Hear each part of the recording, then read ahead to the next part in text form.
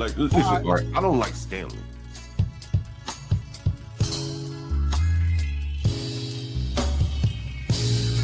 I think the only person I have banned was Stanley.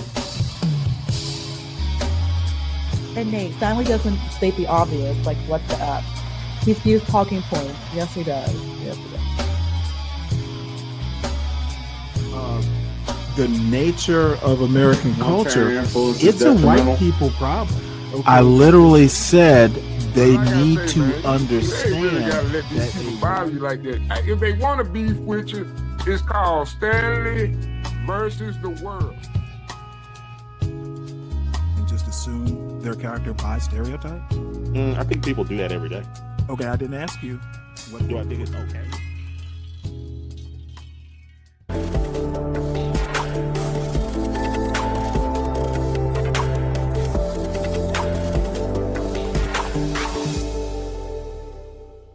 With most politicians, the deal, the ask, the sort of agreement between the voter and the politician is pretty consistent. It's usually the same sort of thing. I am going to fight for you, try to improve your lives, try to better your circumstance, try to improve the country, and in return, I'd like you to give me your vote. That's the sort of contract that most politicians have with voters.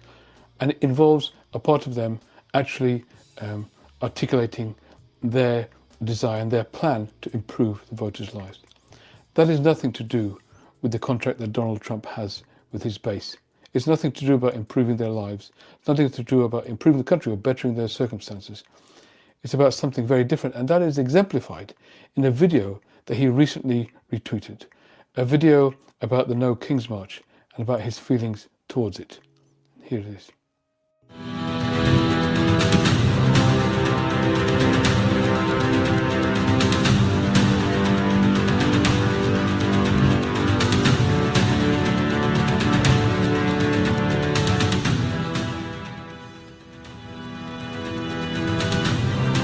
Now, this video is not something that any president would ever have released. No president, in fact, no senior sort of top flight national politician would ever come within a million miles of a video like this. But Donald Trump just released it because it is how he feels. He obviously feels utterly disgusted with the people who are protesting against him. And so do his base. And that's where his appeal lies. That's where we can learn about what it really is. Because Donald Trump isn't in the business of actually helping the people who are his core base. He is in the business of channeling their emotions. He says to them, I am here, I am going to emote for you. I am going to emote on behalf of you. Your emotions are my emotions. What you feel is what I am feeling. And I am going to magnify your feelings so that it's a way of getting them out there. Now, this video showing how he's defecating over thousands of people who he doesn't like, that's exactly the feeling that his base has. They feel that way about the protesters too. They can't stand them. All these liberals and their progressive views, they hate them. And this video exemplifies exactly what they would like to do. And Trump is saying, yeah, me too. I would like to do that. I feel what you feel. I feel exactly the same. That's where his appeal ends. He doesn't go anywhere beyond that. He doesn't go into any strategies, any policies to improve their lives. He doesn't need to, because his resonance with them is so deep that they feel heard, they feel connected to, and they feel that our emotions are darkest, deepest emotions, the ones that we can't speak out in public, the ones that we can't really tell people about, are the ones that you represent, are the ones that you actually demonstrate for us. You throw them out like fireworks into the air, while we had to keep them in the dark all this time. You see, most politicians try to appeal to people's better angels. Like, you know what, this is how we can help the country, this is how we can help society, this is the kind of arrangement we can come to where everybody gains. That's the sort of dialogue that most politicians have with people. Appeal to your better angels. How can we help our fellow human being? Because if a politician is going to help masses of people, there has to be some give and take, there has to be some sacrifice, there has to be some common cause that everybody joins into in order to support each other. Donald Trump isn't about appealing to anybody's better angels. He's about saying you have these deep, dark recesses of your mind. You have the prejudice, you have the judgmentalness, you have the desire to degrade and look down on other people. Well, I can voice that for you. I can be your channel for all of those dark emotions that you can't even say to your family. And that's why he's turned people into something that they feared being beforehand, but they don't fear anymore, because he's allowing them to be who they believe they really are deep down inside. He's given them permission to be the darker side of themselves, to not be their better angels, but to be the demons within them, and to revel in being that energy. This is why an attack on him is seen as an attack on all of them. See, because they feel that so connected to him, it's almost like he's a part of their body. It's almost like Donald Trump is their lips, So there's this sort of connection with him. And so if somebody attacks him, they feel attacked themselves, because this guy is my literal mouthpiece. This guy is my literal emotions. All the dark emotions I have in me are all Donald Trump's, because he's able to voice them, unlike anybody else. And so an attack on him is an attack on them. The connection with Donald Trump is not an intellectual one like it is with other politicians. It's not, what, I think this person has the best plan. You know what, I think this person has the most experience. You know what, I think this person knows what they're doing. That's nothing to do with the appeal that people have for Donald Trump. His core base, other people may have voted for him on that basis, some floating voters, swing voters in swing states, sure. But his core voters don't really care about what he can do for them. They just care about the fact that he speaks for them, he emotes for them, he reflects their own emotion that they have within. And that's why once they've gone all the way for their sort of dark innards, all the sort of, gory guts of them, which you normally keep hidden inside, comes out, then they can't turn back, because they've given away the deepest secrets of who they are by falling in behind Trump. Trump has shown them, the darkest parts of them. And instead of them recoiling from that, they've reveled in it. And now there's no going back anymore. You see, we all have emotions and sort of thoughts and ideas that we don't really like. There can be parts of us, ideas we have that we don't really agree with. We all have a multitude of viewpoints and perspectives and judgments within us. And it's actually okay to have that, right? But what is important is that we are able to discern what is the important and the better things that we should actually engage with. So some of these emotions, some of these thoughts are worth just listening to and be aware of, but some of them actually worth acting on. And we're all able to make this discernment between the thoughts and feelings we have that we should act on and those that we shouldn't. But with the MAGA base, there's less of that discernment, and so Donald Trump has given them the permission to bring out the worst aspects of themselves. And that's basically what they've done, and they feel relieved by it. It's so, it makes you feel so light that you don't have to filter anymore in the way that you did. You don't have to behave the way that polite society expects you to anymore. And so once you've broken through that, you can't come back. And that's why his base are with him, and they will stay to him right to the bitter end, in a way that we've never really seen with any other politician before. And so the consequences of this adherence that his base has to him means that they are able not just to follow him to the bitter end, but to do things for him that no other voter would do for any other politician. January the 6th was just one example of that. And unfortunately, I fear we'll see many more in the future. But that level of adherence also leads to that level of action. I hope you like my video. As a psychiatrist who loves politics and economics and philosophy, I love to make videos like this, and you can really help promote this video to other people and get it on your feed more by liking and commenting and subscribing. Yeah, I guess, what's up, Black Knight? How you doing? I guess this isn't telling me anything I didn't already know.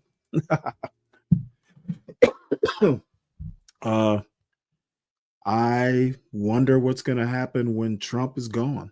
Oh, by the way, Black Knight, I saw you were, you said you're coming back down to Georgia. Well, I don't blame you. It's warmer down here than it will be in New York City for sure. So what can I say but welcome back to where you belong. So everybody, please make sure you hit the like button and subscribe to the channel if you're new to it. We definitely are growing, if not slowly, but we are growing. What's up, John? So I actually, again, toyed with not doing a show, but this one thing that I wanted, this podcast is 4 years old. And unfortunately, back then, the Ezra Klein show was not videoed. It is now, as well as a podcast, but back then it wasn't. So I figured what I'll do, it's called Did the Boomers Ruin America? And basically, Jill Philippic and Filipovic and Helen Andrews discuss why millennials are so mad at their parents' generation. So how can I resist not playing that? So I'll put up a splash screen just so there's something to look at. But this is about a little bit over an hour long. I can't resist. I've been wondering, why are millennials so mad at their parents' generation? It seems like a fucking waste of time on their part, but let's extend a sympathetic ear. Let's see, what am I going to do here? What's up, Kimmy? How you doing? Let me find this splash screen here. This is what they look like. And the lady with the glasses we actually heard in this morning show talking about the feminization of America. So let's find out what other craziness she's got for us.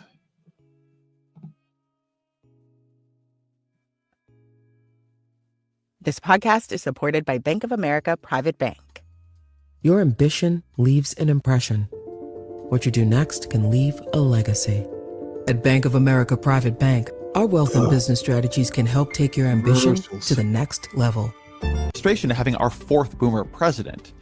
And then it's not like there was a bit of a generational handover, actually. Joe Biden, he's not a boomer. He's born a few years before the boomers.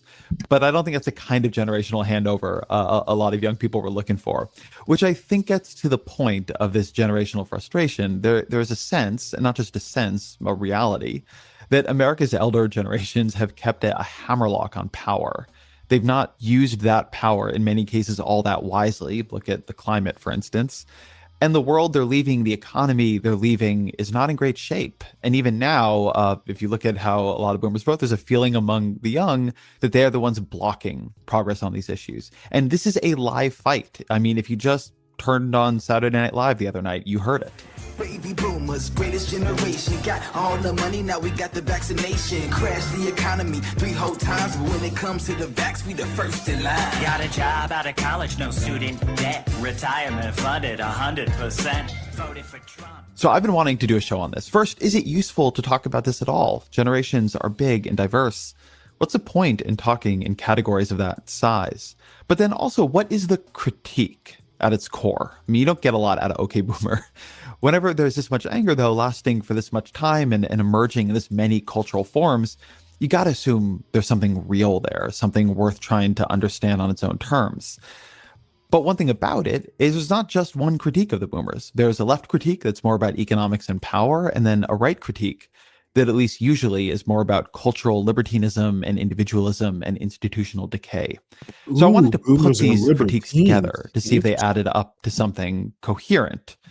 Or maybe it's just a bunch of carping millennials, and I say that as an often carping millennial. Jill Filipovic is a writer, commentator, a lawyer, and she's the author of the book OK Boomer, Let's Talk, How My Generation Got Left Behind, which is a very nice encapsulation of the economic case for millennial rage. Helen Andrews is a senior editor at The American Conservative and author of Boomers, the Men and Women Who Promised Freedom and Delivered Disaster, which is a pretty searing critique from the right. As always, my email is EzraKleinShow@nytimes.com. Here we go. So welcome both of you to the show. Helen, I want to begin with you. Why is generational analysis valuable? I mean, we're dealing with pretty arbitrary time periods, generations, they contain multitudes. So why are boomers or any other age cohort a useful descriptive category for understanding American society? The clue that first got me thinking that the boomers might be worth analyzing as a generation rather than through historical events that they happen to be around for was that the 1960s was a global phenomenon. A lot of people attribute 60s protests in the United States to the various issues that they centered around, things like the anti-war movement. But you saw the same kinds of student protests in countries that didn't have a draft, or in countries where they had completely different records in World War II, and the parent-child dynamic was just totally alien to what it was in the United States. So that got me thinking that the 60s might have been a product just of the youth generation having such demographic heft, there being just so many more young people around. And that was the reason the 60s protests took the form they did and were so universal across the civilized world. And then I started following the boomers through their political career, and you saw the same kinds of coincidences across the globe as they came into power in the 1990s. You saw neoliberal triangulators who were trying to reconcile the left and capitalism, and the same types of leaders like Tony Blair and Bill Clinton in different places. So any phenomenon that is happening in countries that have very different histories and issue sets, but similar. Let me make a point. I actually heard a prominent conservative the other day praising Bill Clinton, funny enough. Demographic bulges, I thought was an indication that generations were worth looking at as generations. So I can buy that. So then, Jill, let's say I'm a boomer who thinks my generation wasn't really that bad, and I'm tired of everybody yelling at me. I mean, sure, every generation, we make a few mistakes, but ultimately, we boomers, we left the world better than we found it. And the problem is that millennials are just particularly self-pitying, and they just want to blame the fact that life is hard on everyone else.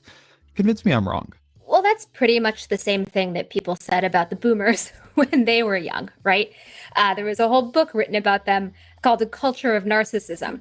You know, if you read Helen's book, it certainly draws on a lot of the descriptions of boomers when they were young people. I think one thing that's very poorly understood about the boomer generation, and perhaps this is me being slightly defensive of them, is that they're an incredibly politically polarized generation. So boomers, much more so than millennials, much more so than the silent generation, more so even than Gen Xers, are really split politically down the middle between liberals and conservatives. And I think what we've actually seen, and what I hear especially from liberal boomers, is this sense of, well, wait a minute, we were trying to make the world a better place. And then there were political forces who we didn't vote for, who may have been part of our cohort, who now you're using to blame our entire generation. There's some fairness to that defensiveness. That said, I would say liberal boomers kind of won the culture. Conservative and more moderate boomers won American politics. And so the generation-wide legacy, yes, does have some positives, but overwhelmingly, we're now living on a planet that's flooding and burning. So I think it's a little hard to say that boomers left it better than they found it. On the flooding and burning point, and I guess I'll send this one to Helen, but it's really for both. One thing I thought about reading both of your books is how much the boomers are actually a stand-in for technological change, some of which they generated and some of which they didn't. I mean, the planet is burning, but the driving of fossil fuels as the way you power economies, I mean, that predates the boomers, and then obviously grows during their heyday. But a lot of the things that I think they get tagged for come from scientific advances that they weren't even the ones to necessarily create. I mean, a lot of the sexual politics changes come from the pill. A lot of, and this is a theme of your book, Helen, a lot of social changes come from television. I mean, how much are boomers, Helen, simply the generation that happened to be largest and then in power when a lot of like the electricity revolutions, innovations came into full flower? I don't think you can blame technology for the way the world is today and the wreckage that the boomers left us. For example, when we talk about the world today being a lot tougher for millennials than it was for the boomers, one of the things we're talking about is the loss of power on the part of the working class. Their wages are not growing the way that they used to in the days of the boomers. Loss One of income power. family When did can't the make working it class the ever way have that they power could at in the all? time of the boomers. Some of that is attributable to technology, but a lot of that is due to changes in what the boomers did to the left. That is, the boomers were the generation of the new left. And the reason they called themselves that is because they were rebelling against the old left. They deliberately wanted the left-wing party in the Western democracies not to stand for working class people and unions, but rather to stand for identity politics type interests. The hinge moment in America for that. This is so disingenuous. Like, conservatives were big embracers of unions? What bullshit.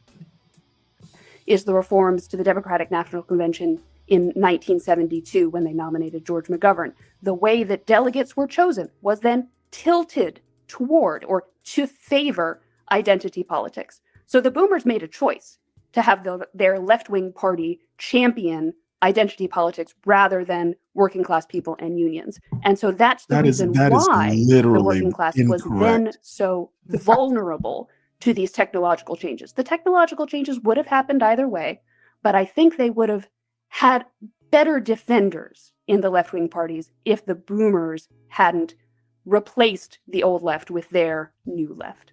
Is this what you think they did wrong? I mean, my understanding of your take on the boomers is that they unleashed a kind of cultural reckoning on America. And you do talk about the new left questions in the book, but you're a Trump supporter. He's not a huge fan of unions himself. Is your view that we should go back to a much stronger union and redistribution style politics? Is that the politics you want to see return? No, I would like to see the Republicans become the working class party of the future, because I don't. Okay, this is on shaky ground, this argument. Dude, these MAGA is faux populist. Okay, it's really a bunch of oligarchs, and it just so happens that Trump is able to channel the thoughts and feelings of the working class. Talk about identity politics. Think the Democratic Party, as currently constituted, is going to turn around and start championing their interests. And so I think there's what room she really means for Republicans is to be a little bit caring nicer more to about labor Black and to people and other unions minorities as part of that and realignment. women. But That's pretty much what it realistically, means. The Republicans feminization, protecting working she class called it interests earlier. may have a different issue set than it did when the old left was championing unions in the 1940s and 50s. It may look like having different positions on things like trade and immigration, which are actually areas where Trump and the working class were quite together. Joe, give me your economic critique of the boomer legacy. Yeah, so it's interesting hearing what Helen says, because it just strikes me as entirely ahistorical and the kind of polar President opposite Trump doesn't know conclusion shit that about your I came plight. to in researching my book. An If you hour look at of are the you that political much working decisions that class? were made I that had really no did clue. gut the American middle class and working class. Yes, Democrats are certainly not innocent parties here, but many of those decisions and many of those huge changes came about when boomers fueled the election of Ronald Reagan in 1980 and then again in 1984. So you had Reagan, who came in, increased tax havens for corporations, refused to increase the federal minimum wage, which we're still By the arguing way, about, who do which you has think certainly voted for damaged Trump? It working was class earning boomers. power, gutted union power and union membership. When you look at the ways in which the American economic landscape has changed, comparing boomers to millennials, one of the biggest differences is that when boomers were young, they saw their futures invested in. So when boomers were young adults, the federal government was spending $3 in investments into the future, things like infrastructure, education, research, for every dollar it spent on entitlements. Now that's flipped. So the federal government is spending $3, and as soon as boomers all are retired, that number will have ticked up to closer to $5 for every dollar it spends on future investments. So as boomers have gone through the course of their lives, they've seen the government work for them. Millennials really haven't. We've been the ones stuck footing the bill. And when it comes to this gap between the middle class and the working class, and the degree to which working class earnings have really seen the bottom fall out, which is what's happened over the past several decades, that's been a pretty direct result of a systemic dismantlement of the kind of LBJ Great Society policies, of FDR social welfare policies, of strong protections for unions. I mean, attacks on union memberships and, right to work laws are not Democratic inventions. Those are coming from Republicans and often boomer Republicans. So, Well, from my view, it really is this shift to conservatism. well, Deacon Dave, let me help you out here. I agree with what I think is right. I don't agree with anything that's over the top crazy, like you and your gulag mates. I don't hate women. I don't hate Black people. I don't hate much of anything. I listen to what I think is interesting, and I don't hate people. And Kim, how many working class people have a fashion channel? Among baby boomers and sort of Reagan conservatism in particular, that was then bolstered by this kind of 90s Clinton era centrist Democratic Party that really sought, I think, to compete on the cultural issues that Republicans made salient and, did kind of cede ground on a lot of the most important economic issues that Americans needed to thrive. I'd like to disagree a little bit with Jill's analysis, and the issue that I think highlights the difference between her position and mine is higher education. If you're talking about differences in the way the economy looks today versus the way it did in 1950, a huge difference is the fact that lots more people today go to college. Now, I think that channeling as many high school seniors as we can into the four-year college track is actually a bad idea. And it was the boomers that did that. Jill's line in her book is that the boomers took advantage of all of this investment in their futures and then pulled the ladder up behind them. When it comes to higher education, I wish they had pulled that ladder up behind them, but instead they doubled down. The boomers were the generation that said going from 15% of Americans going to college to 30% of Americans going to college was good. Therefore, kicking that number up even higher to 50 or 70% must be even better. And at a certain point, you hit diminishing returns, and that's bad for the economy. That's bad for the people who start college and then don't finish. So the story of the boomers and the story of higher education, they're tied together in ways that go beyond the usual PC liberal, colleges are left-wing line. What's your take on the higher education affordability, Jill? Sure. So when Helen says that there are diminishing returns and that's bad for people who start college and don't finish, the only reason it's bad is because of the student loan debt that young people now have to take on, right? So I'm not sure it necessarily is a bad thing on its face to have a more educated population. In fact, I'd say that that's quite a good thing. Obviously, I don't think it is necessarily appropriate to funnel every single high school graduate into a four-year college, but I think having more opportunities for more people to pursue high school education is good. The bad part of it comes along with skyrocketing education costs and the fact that getting a college education now is many, many times more expensive than it was when baby boomers were young. And part of that, again, does come from these systematic dismantlings of programs that were put in place that baby boomers benefited from. For example, Pell Grants, which used to cover a majority of a student's need-based costs and were grants. During the Reagan era, Congress cut Pell Grants and instead filled that gap with student loan aid. Sorry, folks. It is not that so many people go to college. It's bad parenting. Okay. If you're sending your kid to college and you know that kid won't thrive, well, that's a parenting problem. Then you saw during the Clinton era, there was a privatization of Sallie Mae. Boomer politicians, or largely boomer politicians, created the universe in which, I think all three of us on this podcast entered college in, which is that student loans were divorced partially from financial need, that Sallie Mae could be a private lender. Oh, and by the way, the lady speaking now majored in theology. She is literally... what practical value is theology? And also its own collection agency, and that grant-based aid had been stripped out in a way that it simply wasn't for boomers. So the problem of higher education to me is not a problem of an overeducated populace. It's a problem of a deeply indebted populace. And that's a solvable political problem that boomers and other politicians have instead exacerbated. So I want to pull out the cultural critique here alongside some of the economic issues and policies we're talking about.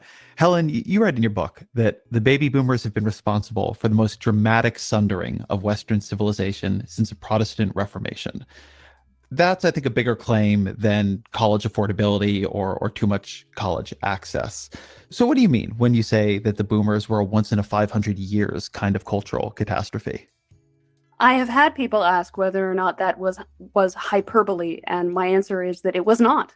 The way to make that analogy work and to really get your head around just how world historically disruptive the boomers were is to think about it in terms of media. The Protestant Reformation was a direct result of the advent of the printing press and the popularization of the written word as a medium of communication.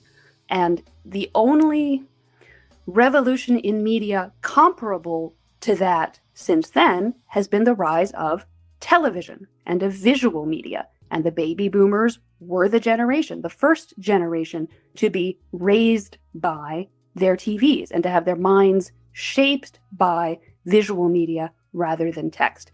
There were a lot of people at the time in the 1950s saying that this shift to TV was going to make everybody dumber and eliminate a dimension of critical thinking from the way people process information. And looking at the legacy of the baby boomers and even more at what the rise of social media has done, I think it's time to consider the possibility that the doomsayers about TV were absolutely correct. So yes, the rise of TV was obviously as important and as momentous as the rise of the printing press and the printed word. So it really isn't that much of a stretch to then say that the cultural revolution that followed from it was equally momentous. But what cultural revolution did that create? You're very much speaking my language here. I am a huge fan of the televisual media critics, the McLuhans and Postmans, and I think they're way underread today. But I don't think the issue here is that it destroyed critical thinking. I think that would be a pretty hard case to prove. But it definitely changed culture, and it changed what people expected from culture. So how did it change that? How did it change what the boomers thought was the culture they wanted to build and participate in? You can see it in politics, which has been cannibalized by the methods of advertising rather than the methods of persuasion. Television reduces people's attention spans. It has an intrinsic bias towards flash over substance.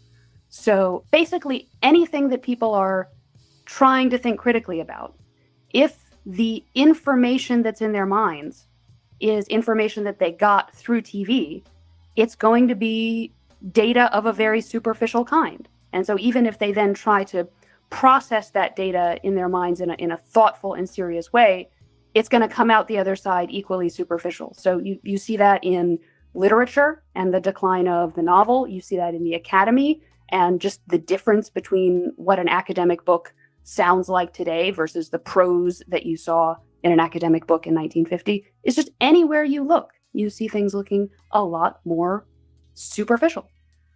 Jill, do you agree that our intellectual and cultural outputs are so much worse than they were pre-boomer and pre-television?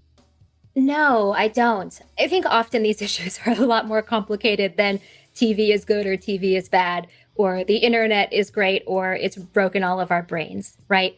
I think that there's certainly plenty to critique about the ways in which, as Helen says, television has decreased our attention spans, has moved us toward a more kind of advertising mentality than a persuasion mentality. That's all quite well taken.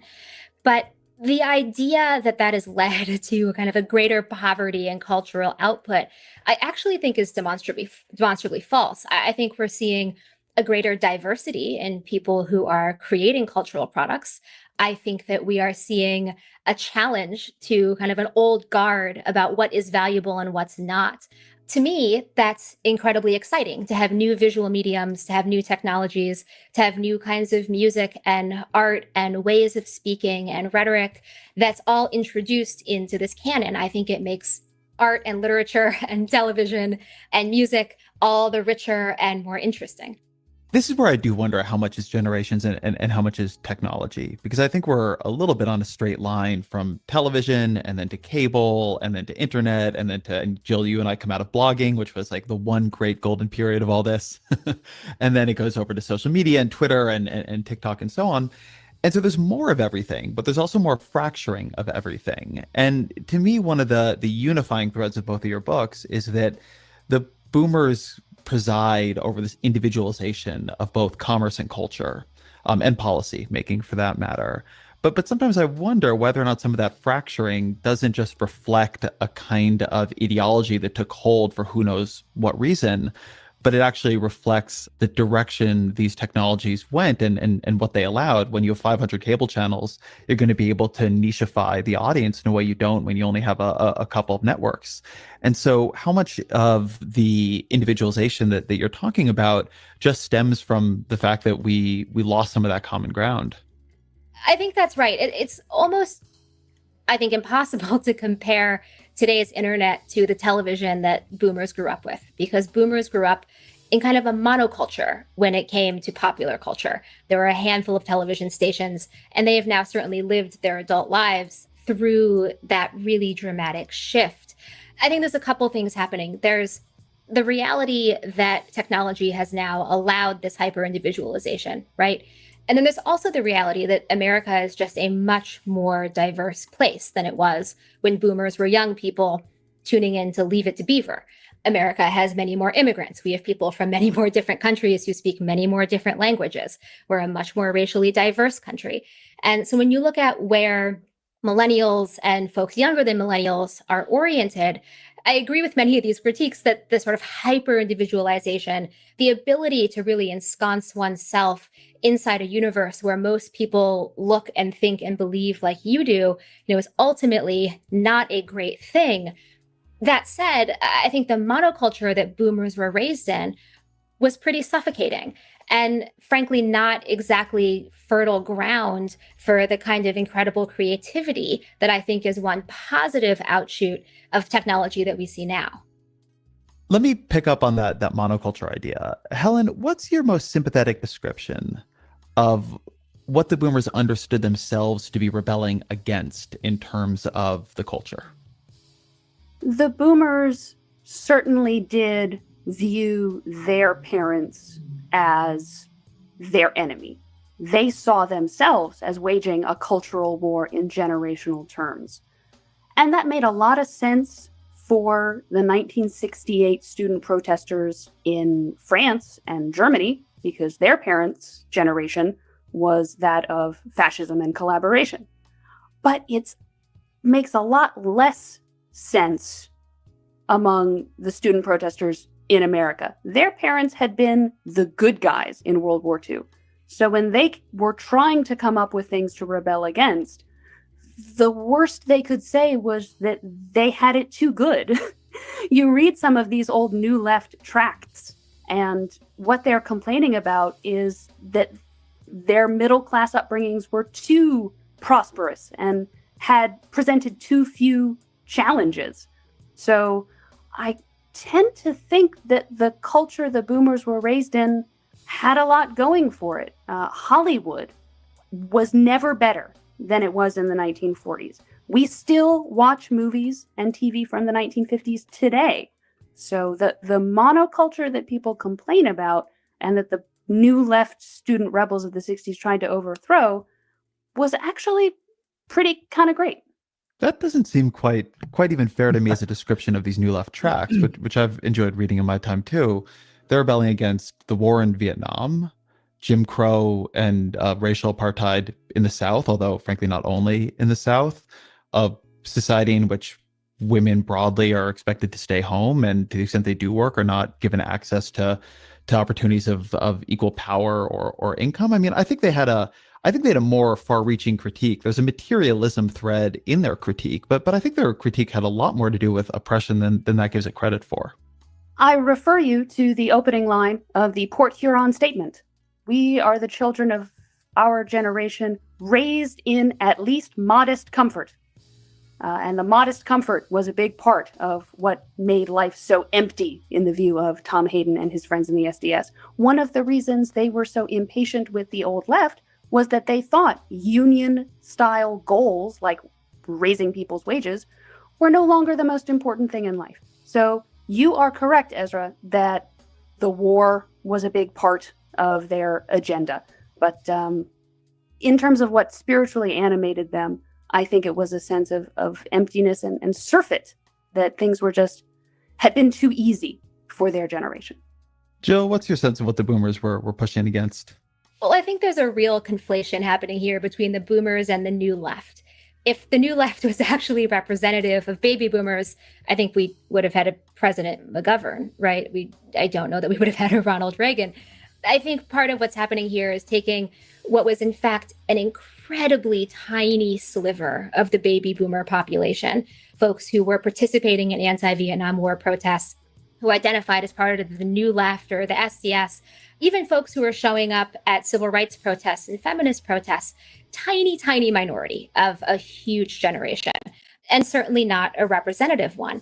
That said, boomers now as adults, nearly every one of them seems to want to take credit, at least for the civil rights and feminist movements.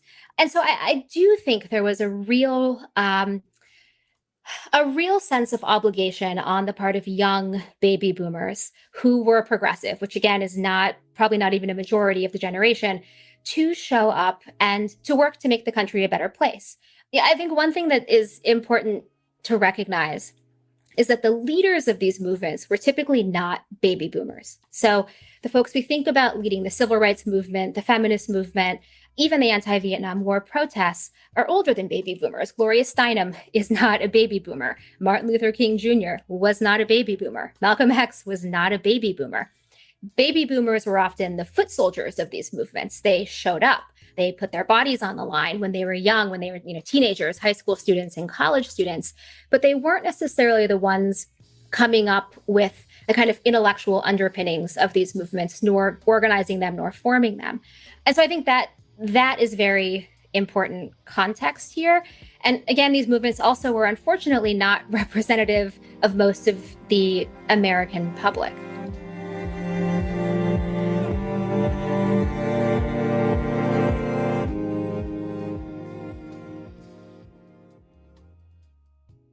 This podcast is supported by Bank of America Private Bank. You're in. I think I've had enough of this whining. To be honest, I don't get their argument. I think it's just a bunch of millennials whining, and they need to stop it. So unless anybody is enthralled by this conversation, I think we can move on from it. And everyone, please make sure you hit the like button. And if you are new, please make sure that you hit the like button. Hold on one sec here. Let's switch over to this. It's not going to be that long a show, but I have a few things here that might be of interest. I never did get to this video. Apparently, Asians are into afros now, so I don't know what to think of this, but more power to them. Hey, Coffee Cuties, we are back with another banger. And today we are going to be discussing how white women are mad because Asian people are rocking 4C/type 4 hair. So let's just get right into it. So as we know, anytime us as Black women, when we come together and we talk about anything involving Black issues, whether it's our hair, whether it's our culture overall, there is always going to be some white people spying in the corners trying to figure out what we have going on. And once I dropped my video the other day about Asian people now rocking 4C hair, or attempting to rather, the comments went into a frenzy, and I am going to address it all today. So there was a lot of people. I wonder, is it because Asians with afros kind of look like anime characters? People in the comments calling Black women hypocrites. They were saying we are the culture appropriators. Some people were actually in agreement with the Asian people embracing the type 4C natural hair. It was so many opinions and perspectives. I want to take the time to thank each and every person who took the time to watch the video, comment, etc. I am going to get back to a lot of comments as well. But in this video, I am going to sum up the main talking points that I noticed within the comment section and then just close out with final thoughts. So we're going to start with number 1, and that is, how can black women be mad when we wear a weave, we straighten our hair, we perm our hair, etc.? So I want to ask the question, what other race of women had literal laws passed in order for us to have to assimilate into a society's beauty standards that was not made for us? So black women had to deal with so much discrimination surrounding our hair throughout the years. One, for example, being a law passed called the Teagan Law, where down in Louisiana, black women had to literally cover up their hair because white women were so jealous of the beauty of our hair, how it was so versatile, etc. They ran to their men to put laws in place so that we could not show off our beautiful hair. Once again, proving that we were literally discriminated against for things that we were born with. Next, there is also something involving the military. Back in 2014, the military actually passed a law stating that a lot of Afro-textured hair, such as twists, etc., were banned from the military, which later had to be overturned after the outrage. But we had to face, again, so much discrimination that there is actually something called the Crown Act. And the Crown Act is so that workplaces, work environments, etc., can no longer discriminate people, not hire them for jobs, etc., due to their hair. So I want to ask, what laws were created for Asian women not to be able to wear their hair as it grows out of their scalp? Also, what opportunities did they miss out on, such as missing out on jobs, being kicked out of schools, etc.? Because there are so many cases of black women and just black people happen to go through that throughout history. But I also want to next address the comments about calling black women What's up, Slick cultural Rick? appropriators when it comes to white women because of the blonde wigs, etc. Again, we are forced to adapt into a beauty standard, a society that was not made for us. And the hypocrisy comes in because you guys force us through laws to change our hair, straighten our hair, etc., or else we won't be deemed as quote unquote acceptable. And when we do those things, you turn around and mock us, make fun of us, and say, oh, you're not wearing your real hair. So it's just a lot of hypocrisy that goes on with all of that. But next, I am going to address the talking point that we as black women should be happy that Asian people are embracing our hair texture, our hair type, etc., putting it on a pedestal, etc. I just want to start off by saying that I personally have no problem with them admiring our hair and wanting to rock it, etc., as long as they pay tribute to the creators or the originators, which is black women. But the problem comes in where a lot of people, they don't actually like to pay tribute. They like to just take it as if it is their own and not basically kiss the ring. So this goes back to the whole blueprint conversation. So a lot of people, they'll see us as the originators. They'll enjoy it secretly, but publicly they'll mock it. They'll undermine it. Just all type of negative things that you could think of. They'll say negative words about it. They'll give you crazy looking stares, all type of stuff. But then next thing you know, after they're ridiculing you for it, you'll wake up or you'll just turn on the TV one day and you'll see them rocking it. As Lashee say, they like to mock us, then they jock us. And that is where the problem lies for me personally. They also like to have the fun parts of rocking our styles, etc., but they don't want to deal with the backlash of it all. So they just want to rock our styles, be embraced. Again, they want the rhythm, but they don't want the blues.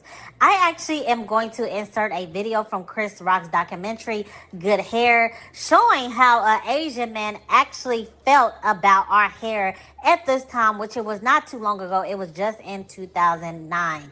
And then I'm going to come back with more commentary. Your hair's no good. What is black hair? I know. For black people. But black people don't wear that no more. So my nappy hair is not worth anything? No. They don't want to, Africa like this. Okay. They want to look the style. Right now you're looking all the legacy, all the style. They want that style. They want sexy looking. So this is sexy. Yeah. There's nobody walks around with nappy hair no more. No. You see that? How many people they do it? No. You make sure it gets straight. Look on.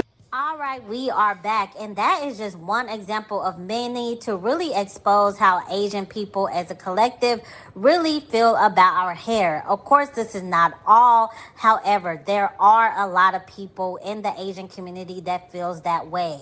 And before someone in my comment section tries to point out how the black woman was also speaking negatively, for one, she is a black woman, and for two, we understand that there are a lot of internalized texturism conversations that needs to be had amongst black women for the reasons that I stated earlier. So this video is to highlight the way Asians feel about black hair. So to get in the comment section to try to deter the conversation is not going to happen. But anyway, we as black women, we shouldn't need the approval of others in order to embrace our beauty, and that includes our hair. We should be able to embrace our beauty and our hair regardless of what the world thinks.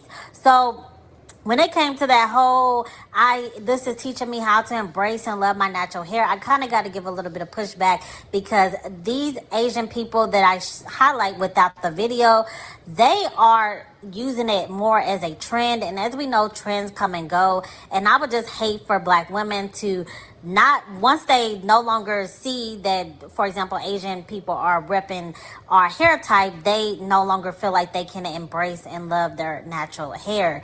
The embracing, the loving, the accepting, it should come from within. But I also want to say, just because a few Asians are embracing 4C type for hair does not exempt Asians from the treatment of black people throughout the decades. So, for example, when it comes to our experience as black women, within going to the beauty supply store, we all have our horror stories from being followed around the store. That's where the whole hurry up and buy narrative came from. There is literally videos all over the internet of Asian people fighting black women, following them, like I said, and unfortunately even unaliving them, whether it's hair stores, nail shops, etc. So having a few people rock some 4C textured hair is not going to change all of this. So this definitely has to be highlighted as well. And this goes back to the rhythm and not the blues, because I don't see those people dancing on TikTok, embracing the type 4C hair, speaking up against the issues that the people within their community have towards black people. But next, I also want to talk about a company called Eben. I hope I'm pronouncing it right, Eben, New York, where a woman on TikTok came forward and talked about the discrimination she faced while working for the company. Now, the company is known for having a lot of black products that cater to black women and black hair, but they were again discriminating against a black woman. So I'm going to insert that video and then come back with more commentary. The wig is secure, but your job isn't. Black people in general, listen up. The company behind the beauty products many of us use every day is under fire. They don't have no type of respect for us. Former employees say that Eben, New York is marketed to black people, but behind the scenes, they don't care. They don't care. Her videos have millions of people talking on social media. It was just a complete living nightmare. Black employees allegedly targeted by their Korean managers, kicked out of meetings, forced to stay in dirty hotel rooms, and claims of racism that had many of them in tears at work. My mental was really messed up for a very long time. How are black people being treated?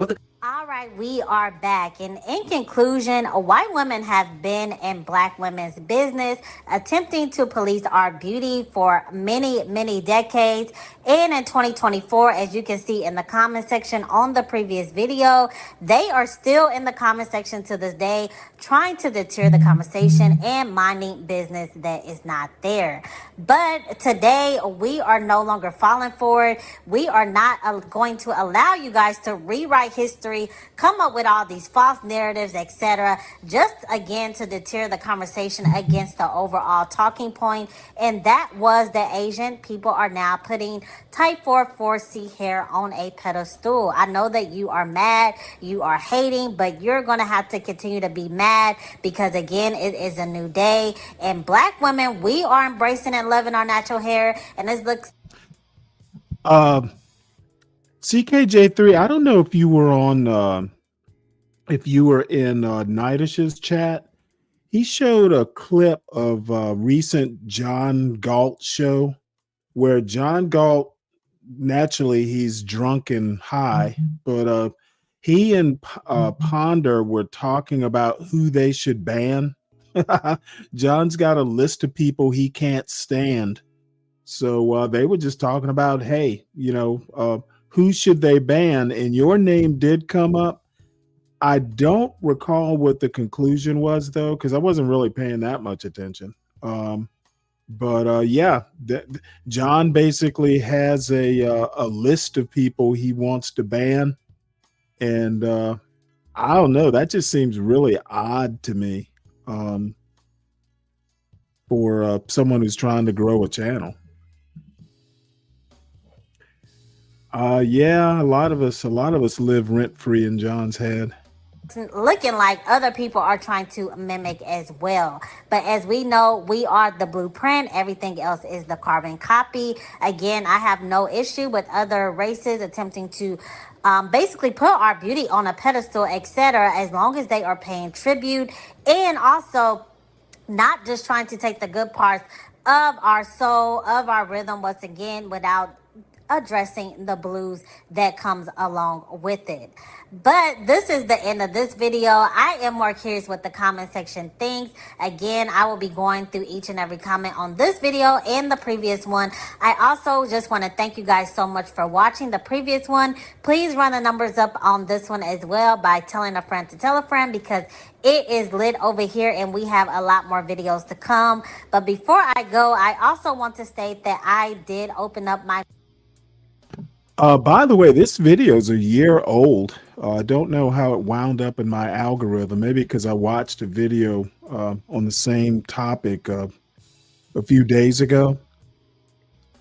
Coffee Cuties is the name of this show. So let's see. I have one after this. This I've been meaning to. I've been wanting to listen to. It's interesting to me right now watching which Southerners are teeing themselves up to be the country fried steak version of Gavin Newsom. So I'm watching that play out. Country fried steak Gavin Newsom. I like that. Yeah, that's pretty much what it's going to take.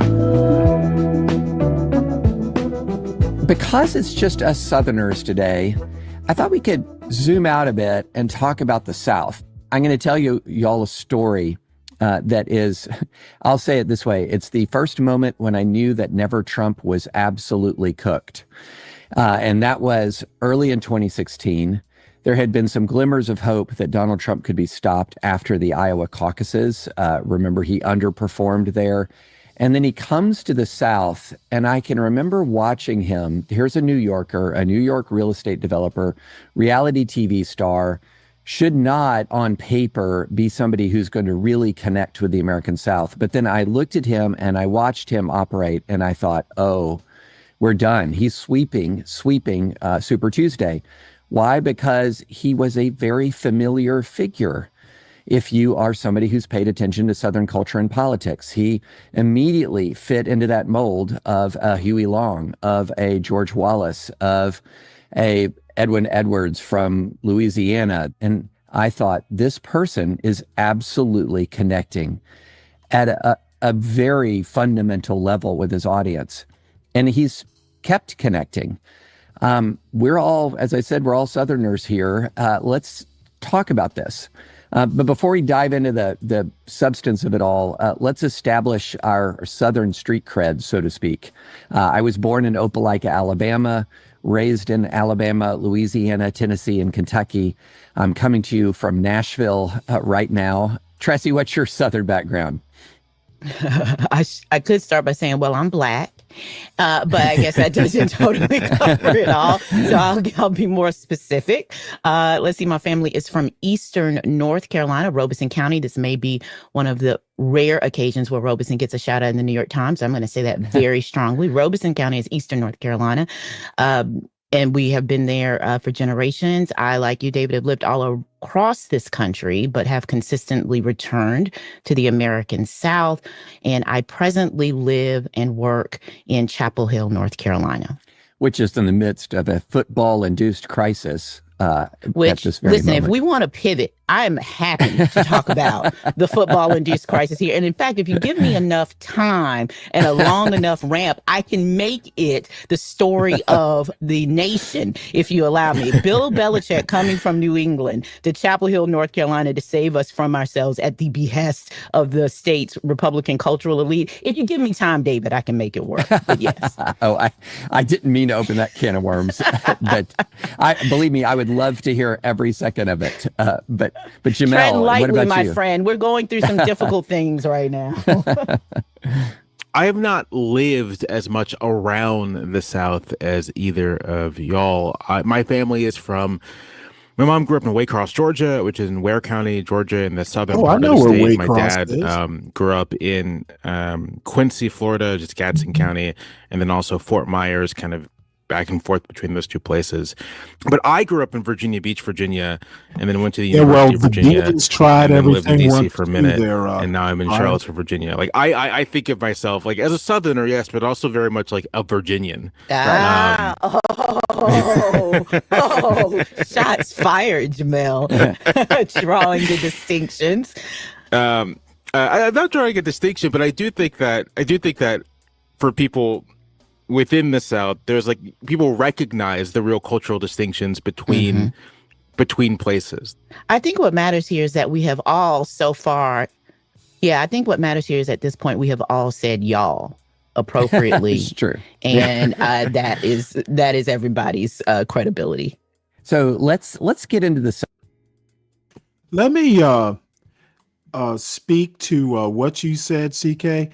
Look, I made a joke this morning that John Galt has a lot of Trump-like traits.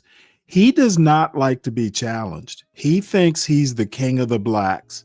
And what he says, because he lives in the hood and is an urban landlord, that he has like his finger on the pulse of Black America. So anybody who might challenge his word as king of the blacks, he wants to banish, kind of like a Trump. You know, if you piss Trump off, he'll fucking sue you or indict you or, you know, what have you. John is just a very street level version of Trump with all the bad qualities. At least Trump doesn't smoke or drink. Substance here. Tressie, in 2023, you wrote a column called Why I Keep My Eyes and Mind on the South. And it's all about how you can understand where American politics are headed based on what you see in the South. Why do you say that? Well, I said one, I mean, I believe it deeply and truly. And at the time that I was writing that, of course, in 2023, you know, there was some nascent hope that we were turning a page on, I think, Southern politics and its hold on national politics. We thought we had a strategy even for Trumpism. We had survived it once. We can survive it again, right? And one of the things that I was trying to remind people, something I think Jamel does particularly well here, is that, in fact, what we needed to be concerned about is that Trump had realized how much power he could derive by deeply embedding himself in the ideas of the South, the iconography of the American South. And I, you know, unfortunately, I think that is one of the things that we have learned to be true. But I think one of the things that when we say Trumpism, I'm talking about both Donald Trump and the infrastructure around him that makes him powerful and to a certain extent effective. I think one of the things they learned is that the most efficient way to control the public's attention was to just hammer these ideas that I think are deeply fundamentally a Southern. So these are ideas about race, obviously, and these are ideas about the inherent character of the nation, about who is included and who is excluded, not just constitutionally, but whose citizenship is always conditional, right? These are all deeply and fundamentally Southern relationships of power. But I also would like to point out the reason why those ideas are so rich and so powerful in the South isn't just because the South is uniquely racist, right? It is because that's where the nation sort of shunts off all of those conversations, right? And so we tend to hold all of that energy, all those ideas, all of those histories for the rest of the country. And I think that what Donald Trump has figured out is something that national politicians have long figured out in this country, is that well never runs dry. And I thought one of the mistakes we made the first time, and by we, I will include myself here, although I would like to say I did not make the mistake nearly as bad as some of my professional peers did or consistently, was in thinking that somehow we had moved beyond that. And that, you know, that you could understand the sort of the broader political map and imaginary by looking at it from the vantage point of New York or California or the Midwest. And I just thought that one of the reasons why we missed, why a message, economic populism message packaged in Trump's, infotainment sort of package, why that would work in the South, as you talk about seeing him live. I also saw him live in Richmond, Virginia. I saw him in South Carolina, saw him outside of Atlanta, Georgia. It was never a surprise to me that he spoke to Southerners. I was surprised by how many of us professional observers weren't paying attention to how well he worked here, because I thought that was a message for how well he was going to work across the country. Yeah, I want to add a note to Tressy's last point there. So one observation I'm sure everyone in this conversation has made and other people have made is the way that there has emerged kind of a almost generic national rural culture, right? It's a certain kind of country music. It's a certain kind of pickup truck. You see it, if you go to rural New Hampshire, if you go to rural Montana, if you go to rural Illinois, you'll see it. And it's very much rooted in sort of like a franchised version of a white Southern rurality. And I bring that up to say that it's both the case that the country will sort of shunt its difficult conversations, as Tressy said, about, say, race to the South and make it a Southern problem.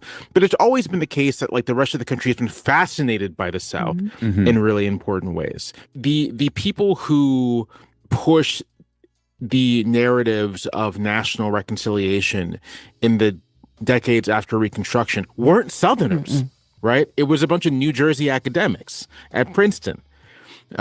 Woodrow Wilson, although born in Virginia, very much a man of the Mid-Atlantic, you might say. Hollywood's fascination with the South. You cannot understand. I mean, there's obviously The Birth of a Nation, but you can't understand the history of American film without a recognition of a real fascination with the imagery and the culture of at least a particular version of the South that pulses through Westerns, that pulses through screwball comedies. I was about to say it's everywhere. TV. I mean, we all get a little Southern when this nation is going fascist. Is just what it is, right? We all want to consume the romantic version of the South, the verandas, the magnolia trees, the music, the food. To Jamel's point, when I look out across sort of our popular culture, even, I'm always going to start paying attention when country music is ascendant. I'm always going to pay attention when SEC football now becomes a national obsession. I'm going to pay attention when the Bama Rush girls are driving, millions of dollars of free marketing for their university. Because what that does for people, again, an audience that is consuming this from outside the South, is we can always say, no matter how bad it is in California, no matter how bad it is in Montana, at least we're not the South. Right. And so you consume the palatable parts of the South to sort of make yourself feel better about where the national trend lines of politics are going. But yet we produce an idea of America that says, well, we're not as bad as the South, but also the South wasn't really always that bad. Now, was it? Right. We're always doing both of those projects at the same time. In the context of Donald Trump, I think Donald Trump's usage of the South, for example, his occasional references, sort of they took down the statues and that kind of thing. I mean, Donald Trump's the extent to which he connected with Southern voters in 2016, and the extent to which like the Southern evangelicals become kind of his core constituency, to me reflects both things happening internal, but also this sort of national interest in fascination with the American South. The other thing I'll say, just in terms of Trump as a familiar and recognizable figure, so you mentioned David Huey Long, Edwin Edwards. Part of Trump's political appeal, and I feel like this isn't talked about enough, is that he presents himself as this perfect avatar of a kind of patriarchal masculinity, right? Like he has all this money and he has this gilded home and he has this big family, right? Even elements of him that, the joke, if Obama had done that, people would have gone crazy, and they would have, such as his multiple wives and, basically multiple babies mamas, is in this image of patriarchal white masculinity, Southern masculinity, not an issue, right? That particular image of masculinity is so deeply rooted in Southern culture, going back to the very beginning, and Trump just slots right into it. No problem whatsoever. There's a time in my life when hearing you all talk about the South like this, I would have bristled a bit. I would have said, okay, I'm going to fully acknowledge there are radiating still negative effects of the South's past in the South, no question. But it really has turned a page in a very decisive way. But for me, one that has been very dispiriting about the present moment is that I don't think the South has changed as much as I thought it had changed. That a lot of the elements that I thought of the, quote, what we call New South, what we've called the New South, I'm sure you guys remember Atlanta being called the city too busy to hate, that it was sort of turning the page on racism in the past through commerce, through, hatred was bad for business. And so the South was moving on. It was a commercial place. It was a place that was growing economically, growing in population. It wasn't a backwater anymore. And I grew up in that period right after the Civil Rights Movement, came of age politically after Richard Nixon is gone. And this kind of blip of a moment where the Republican Party, which was rooted in the South, very much started to identify itself around the concept of personal character in response to Bill Clinton. And to me, that was the New South. It had left segregation behind. It had left hatred behind. It was still struggling with the legacy of all of that, but it. Well, let me point out that David French, this is exactly what I'm talking about. I literally cannot think of a black person that I'm personally acquainted with that even thought that. That's a pretty nifty saying. The city too busy to hate. Blacks knew better. I'm not one, other than kind of studying the past, I'm not really one to, I'm one to recognize, hey, this has really changed. This has gotten better. And while a lot of things have gotten better, if you ever read any sort of sociology textbook, white supremacy goes to ground and it mutates. Once it gets checked, it's almost like a whack-a-mole sort of thing. You think you got rid of it and it pops up somewhere else. America is fundamentally, it's in the fabric of America. It was founded as a slaveocracy, and short of just major revolution and revamping, the society, it's going to continue to be this way for quite some time. Why all these people can't figure out that, things have gotten better, but change is probably impossible, at least in the next 100 years. I'm shocked to hear David French say that, but, not surprised, I guess. Shocked, but not surprised. It largely left it behind. It left all of that populist nonsense behind. And then here comes Donald Trump and makes me rethink almost all of that. And it was as if the new right, what we call the new right now, really is truly the only right. Blacks do it not really is an dominate older right than what you saw, Brian say, in Reagan Republicanism, the state and its capitals center there, of revival. I think a lot of is in the times they're South. led to believe that they dominate, but they I'm don't. curious, and either Jamel or Tressie, this really interesting fusion, though, if you look back on it, with the intense religious fervor of the South, at the same time that it has this legacy of extremely corrupt political figures, and this symbiotic relationship that they had, that seems to have persisted into this present era, but channeled and funneled into the person of Donald Trump. Is that too much to say?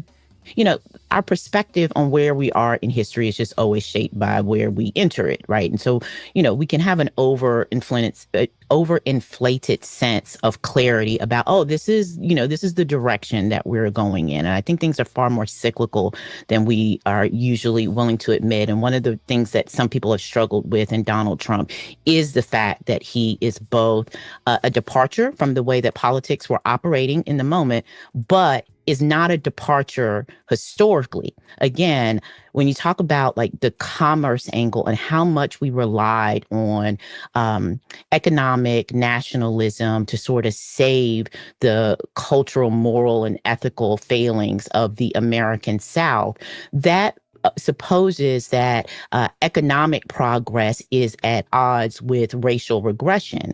And what I would argue is that those things have always not just been compatible, but have been symbiotic.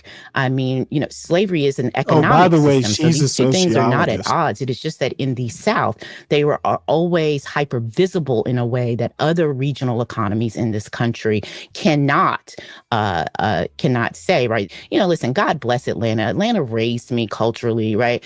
I owe, like 30% of my personality to Outkast. I grew up wanting to be one of the new Black Americans in the Black elite coming out after the Cosby Show and living my great dreams in Atlanta, like every good Black person in the 1990s. But the idea that there was ever any truth to the idea that we were too busy building a commercial economic powerhouse for Black America for us to be bothered with racism really flies. Hey, did I not just say that? And I'm not even a sociologist. So, again, David French, I'll give you some grace on that. But Black Americans, I think we actually understand America way better than a lot of David Frenches do. In the face of what was happening on the ground during that time of so-called economic progress. This is, you can look at something like, Bill Clinton's America. This is also the creation of a police surveillance system that fundamentally pins Black Americans into everything from substandard housing to being geographically isolated out of the economic progress of Atlanta. The cost of living starts to push Black people out of its inner core, for example. So these things are all happening simultaneously. This is this is about the difference between the reality of our political life and the story we tell ourselves about our political life. And I think what Donald Trump and the GOP, which I always want to take the opportunity to say, these are now one and the same. But what they have been able to exploit is like our constant forgetting about that and how much we want to believe that economic progress will take care of these things. And I would just, I always harken back to like somebody like a Du Bois who says these things are not antithetical to each other. Economic progress and racism are deep. See, that's what the Booker T. Washingtons get wrong. And I actually think Booker T. Washington for his time was absolutely right. Nothing wrong with it. But taking that 100 or so years into the future, no. Basically, concentrating on economic progress is not holding America's feet to the fire. Okay, you don't get better if you don't have a challenge, and just concentrating on being an urban slumlord, that's not what Black people should be doing. The king of the Blacks is wrong on that. Intertwined. Yeah. In addition to this cultural and political piece, I would identify just he's the still a economic conservative, agenda Brian. of this GOP as a kind He's of just national one who's vision not that much of what of a the follower. South has been, Yeah. which is a region of Extraction. Yeah, it would be a no better rights for life labor, if you want to of stay, surveillance, you know, in your of black neighborhood. control, of low wages, of low services, and of not Booker just low T. taxes Washington- for. Booker T. Washington, in the end, was basically a big advocate of self-segregation. He pretty much thought, you know, blacks would be pretty much better off if we got real successful economically and formed our own enclaves. And I'm personally not about that. I think blacks should be able to do what the fuck they want to do. If you want to get economically successful and move back to the hood, do it. If you don't do it. And there should be no ramifications either way. Those that already have wealth and privilege, but essentially their kind of right to dominate the entire economic and political sphere unmolested by those they perceive to be below them. Like that is Trumpism, right? That is Trumpism. And I think it's important to recognize the way that this is not just a cultural thing that's happening, that what we're looking at is the influence of an economic model that it has appeal to political elites across the country, as it always has. Always has, right? yeah. The first offshoring wasn't to Mexico, wasn't to Vietnam, it was to Alabama, it was to Georgia. It still is. That's what the car factories are in Tennessee because the labor protections aren't in Tennessee. Oh yeah, Southern politicians go out to the rest of the world and they say to them, our labor is easier to control than the labor is in California. Our labor pool, you know, it's difficult to unionize in the American South, and this is the deal we make you. So every time a Southern politician goes out and, you know, they congratulate themselves about building the new car factory or the new battery maker in, you know, some rural part of their Southern Bryan County, state and, or Georgia. municipality, what they have generally done is they have made a deal with either a national or transnational conglomerate that says you do not have to worry about unionizing, right? That is the deal, but it is a continuation of the same idea. Well, you know, I do think it is interesting you brought up the economic piece of this. I come from a town. When I was there, when I was growing up there, it was about 8,000 people. We had 3 stoplights in Kentucky, a rural town in Kentucky. That's where I spent my elementary and high school years. And it's unrecognizable now because a Toyota manufacturing plant came there and completely transformed the city. But you know, these are good, high-paying jobs. They are transformative jobs in these parts of the South. But it is absolutely true that they also pull and draw jobs from other parts of America. And it's one of the reasons why I think so many people have been moving to the South, which is, let me raise that. One of the interesting elements to me about the current national moment is that it's not just that the politics of the South are so dominant. In many ways, as I mentioned earlier, the culture and economics of the South are growing more dominant as well. And you've had a huge in-migration from other parts of the country coming into the South, into the Sun, you know, Texas growing in population, Florida growing in population, Tennessee, at Nashville, where I am, has been exploding in population. Why, what are you seeing are the reasons for that? What are the reasons for why the South, aside from climate, which is better than other parts of the country, but some days can feel a little too hot for a little too long. Why is that? Why is it functioning as such a magnet right now in American migration? Right to work. Jamel, I'll start with you. That's an interesting question. I think it's a couple of things, right? It is sort of it is economic development. And I want to quickly just say, like, I'm not opposed to the construction of factories down south. I'm opposed to the exploitation of labor. So, like, you know, if you can have good, well-paying jobs with people who have like meaningful economic freedom and input and say and can collectively bargain, that's great. It's when the deal is you get this job and also you shut up and you like it. And if we decide that we're going to take this job away or we're going to subject you to worse conditions, you just have to accept it because it could be worse. It could be nothing. That's what I object to. But as far as migration, it's certainly economic growth. It's housing, right? Like, part of what's happening is on the West Coast and in the Northeast, basically sort of like the housing markets are calcified. There's very little new building. And so if you want to own a home, which is still a dream for many Americans, you go to where the homes are, and the homes are in, greenfield development throughout the South. Mm-hmm. Yeah.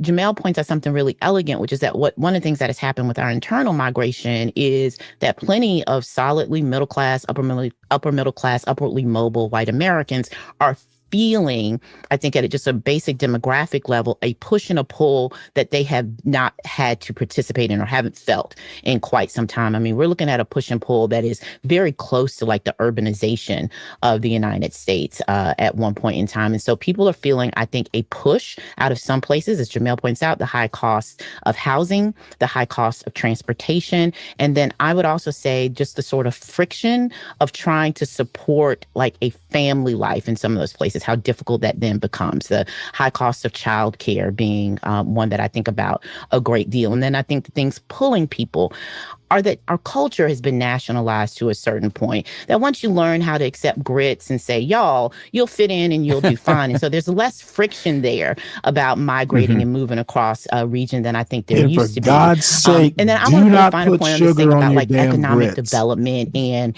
across the like Southern economy that you kind of alluded to there, David, which is, yeah, you can build a new plant that creates all of these good paying jobs. But the story over and over again has been, especially in the South, that doesn't necessarily improve mobility and the quality of life for people native to the area.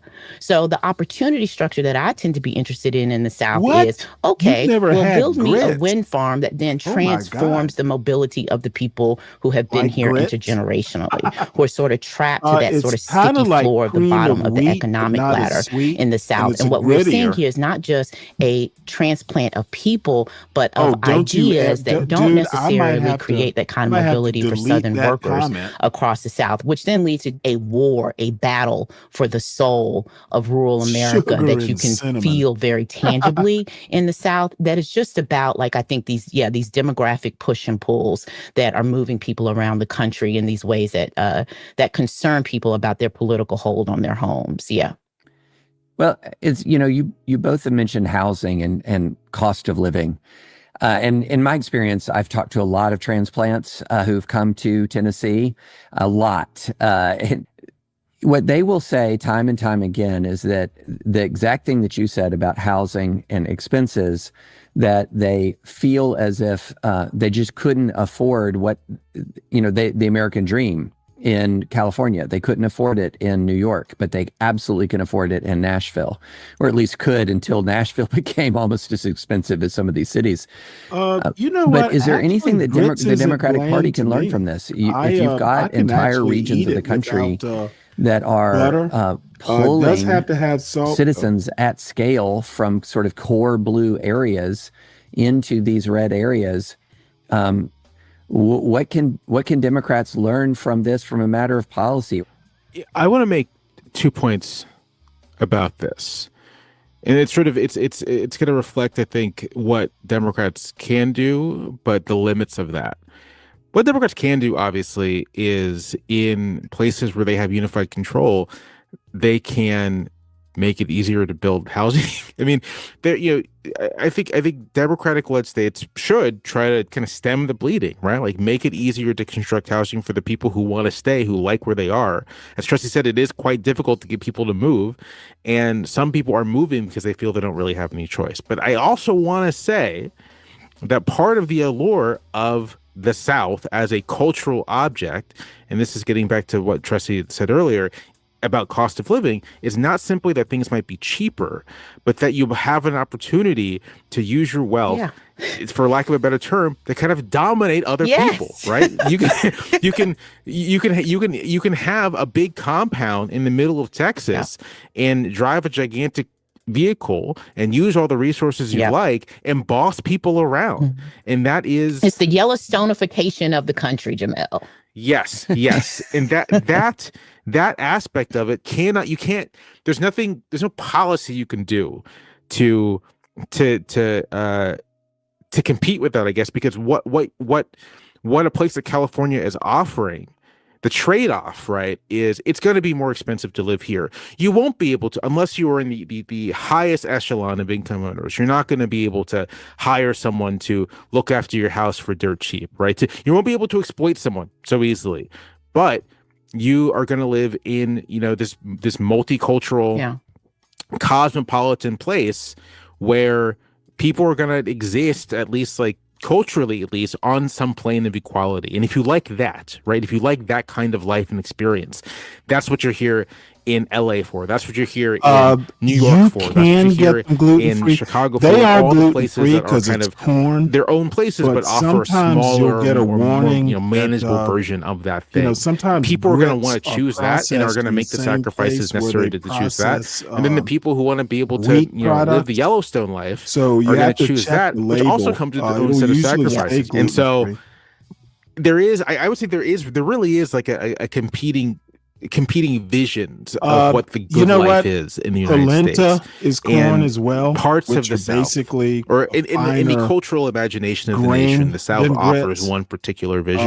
Tamales, and there are things, like the perhaps arepas, that that sort of thing. blue There- states there within are the all South as kinds well. of corn There are things you can products do that to you sort of can say, well, get if you're leaving if you don't want specifically grits. because the cost of housing is so high, we can do something You about can that. make corn But the cultural tortillas, thing is the cultural thing. I've got like and 2 or 3 different types that's of a struggle corn that's not going to flour. happen in the realm of Cornbread politics. is another Such that thing. it is a struggle and not just simply like a thing that is the case. There are a lot of about things you can Yeah. do with this corn. country that we share. Yeah.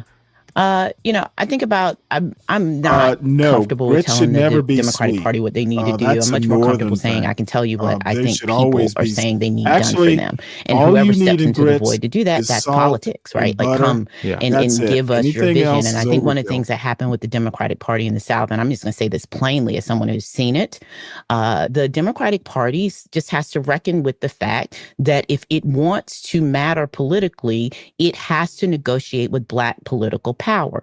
And if it wants to be viable and competitive with the Republican Party that is figuring out a message of economic populism that cuts across some race differences, it had better figure out how to invest in and grow the Black political infrastructure. One of the challenges I think that the Democratic Party is facing in this moment is that just like everyday life of Black political life in the South has changed, right? So you see this decline of what we like called chocolate cities, a place like Atlanta or DC, seeing these massive demographic changes, which does weaken the Black political structure of the South, which the DNC needs, right? And then, whichever Black party is going to pepper? respond to the economic pain God, what planet of do you people America is come going to from? have to respond to how complicated it is to get the right economic message when so much of that is embedded in racism. Right. And just because it is hard doesn't mean you get to write off the American South because it's just too hard to come up with an economic message when you have to also deal with deep racial divisions. My argument has been if you cannot sell your economic message in the South, you are not going to be able to win. Right. You do not deserve a national economic message if that economic message makes no sense, is incoherent when you bring it to South Carolina or when you bring it to Georgia or when you bring it to rural parts of the American South. And they have not figured that out. Now, the Republican Party hasn't figured that out either. But what they have figured out is that if you play to the national impulse of grievance, strongly enough, deeply enough, you can get people to buy into national politics, because there is no local politics happening around them that they can see. There's no local politics that is serving them. Now, this is unfair. This is an asymmetry in our political system, that the Democratic Party needs that message more than Republicans That's right. do. There is no But butter. life is not but fair, real little girl, butter. as my mother liked to tell me. Politics are not fair, little girl. You still have to go out there and shape a message for them. And actually, salted butter. if you don't do that, then the national is, message of grievance will probably win what out I every usually time. use. Well, in my experience, it's almost I as keep if both outside kinds, salted of and unsalted. the local power centers within the South, the Democratic Party even is taking seriously the idea of competing. I'm one of the things that is puzzling to me is why does, with a few exceptions, the Southern Democratic Party consistently bring candidates to the polls who are every bit, for example, as socially liberal as you have, say, a Democratic candidate in the West Coast or the East Coast? How about a more aggressive outreach to more socially moderate and socially conservative voters in the South? And it seems as if that very idea is sometimes an anathema. I mean, I think the exact opposite is true. I think the exact opposite is true. What do you That mean what we see, replacing black certainly in voters? my part of the South, I No talk to idea local what that politicians all means, the Brian. time who would love the support of the Democratic Party, is that they You mean have like a a great message replacement to theory? For local every constituents migrant, we on the lose a ground black who voter? absolutely want, tenant-owned cooperative housing, who absolutely want to increase their local minimum wage, or they want a living wage. These are things that at a more like nationalized I don't level know where you sound live. Now, in socially New York liberal City, that and might out be of true. step with our idea Kimmy, not of the South. Southern voters, but that Southern Mamdani's voters your want. problem. They will But have we a don't have a candidate who wants to Mamdani in the deliver on South. that for them locally, but because that message doesn't fit the Democrats' national Oh, is that right? message, that they That find they don't sounds get a lot entertaining. of the Maybe we'll watch it next. state party support for those candidates. And I actually think that across the South, especially with poor and working class Southerners, strong economic messages that may sound deeply radical on the national stage can play fairly well at home if they trust the political party. Right. There's a whole lot to be said there that would, like race and education come into play. But if they trust their local political party, can be far more radical. Now, I think at the state level, again, especially in places like North Carolina, we tend to prefer a more socially conservative performance of Southern politics at our state level. But on the ground, especially when you're talking about local elections, it is that the Democratic Party wants to run a far more Oh, by the way, John was on CT's panel earlier today. I actually sent a super chat over mocking John and JP. Forget what I said, but it got a chuckle or two. It started with Bernie Sanders. They are everywhere. No, Kim, you're wrong about that. Bernie Sanders would never survive in the South. conservative candidate then can excite the base across the rural parts of the South. I want to also add to this point about trust, which isn't just about something in Southern politics, but national politics. I often think that the desire for candidates, to say, why don't Democrats just run someone who holds more conservative social views, is an attempt to do a shortcut to the trust question. The equation being offered is, if you hold X, Y, Z moderate to conservative social position, this will buy you the trust you need with the critical voters you need to win to be able to win an election. But I just don't think that works. I think we've seen quite clearly it just doesn't work. That the distrust, that the trust deficit is so deep that there's no messaging along those lines that's necessarily going to bridge that gap. And so the question is, well, how do you fix the trust deficit? And that is kind of rebuilding, I think, the Democratic Party, not as basically like a glorified I don't think they're going to be getting illegal numbers up. Local if you haven't noticed, Brian, in the kind of work that Trump's local in the middle of organizations deporting a bunch are of people. engaged in. So you can no build trust idea through where force your of narrative is personality, coming from. but for parties to build trust, they have to build trust through, I think, actually delivering things to the people they hope to serve. And delivering can happen at the level of the state. It could also happen at the level of sort of like para-state organizations. And that's what I would say, right? Like, I think, for example, that it would be a good idea for the Democratic Party to make serious investments in Mississippi, a state where Democratic candidates with no investment routinely hit the mid-40s in statewide elections. That's a clear sign. Like, it's going to be really hard to close that gap because of racial polarization in the state, but the gap can be closed. And making Mississippi competitive would be a huge blow to Republicans. It changes the if you're a game. It Democrat. changes the math. It changes the game. It does, yeah. Well, what does that look like? Well, what that looks like is redefining what the Democratic Party is. Mississippi, a state where there is such low state investment, will use the Democratic Party as just sort of a private organization as a venue for public investment. You know, local Democratic parties are creating public spaces for people to gather. Local Democratic parties are providing, kind of base. Bob tends to have more viewers overnight. It's still early for them. And look, I'm at a point now to where my loyal band of brothers and sisters, you know what? The numbers will go up one day, but I show boring shit like this instead of JP. Yeah, I know JP did something. I barely even know what World Star is. I noticed Sharon Bracey is doing a show about JP tomorrow.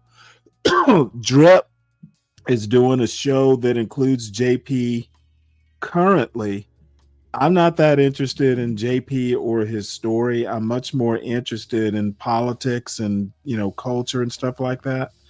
It just doesn't JP, while an anomaly or while a phenomenon, he just doesn't interest me other than making a few jokes. Other than that, he holds no compelling interest.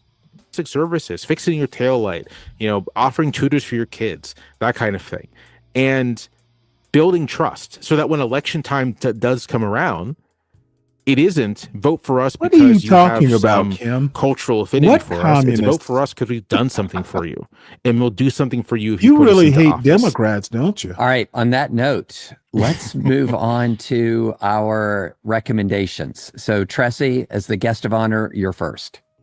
Oh, I am. My stuff lately has not been a whole lot of fun. My reading, I just finished rereading my first time in a while reading Deacons of Defense. So if anybody wants to talk about, armed resistance across the American South, I'm primed for that. But I guess that's not lighter.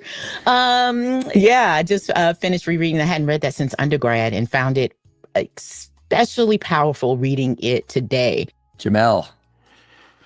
I have been on a Duke Ellington kick for some time. Well, I went through this thing where I was like, I've never, obviously I know who Duke Ellington is, but never really listened to Duke Ellington in a serious way. So just really sit down and seriously listen to Duke Ellington. And I had this experience of being like, yeah, this guy rules. As it turns out. As it turns out, this guy's great. So I would recommend his 1943 piece for his first concert at Carnegie Hall that's called Black, Brown, and Beige. And it was Ellington's attempt to kind of tell the story of Black America in jazz. You understand in a kind of composed jazz symphony. There is a version of it that he recorded in 1958 with Mahalia Jackson. That is absolutely wonderful. So you can find that for streaming on Apple or Spotify or whatever. But I highly recommend it. And just to really don't listen to it while you're doing things. Just listen to it and sit with it and actually kind of try to experience it, because it is just, you'll listen to it and you'll be like, yeah, Duke Ellington's one of the great composers of all time. Not just great American composers, but one of these singularly great composers that has ever lived. Well, mine is grim. Mine is a movie called A House of Dynamite. It's a Catherine Bigelow film, and it's the premise is I've heard it's just a normal day at the office in the American National Defense Establishment until a ballistic missile launch is detected, and then everything changes all at once in the most tense ways imaginable. So Catherine Bigelow's very adept at directing tense thriller type movies. Very tense, very sobering, very good movie. So with that, we'll wrap it up. Tressie, Jamel. This was actually pretty good. The New York Times has some really good visual podcasts. They are particularly good at it. I even like their conservatives. Let's see here. My buddy, Tim Black, talking about Steven Crowder's race hustle. Kid cutting a white kid in line made the white kid racist. Think about it. A 5-year-old black kid in line for a water slide cut a white kid off in the line, and that created racism. Now, if you think that sounds insane, because it does, wait till you see how he tries to sell it. My faith is what has protected me. My faith is what has protected my heart from becoming racist. But I've had a lot of negative interactions. That's why I'm sitting here. We'll have to edit this because just the word. By the way, if you want a relaxing vacation, stay home. Don't go to. I know, but my kids love it. So I go there, okay? And I'll tell you this. You have like this magic wand thing, you run around the hotel and it opens up chests. Wow. And I'm sitting there, I'm sunken eye, and there was a black guy next to me, obviously a dad with like his daughter and his son. And I just kind of looked at him, we looked at each other in the face like, yeah, we know. This is exhausting. And I know we have a lot in common because his wife or woman is probably in the room because he's there with his kids by himself. I was too. But then we were there at the water slides. My kids are 3. And this happened not once, but about 4 or 5 times. And it happened 3 times with one. Black kid was about 5 or 6. Shoved my son out of the way to get on the water slide. Okay? My son did nothing. Shoved him out of the way a second time, came back. My son's 2-3 years, which is a big deal at that point. And then at one point I look over, Mom, no Dad. And I just go like, hey, he's being aggressive. Okay, comes back the 3rd time. And I go, hey, hold on, you have to wait in line. You know what my son said? My son said, well, Daddy, maybe he's in a real hurry. We should let him go. That was a different interaction. That kid kept doing it to every other and it wasn't the only one. And you know why? Because I've taught my kid, hey, you're going to have people who look different from you, and it doesn't matter, you treat them well. That kid wasn't. And I'm telling you, along with the empirical, anecdotally, if you have a young white person who has these interactions on a regular basis, and I'd be lying to you if I said they were uncommon, while being told they need to shut up because of systemic discrimination, you're going to create a generation of racists. Systemic discrimination. Tim Black's BS detector. Tim Black's BS detector. What is systemic discrimination? Oh, I've been waiting to talk about this one. First of all, I call bullshit. On this story. Your child speaks very well to me, too.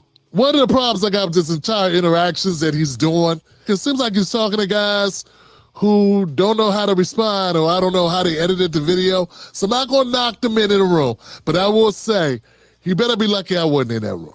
You went to the right goddamn barbershop, because I would have called cap.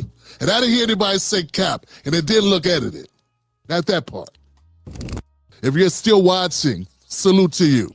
This is why independent media matters, because corporate media won't go there. Hit the follow button and share this. They need to hear this. So let me get this right. If we don't raise our kids better, we gonna mess around and make racist? Once upon a time, black people were segregated in this. I mean, yes, that is obvious. Parenting is my pet peeve. Like the alliteration there, Slick Rick. I know you do. Country. Black people cannot go where white people were. Mind if I stand here? Plenty of room, ma'am. Thank you. Bus feels near full already. Always is. You know what we had anyway?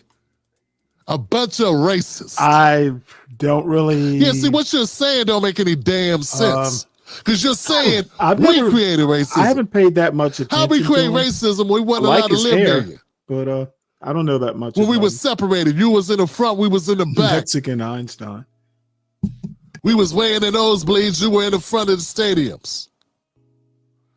We weren't allowed to live where you lived. So how can we even we didn't go to the same schools. So how you saying, but somehow, Johnson, white people were still very, very racist. See, what Steven Crowder is trying to do here is he's trying to rewrite history and try to make racism something that's caused by black people, which totally negates what racism is. Racism isn't caused by people. It's developed in those that have it, typically in their environment from people that raised them. It's not something that's caused by somebody doing something. That doesn't make you hate all people. White people that are racist towards black people are racist towards black people. Okay, there's such a thing as midget porn stars? Count me in.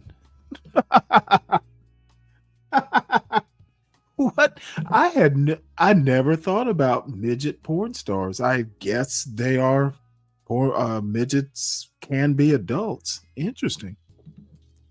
Not just people that did something to them. And also, here we go. So that's like a couple points there. I think that are irrefutable that you can't deny. I'd also like to point out, if your story was true, You know, as a matter of fact, now that I think about it, there was I don't know, it was a YouTube video that I watched a couple minutes of. There is a lady who happens to be a little person who's pregnant.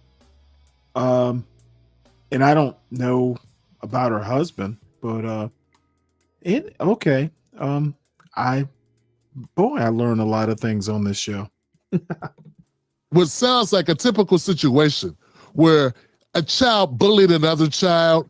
Oh no, that never happens. The fact the kid is black who bullied your child to get the fuck out the way of the slide, is that what we're talking about? They kept cutting in front of him on the slide because he moved too slow. He little. I think that had more to do with size and his slowness because he was younger, being in the way. And kids that are excited. That's something I don't need to see. I don't know if you've ever raised kids before. It takes a while for kids to even give a shit about other kids. Kids, by and large, are the most, what's the word for it? They don't realize the world doesn't revolve around them. Yeah. There's no empathy and sympathy for other kids. That takes time. Now you say you think they were 5 or 6, which probably means they were 4. Because we all know black kids always seem more older than they are to the whites. Yeah, white people always classify our children as older. Hey, those black kids could have been 2 and 3. We don't know because it's you making the decision. And we all know, whenever you got to determine what black kids' age, you always add more years. Tamir Rice was a damn near a 21-year-old in the eyes of that cop that shot him. I couldn't tell. He looked big for his age. Yeah, that's a running thing with the white folks. Go ahead and deny it.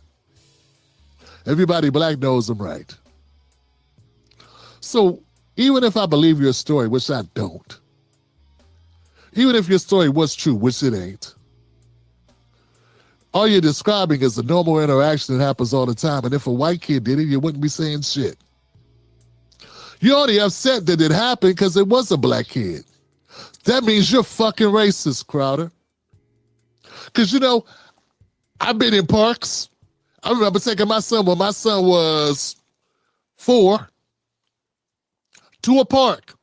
And there were some kids that were a little bit older that were black who were doing a similar thing. And you know what my son did? He tried to fight him.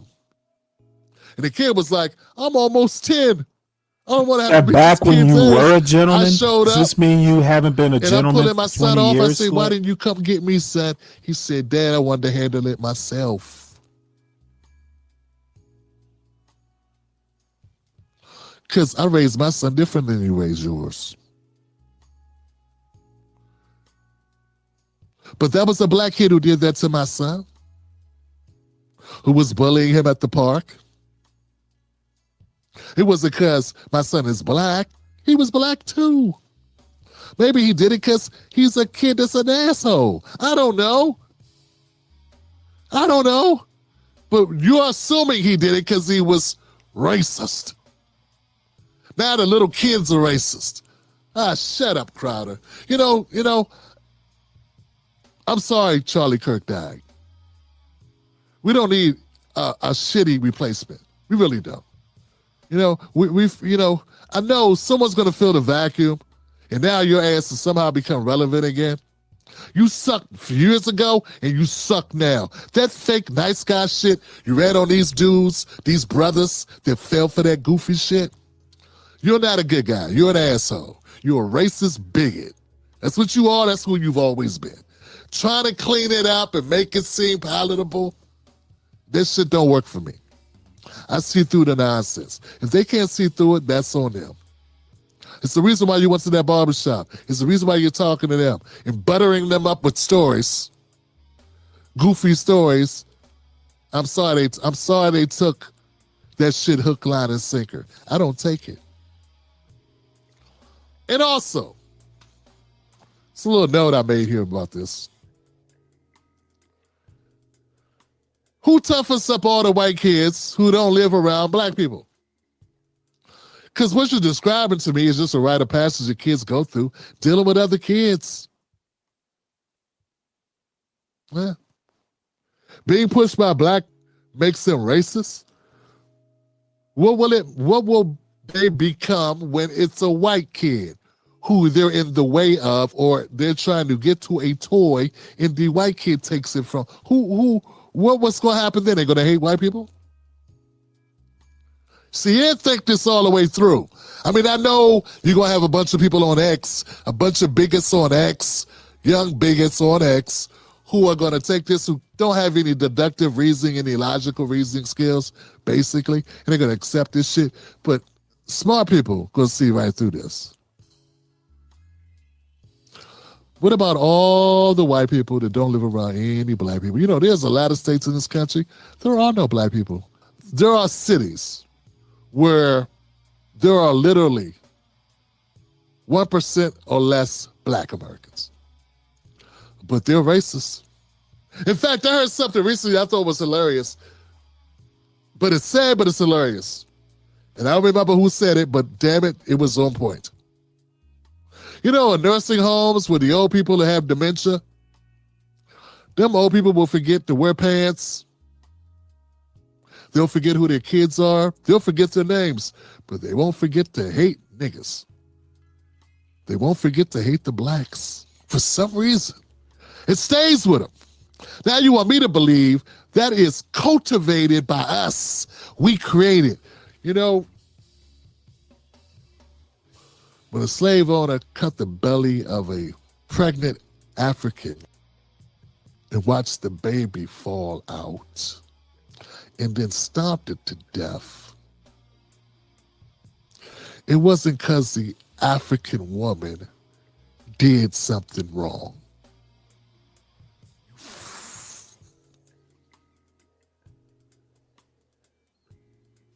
It's because that slaver, that colonizer, was a monster. You are garbage, Stephen. And I mean that, man. You really are. And your debate skills are garbage. And this whole video series you did was an insult. All right, guys. Let me know what y'all think about this one. Let me know if you buy Steve's story that his child was going to become racist because a black kid cut him in line. Not cut him literally, but cut in front of him in line on the slide. Hold up, before we go any further, let's make this clear. This ain't about a kid on a water slide. This is about them changing narratives, flipping the switch, and trying to pull the wool over our eyes about racism. Here at the Tim Black Show, we call it out. Become a member of the Tim Black Wolfpack by going to join TimBlack.com. We're building real independent black media that does not answer to corporations or political parties. The Tim Black Show streams I don't know Sundays, that- Mondays, Wednesdays. Look, I don't necessarily have a strategy. I have standards. So maybe that's the strategy. And I'm gonna be honest. I pretty much learned how to be a father from my father. Um, um, and my mother too. But in my mind, I've said all the time, I don't have heroes. If I did, Frederick Douglass would be a hero. I have my father. There was no. I just had standards, and I expected them to be met. Period. And and I did get lucky. I did get lucky in that my son will actually process what you say. Let me tell you something his first grade teacher told me, that he was like, she would always give him like, what were these damn little books called? He'd bring them home. I can't think of the name of it. It's kind of like a boy's life. I don't know if you remember Boy's Life, and then there was Highlights when I was a kid, but there was some sort of, because he had a thing for sharks and animals and stuff like that. But anyway, my teacher, or my son's first grade teacher, just out of the blue said that, you know what, he actually gets jokes and can riff off of jokes, which means he, had a really good capacity for understanding language. And that's attributed to his mother. So what I'm trying to say is that you could actually talk to my son. Now, you might have to say it several times, or you might have to have a longer conversation than, you might have patience for, but eventually you could reason with him. So, my job was made a bit easier. Tim Black is an idiot. I think he's pretty funny, John. I wouldn't call him an idiot. I would just say I don't agree with a lot of his stances. I guess I was gonna watch this. I was gonna watch this smoked chuck roast for the holiday season from 2 days ago, but maybe we'll tune into CT's for a couple minutes. I don't have a high interest in, JP's shenanigans. I don't actually find him that interesting. It could just have something to do with age. I've seen JP's before. I guess maybe that's what I'll say. So let's do this.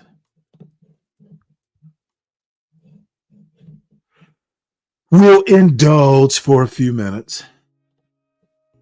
But you can see here, Sharon has a show tomorrow. Foolery Friday presents EBT Crisis. No idea what the fuck the crisis is. Grace Thorpe has kind of changed her look in a way. She really looks bad though. She really needs to stop smoking if she still does. She looks like trailer trash, to be honest. Too bad, because she had looks. Culture corrections. She's late. That's Beth from Orthodox's channel. Where is CT's show? Ooh. You know what? The other day I actually had vegetable lasagna. I got lazy, and since I was doing a grocery order, I got one of those frozen vegetable lasagnas, family size, and there are a lot of hungry families if that was family size. But I love it. I actually like vegetable lasagna better than meat lasagna. Oddly enough. Where is CT show? Why doesn't it show up? Let's see here. Okay, tick. Oh, there it is.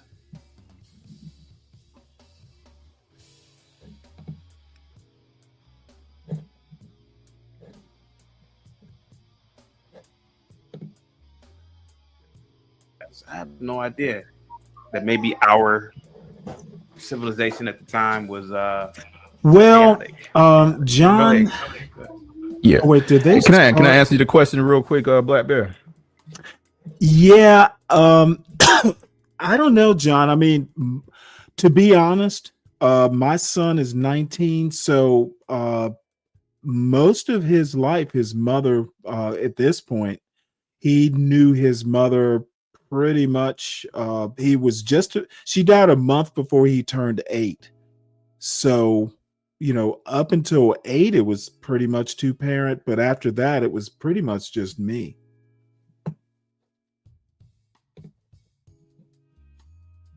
But he had a good start. That's for sure.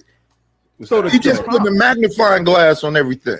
And I would say this, like, again, I don't have no problem with it because I think you got free will as a man. You can choose however way you want to live. And if JP flips, I don't know, welfare into a business and teaches kids, I don't know if this is going to happen or not. And again, see, this is what I don't understand. So these motherfuckers are up here talking about JP and his fucking success or failure is a welfare father.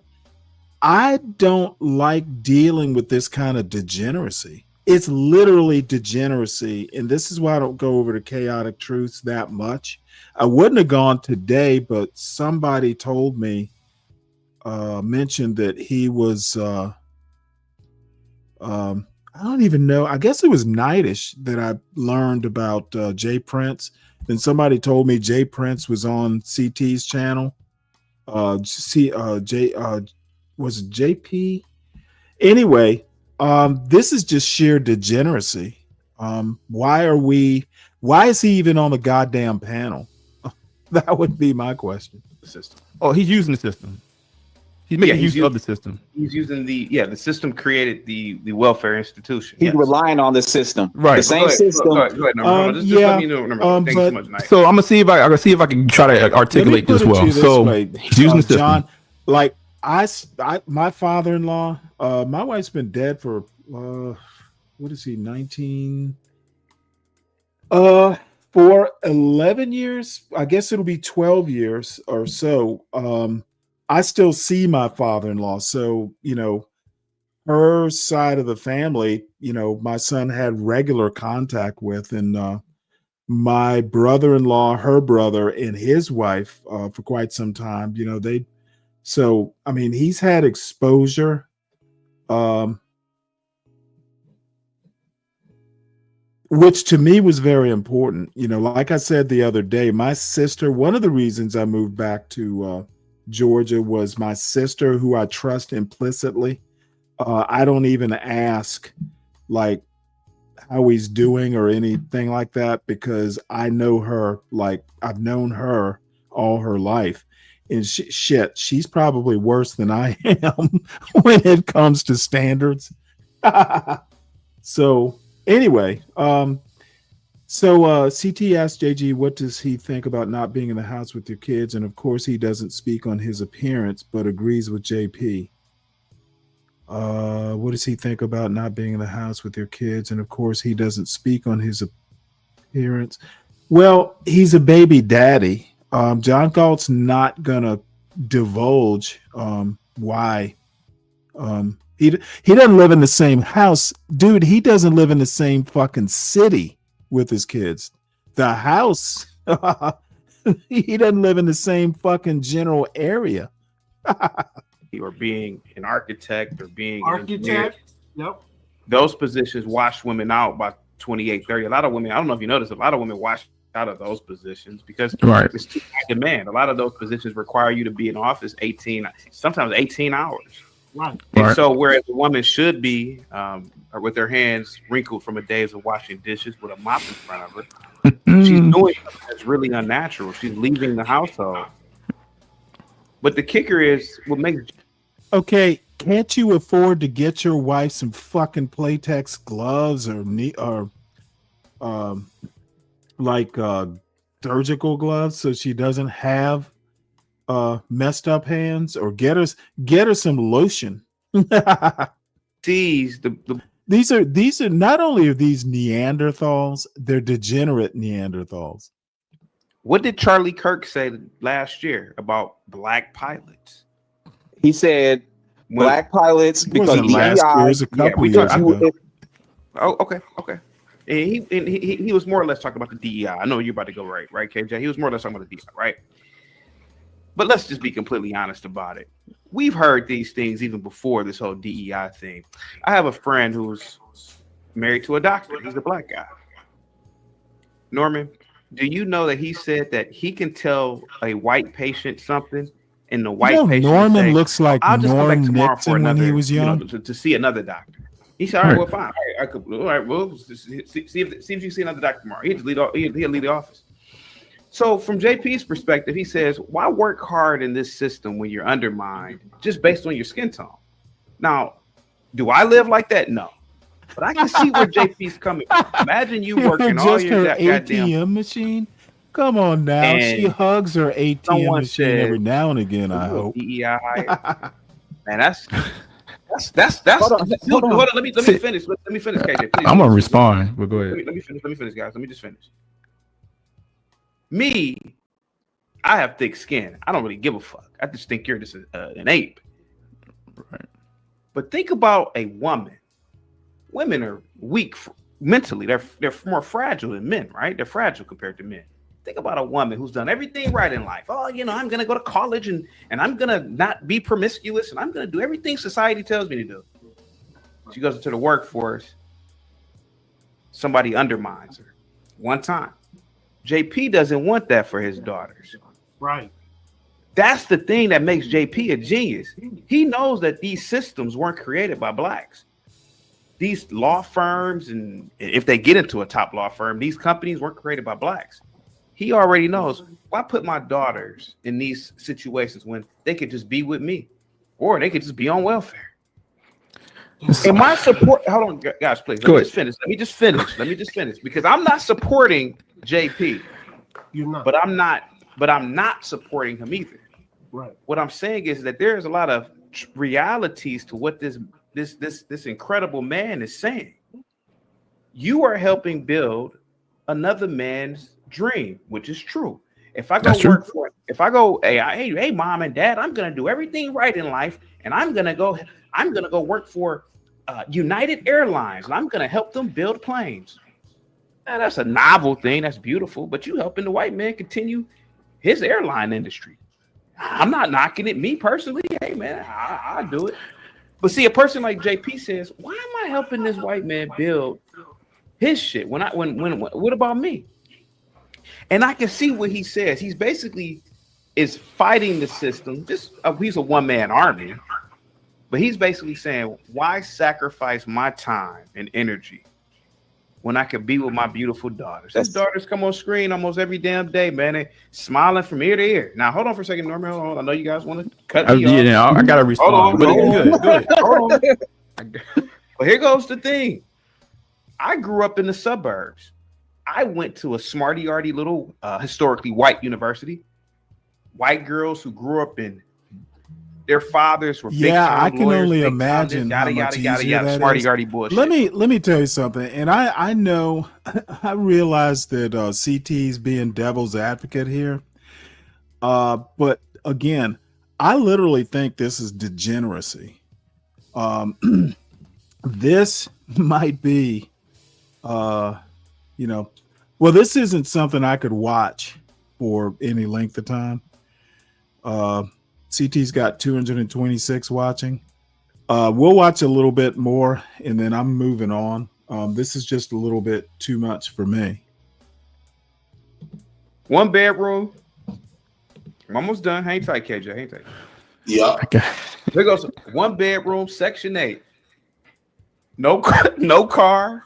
CT. But hold on for a second. When JP was on camera at that pizza buffet spot, someplace that I would never go, man, you should have seen them kids, man, and their cousins. I didn't grow up with Norman. Do you know? I didn't grow up with a lot of my cousins. A lot of them were older than me, but it's because we were smarty-arties. Everybody did their own thing. Everybody was distant. Here goes a man. He has a family, about 100 Negroes, within what, like a 5-mile radius, Jay Prince?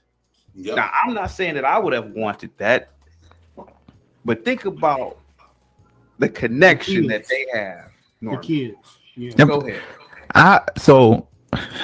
And y'all, so that's why it's not me gaslighting. Um, It's me basically saying there's reality. CT, I really wish Dante was here when you said all that and you broke that down. Hey, let Norman cook real quick, man. So let me just say this, CT, and I think y'all kind of see my disposition. And the other, well, let's hear what Norm Nixon has to say here. Understand these concepts, but this is the thing. That's why I say black men, we work for our first name and not our last. The only way you can get out the circumstance, right, that is actually learning these systems, right, and actually making them work for you, so then you can build. Oh, Jesus Christ! So Another the lisper. moment that you say, "Hey, look, I'm gonna take the route out of, I'm just gonna sit outside and just let the government take care of me," you're not learning shit. And to be honest with you, at the end of the And T is in the chat saying she wants to see another crash out before the stream ends. Yeah, whatever. And Knight's not going to make it through this. I think he's already asleep. right now, let me get my point off. Right now, right, I'm taking the long road out of actually watching. So in my lifetime, I worked for Fortune 10s, I worked for Fortune 100s, I worked for small business, I worked for the state. I worked for government contractors, right? And I took the opportunity to take a bet on myself to work for a very small organization and watching it go up, right? In the meanwhile, I'm taking the nuggets away to say, okay, I see how it operates, right? If it's going to better win or not I don't fall know. asleep on this. But one of the things is if you take you opt out the system. The system is the system. It's a beautiful system. My people from Jamaica, y'all talk about capitalism. Their system there ain't no white people there that you can have answer to. It's the black people that's living on top of the hills, and you could be on the dirt roads with the goats, and they just look just like you, and you won't ever climb up just based on your last name. So what I'm saying to you is, when I hear you, I get what you're saying, but there's a road, right? And if we're going to actually start to take that road, because I think that's what we really want at the end of the day, and it's not going to happen in one generation. It's going to maybe take it some time, but we can't say that's the smart road out. And I've lived in poverty. Like, that's why I'm saying, like, and I've seen these stories up close and personal. The kids are having fun right now because they don't know no different.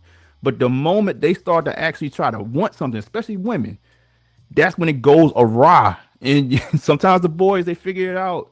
But a lot of times with women, they end up in situations where they like, okay, life is coming at them fast. And it's like, what the fuck?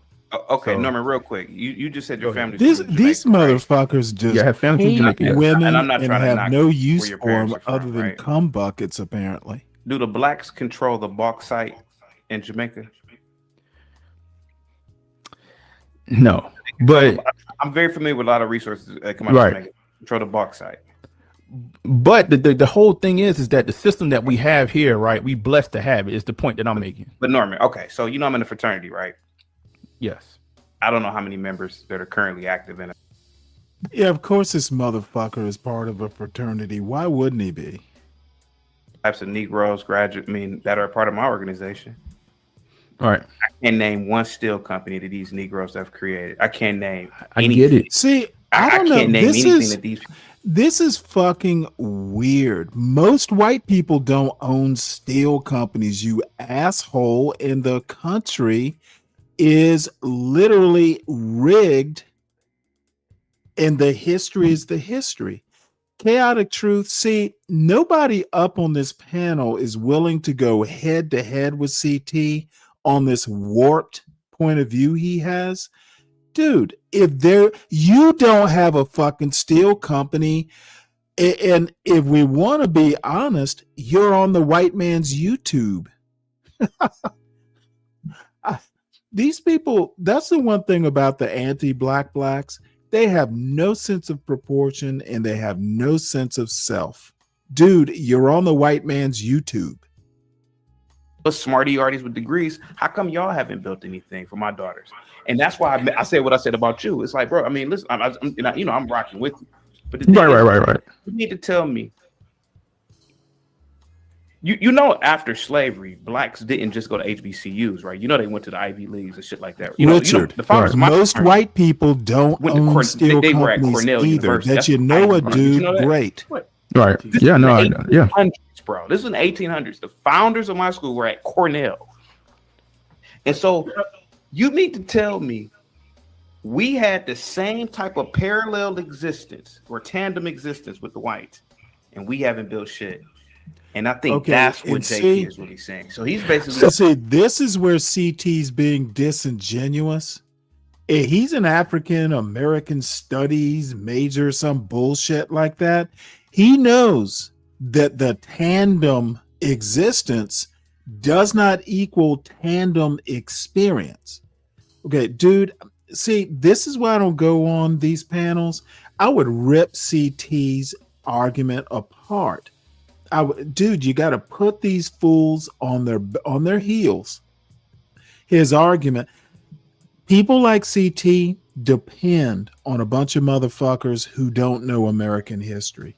This tandem existence, you're assuming that there was equal opportunity? Dumb argument. One that I would tear apart. It's not that hard. Pan-African study.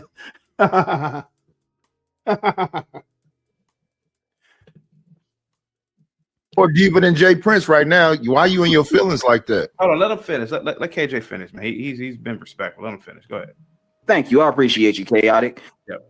So like I'm saying, if you can go work for an airline company and build the engine, and eventually, let's say while you're doing that, you're building up your credit, you're learning how to manage the business, and and then you learn that from a white man. Why are we acting like there aren't private jets that people rent? You can't be your own airlines eventually and own a private jet and then fly people out. No, you can't. Or no, you have to be on the same level as American Airlines. This is the problem that is in the black community. And people are settling to be broke because they can't be on the same level as somebody else. But y'all act like American Airlines started out with 10 planes. Or did they start out with one plane too? Stay right there where you at, brother. Stay right there where you at. So do that. So you're talking about living in the system. What else are you going to do? You live in the system. So that's what JP is saying. When you're talking about keeping the white man afloat because you want to live amongst No, I'm not. I'm saying you use the white man to propel yourself forward. You're not propelling yourself forward. You're being a part of the system. How do you build your own foundation if you don't know how to? Let me just say this. If you learn how to build planes and you open your own private. This is actually a weird conversation. These people are acting like all white people own steel companies and airlines. The overwhelming majority of white people don't own shit. Dude, the richest man in the world isn't even from America, but he's here fucking, taking government money to fund whatever companies he's got. Dude, most white people don't have shit either. You got to keep it in perspective, folks. In a way, they are acting like victims. CT acting like a victim. John Galt acting like a victim while victimizing. Expand on that. You said blacks should use the white man system to pull themselves up or something like that, to that effect? You should be using the white man system to prepare yourself forward. Because if you want to start a airline company, there are no discriminations to keep you going. You can do that nowadays. It's 2025. You can go and get a business loan. You can build your credit. You can learn how the money system works. You can learn to invest. The stock market is going.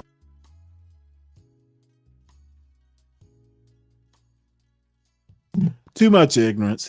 Dudes are acting like victims. Dude, fuck the white man, fuck the black man. Just fucking do you, and you will be okay. You might start an airline, you might not. We have bigger problems, in my opinion, than who is running an airline or owning an airline. The problem starts at home. stop worrying about owning an airline and fucking stop being on a YouTube panel in a fucking wife beater. Let's why not just start with step one? Don't appear on a YouTube panel in a fucking dirty wife beater and then build from that. You're not owning an airline in that shirt. Off of what you call the system, the government system. Isn't it the government that owes Black America such and such amount of money for reparations? Africa sold your black ass to America. Bruh, bring it down 1,000. You a little emotional right now. I'm just speaking. Now, I've said many times too, yes, the Africans are the original ones that sold their own people into slavery. So that's the reason you don't see me running around talking about bond with my African Here we're brother. about to A have brother the would not goalpost sell their shifted. own brother away to anybody for whatever reason, Linwood would be known or not. Okay, don't forget about them Arabs, nigga. Them Arabs. Black Bear, please. Okay. Just because a lot of men repeat it over and over again don't make it true. Exactly. Now, I don't know how much JP has fed, clothed, and housed himself over all of these years, but it's a pretty good bet if he add all of that time up that he's been getting. That good old money from this is Sam, all about he's got his JP. This is about giving attention to depravity, as is John Galt. He's another depraved motherfucker. Step one, don't appear on a YouTube panel in a wife beater. Step two, don't be smoking drugs on a panel. Step three, I did the military thing, go to war, all that whoop-de woo doo-dah, right? I got banged up. step three, just stop being a victim. Oh God, fucking JP. Oh, that's right. Step three, stop rewarding depravity. The dude went viral for depravity. So anyway, I'm switching gears. I can't watch any more of that shit. I'll start sending super chats, mocking everyone on the panel. So, where am I time-wise? I'm at 2:24. Lawrence, what's up? Good to see you. SB, good to see you. Build planes. All right, so I don't know. I might actually fire up the smoker this weekend. It's gonna be chicken though. God only knows how much this fucking chuck roast costs. That's gotta be like $150. Chuck roast for the holidays. We're coming at you early with a beautiful chuck roast / shoulder clod and showing you how to get it done for the holidays. So right here we have a 30-pound chuck roast. This is a big boy. Now what we did is we tied it up. We trussed it. 30 pounds. The type of trussing we used just to Who's he get something feeding? like this tied up was a linen truss. Take a look at this. This is your regular twine. So this is cotton. Yeah, that's what I got. But it's not going to hold up to something like this. I mean, we're moving it around. We're putting it under some stress. And the last thing you want to do is it'll break work. the trussing on it while you're doing it. All we're doing is keeping the shape of this roast. Let's take a look at the other side. Especially if it's waxed. It's tied up nicely, so everything is going to cook in. So this is what you want to do. Now, you could do this in your oven. Today, we're doing it on a kettle grill. But an oven, this is where you're going to need to tie it up because you're not going to have the room. You're going on a grill with it. Now, we're cooking this hot and we're cooking this extremely fast. This is going to be cooking around 300 degrees, and we're going to have 6 hours into this roast. We're going to take it out, baste it, and in the oven it goes. We're going to end the smoke process, and we're going to cook it straight through as we'll show you. Let's talk about seasoning. Salt.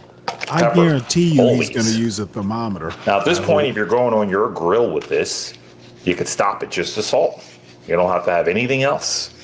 Pick a beautiful wood and let the wood do its job. You know, that's a good If you're going in idea. an oven with it, you're going to need some spices. So, pepper. And all these ingredients, make them yours. You don't have to go on with anything. I know people that put this piece of meat in their ovens or on their smoker and they don't put a thing on it. Here's a rub: onion powder, garlic powder, paprika, a real good one. We got a Hungarian one coming at you. So we're just gonna hit it with a good amount of that. I'm spilling a lot of it onto the tray so we can get the sides. We'll roll it over.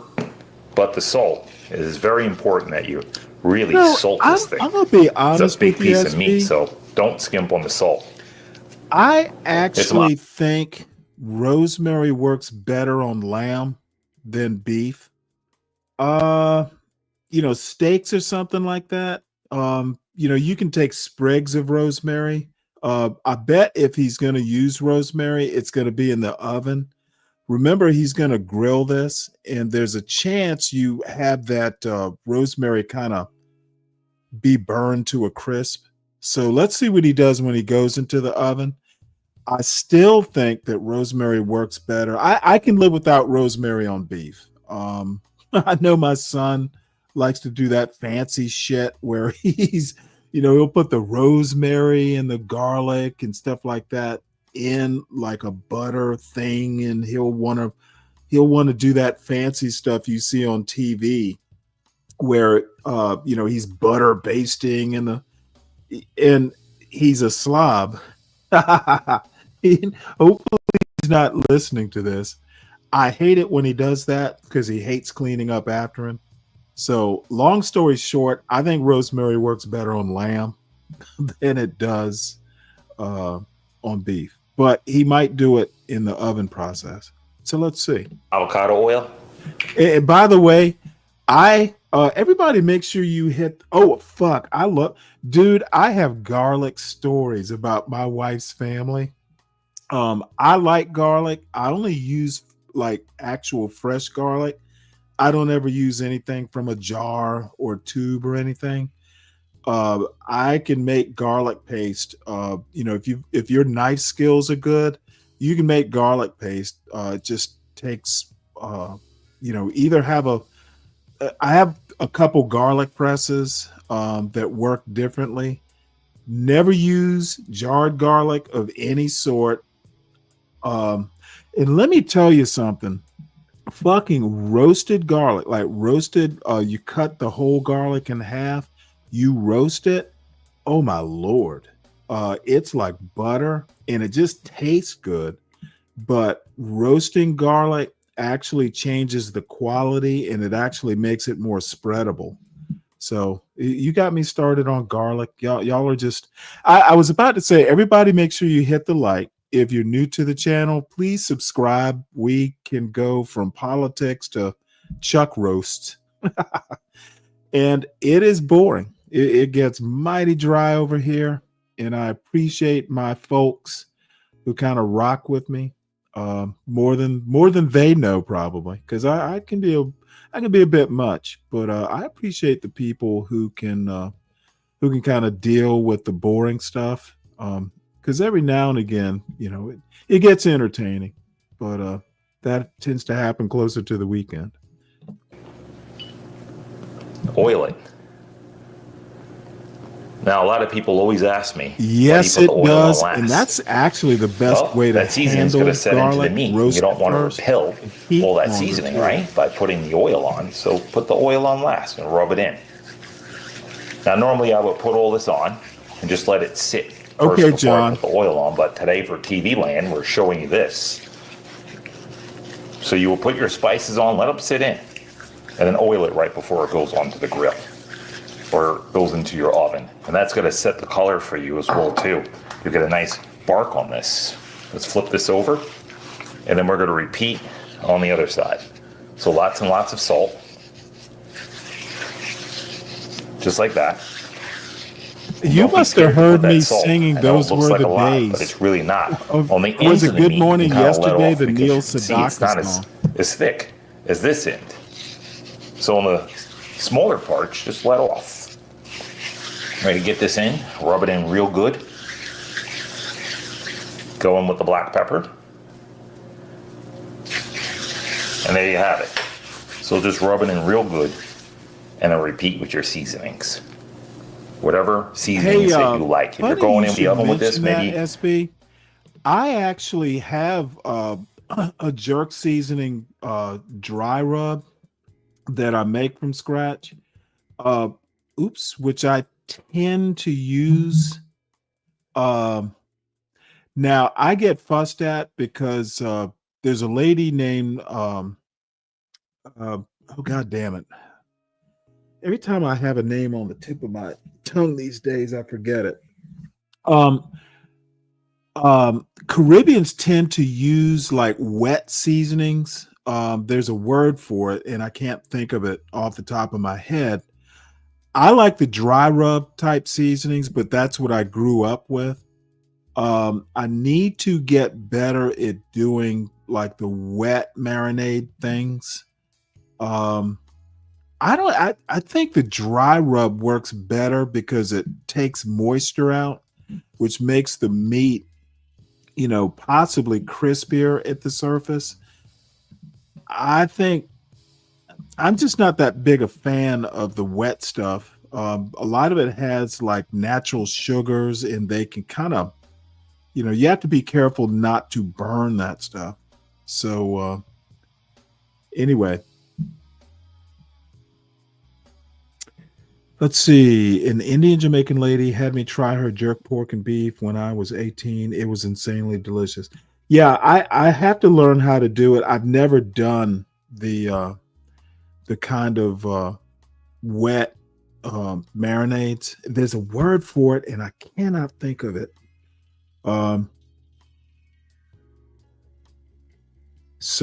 Anyway, let's get back to this. Now I'm getting hungry, by the way. I would let this sit for about 3 or 4 days, just sitting just like this before you even go into the oven with it. You might want to take a big pan and brown it up before it goes in your oven. Even though you can put it in just like this, but by browning it brings up the caramelization, and caramelization equals flavor. Hey, Lawrence, so no one should have a caramelize roast something this like big before unless you go you're in your cooking oven with for it. like Get a good sear on it. 1,000 people or Put something. it on a pan and then straight into This the oven. guy's It goes for actually the really holidays. good. All right, so here's the seasoning on the pan. Just gonna kind of put those in the middle and just roll it over. Roll the sides in it, just like that. And we're gonna hit these sides. 30 pounds, you gotta have good grip on this thing. All right, Not that's for it. me, DiCaprio. What's up, DiCaprio? That's all she wrote. All right, That so might be we're a- gonna put this in the fridge, go might overnight be a with it. Now we're Showtime cooking this on a item. kettle. I've been hunting a good shit. That's right, we're cooking it on a kettle. And it's gonna be really close to the fire. And we're gonna show you how to handle Yeah, that this too, dude has so you don't burn this thing up. A You got a lot of money Michigan, into this actually, piece he's of got meat, a so Minnesota. last thing you want to do is ruin your holiday and burn up an almost expensive piece of Canadian meat like this. We'll see you tomorrow. Stick around. Don't go anywhere. All right, we're rolling at 300 degrees. Time to get it on. Oof, nice smoky fire. Now you guys are doing the same thing with this if you're going in your oven. So we're just going to get this on. Just like that. We got a nice, beautiful fit. See, this is why we tied it up. See that? There's nothing hanging over, and it's just gonna cook in beautifully. And that's what you're looking for. All right, we're gonna close up, let this roll for about 3 hours and baste it after the first hour, that is. And you're gonna do the same thing in your oven. So you're gonna let this go for the first 3 hours, then you're gonna baste it, and then you're gonna close your oven door back. I'll meet you back here. Stick around. Don't go anywhere. All right, time to mist this. Now, I want 2 hours because this meat didn't look like it was ready for basting yet. It had a lot of moisture, and when things start to look a little bit on the dry side, I'll mist it. So you don't have to actually go exactly an hour into it. Just basically mist it or baste it when the meat looks like it needs it. So we're going in, apple cider vinegar. Cool my fire down a bit. This is a 50-50 mixture of apple cider vinegar and water. That's it, we're closing up. I'll meet you back here. Don't go anywhere. What's up, Clarence?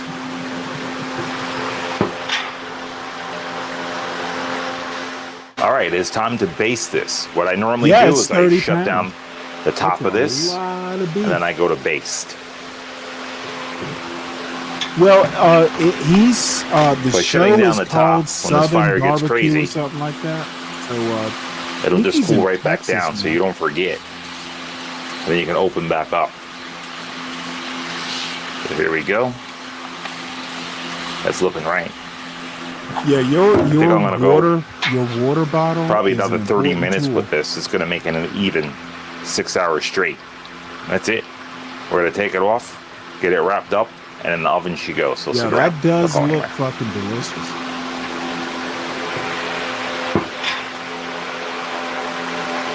All right, time to pull this. 6 hours and 22 minutes. That's what I'm pulling this at. I like the color. It's looking right. Ooh, it's a big boy. All right, there you have it. So we're going to take this inside and get it wrapped, and in the oven it goes. We'll meet you inside.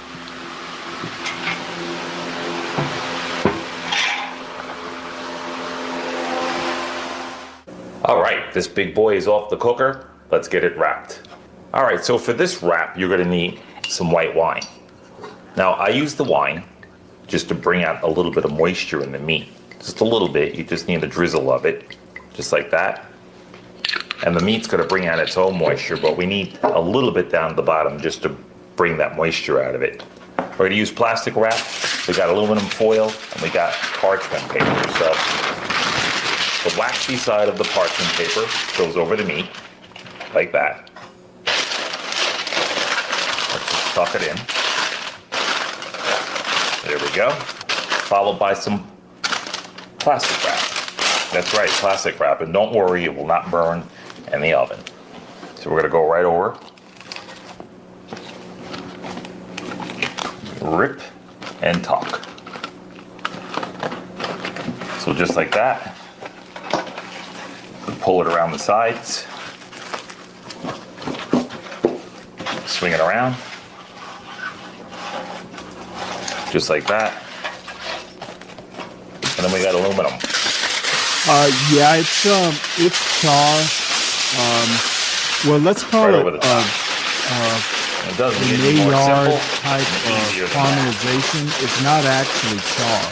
We gotta have the juiciest roast during the holiday season. Or it's called a And bar. people are gonna brag about how No, it's juicy not. It's not actually your roast burnt. is. He was cooking it at 300 degrees. Especially this roast. This is a you're not shoulder gonna cloth, burn so something easily any kind at of shoulder 300 meat like degrees this, on a grill. you definitely want to keep that moisture in. Into the oven, No, 325 he was degrees slow until nice cooking and it at 300. No, it's right. not fully cooked. That's why In he's the oven putting we it in go. the oven. Now I'm And when I say surprised it's he's not tender, we're using gonna a probe that thermometer. right through He, the he wrapper. must have And I'm gonna probe it with had a experience probe, 30 but I can pound chuck feel roast before. the tenderness I would of have this. to You use want a it to go thermometer, right I through. think. You want it to glide through. Let's close the oven. We'll see you back here. Don't go anywhere.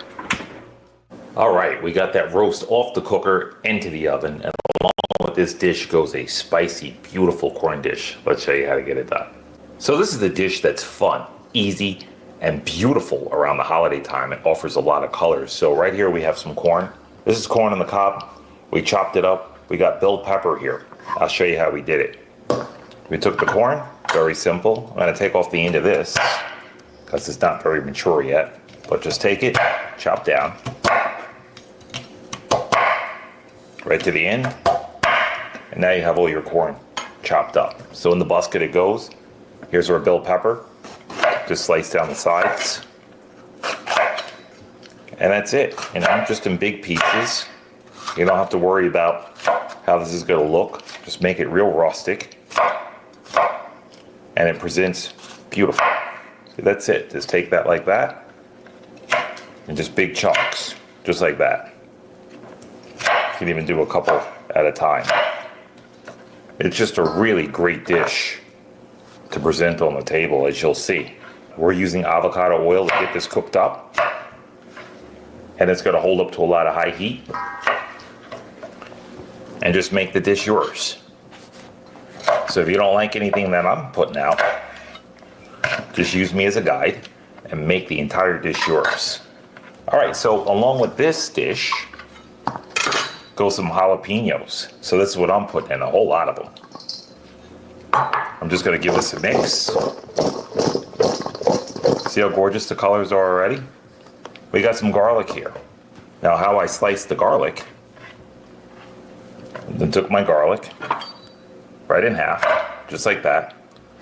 Chopped off my little woodies on the ends, and then right in half. And that's it. All right, we're gonna meet you back here and show you how to cook all this up. So stick around. Don't go anywhere.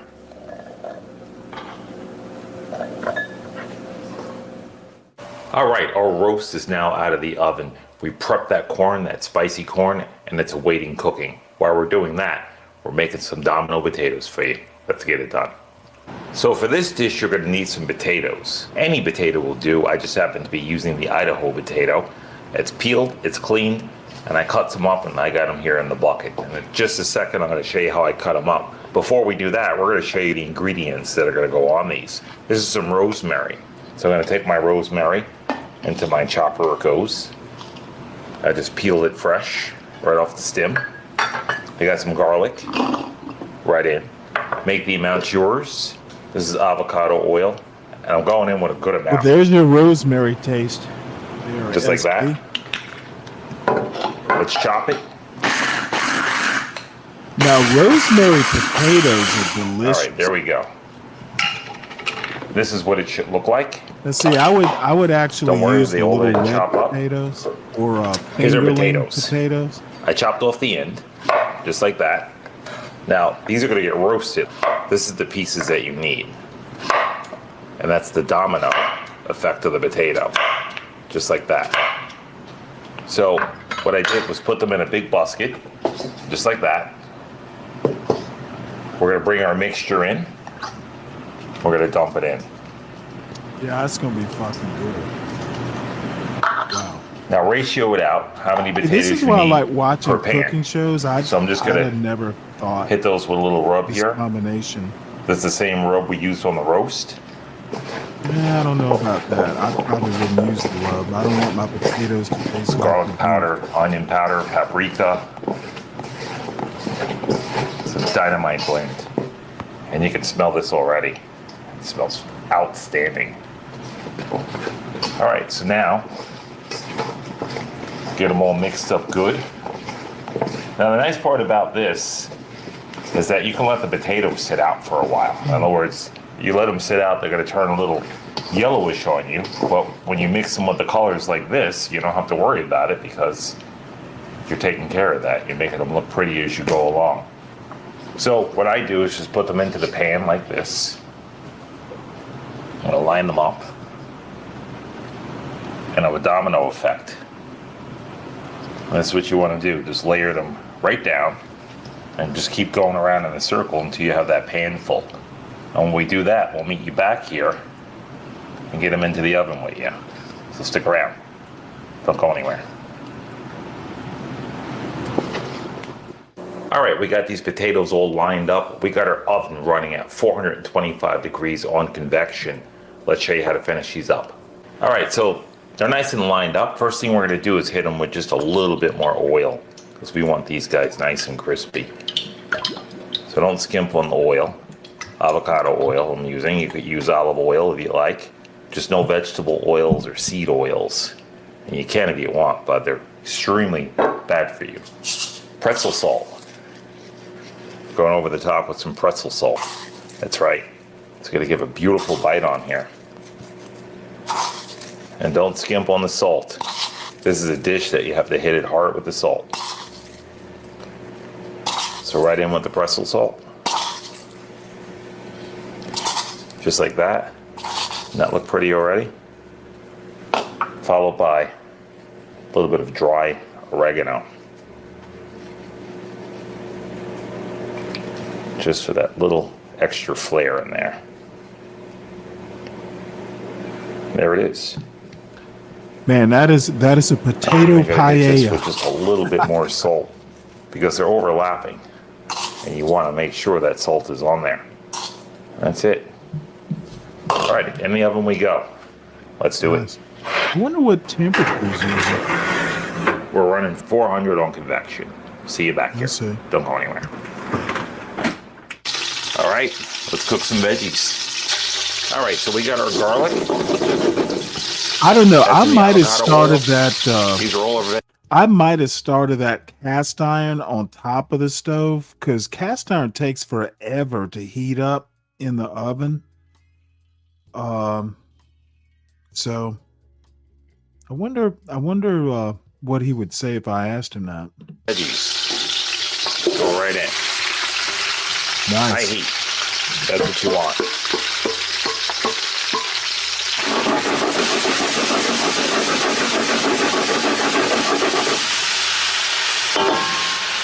You guys can just stir it over if you like that. We'll meet you back here. Don't go anywhere.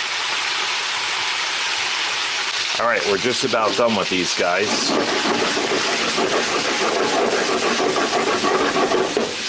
And they're looking right. I think that's it. We're done.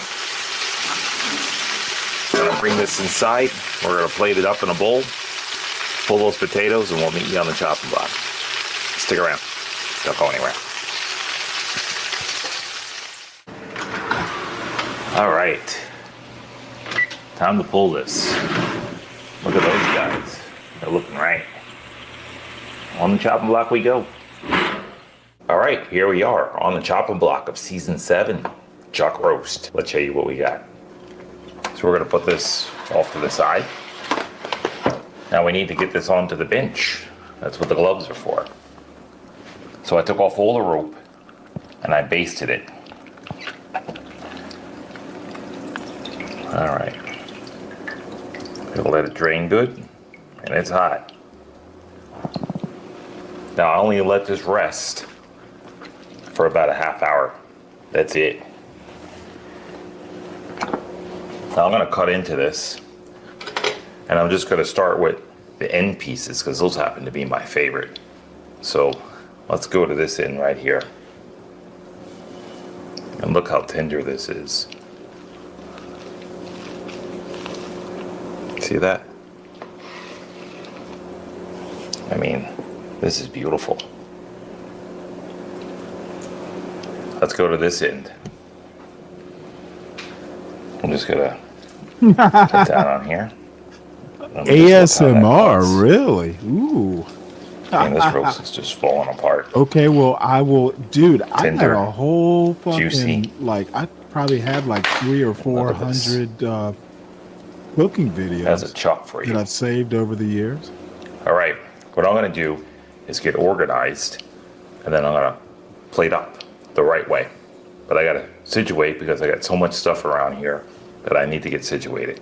So we'll meet you guys right back here. Now I'm not gonna cut this down the middle because it's still absolutely hot. It's something about But I'll relaxation. meet you back here in 2 seconds. Don't go relaxing. anywhere.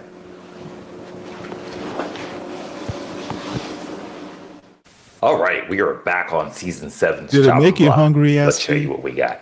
I know you saw that roast before. We're showing you it again. That's a lot of meat. To be honest, And we didn't even really get into it. I would want it a little bit more rare. And that's what in we all took off of honesty.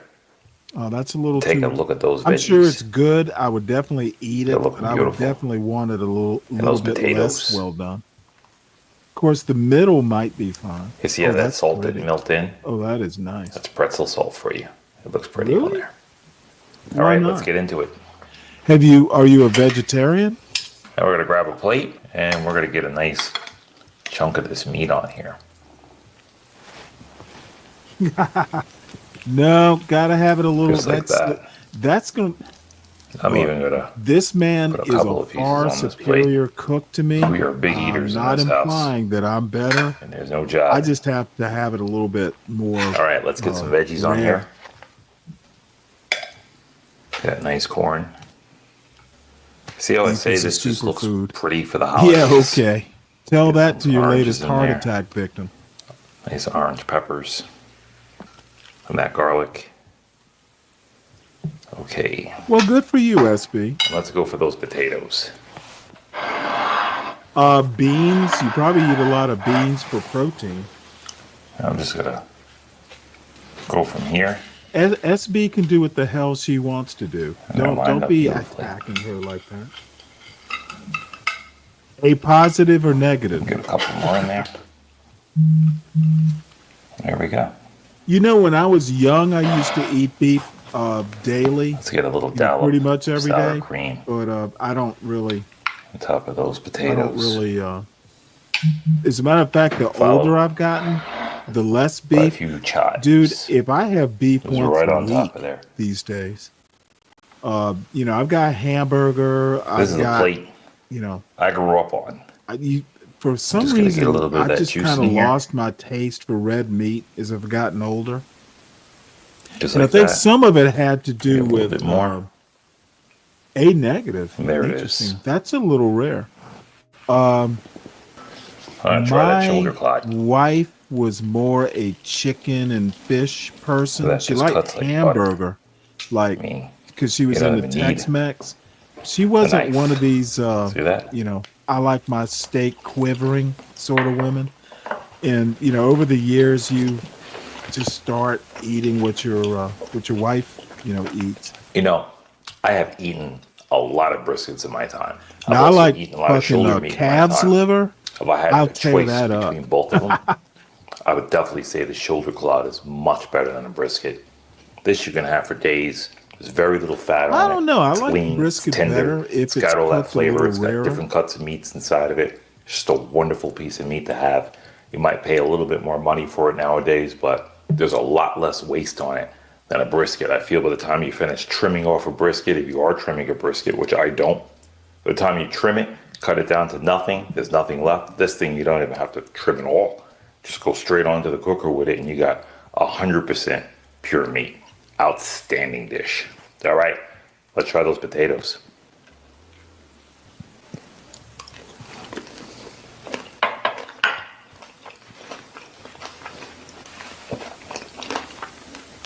By far, one of my favorite ways to have potatoes. The pretzel salt on that really makes a difference. You can feel that little bite against your teeth. It gives a different saltiness to that potato. Their potatoes are seasoned perfectly, and they look beautiful in that pan. Perfect for the holidays. All right, last but not least, let's get a hold of that corn. All right, I'm gonna try a little veg on the side. Take a piece of corn.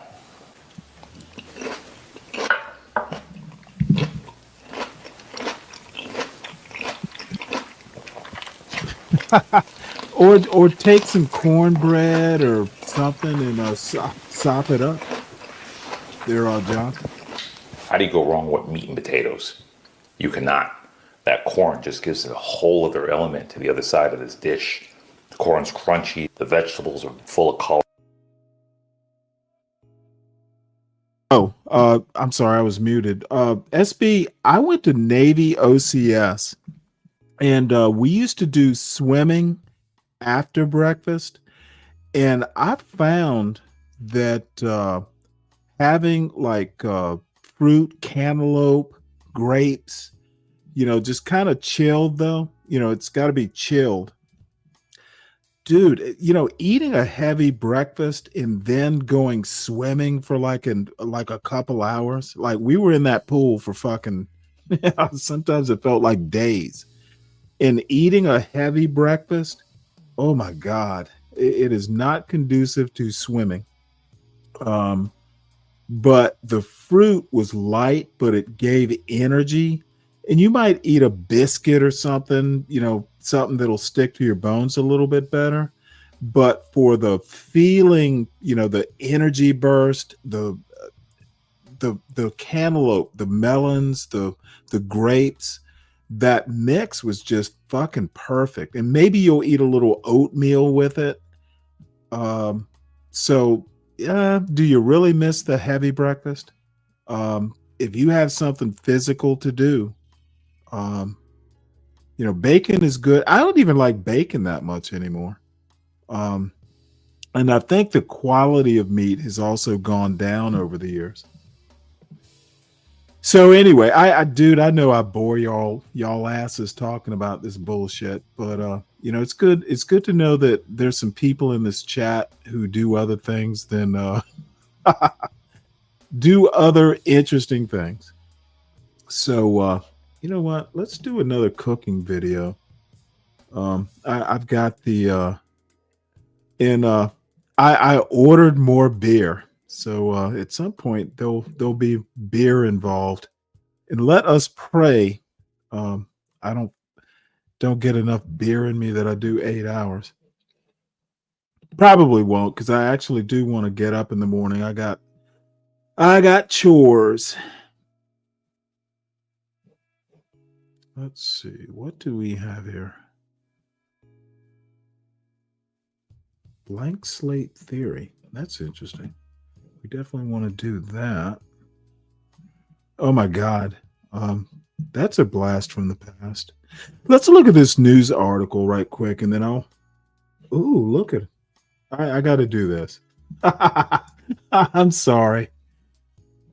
Hey, coffee cuties, we are back with another banger. So today we're going What's to up, dive John? deep into the topic of hair. Am I boring enough yet?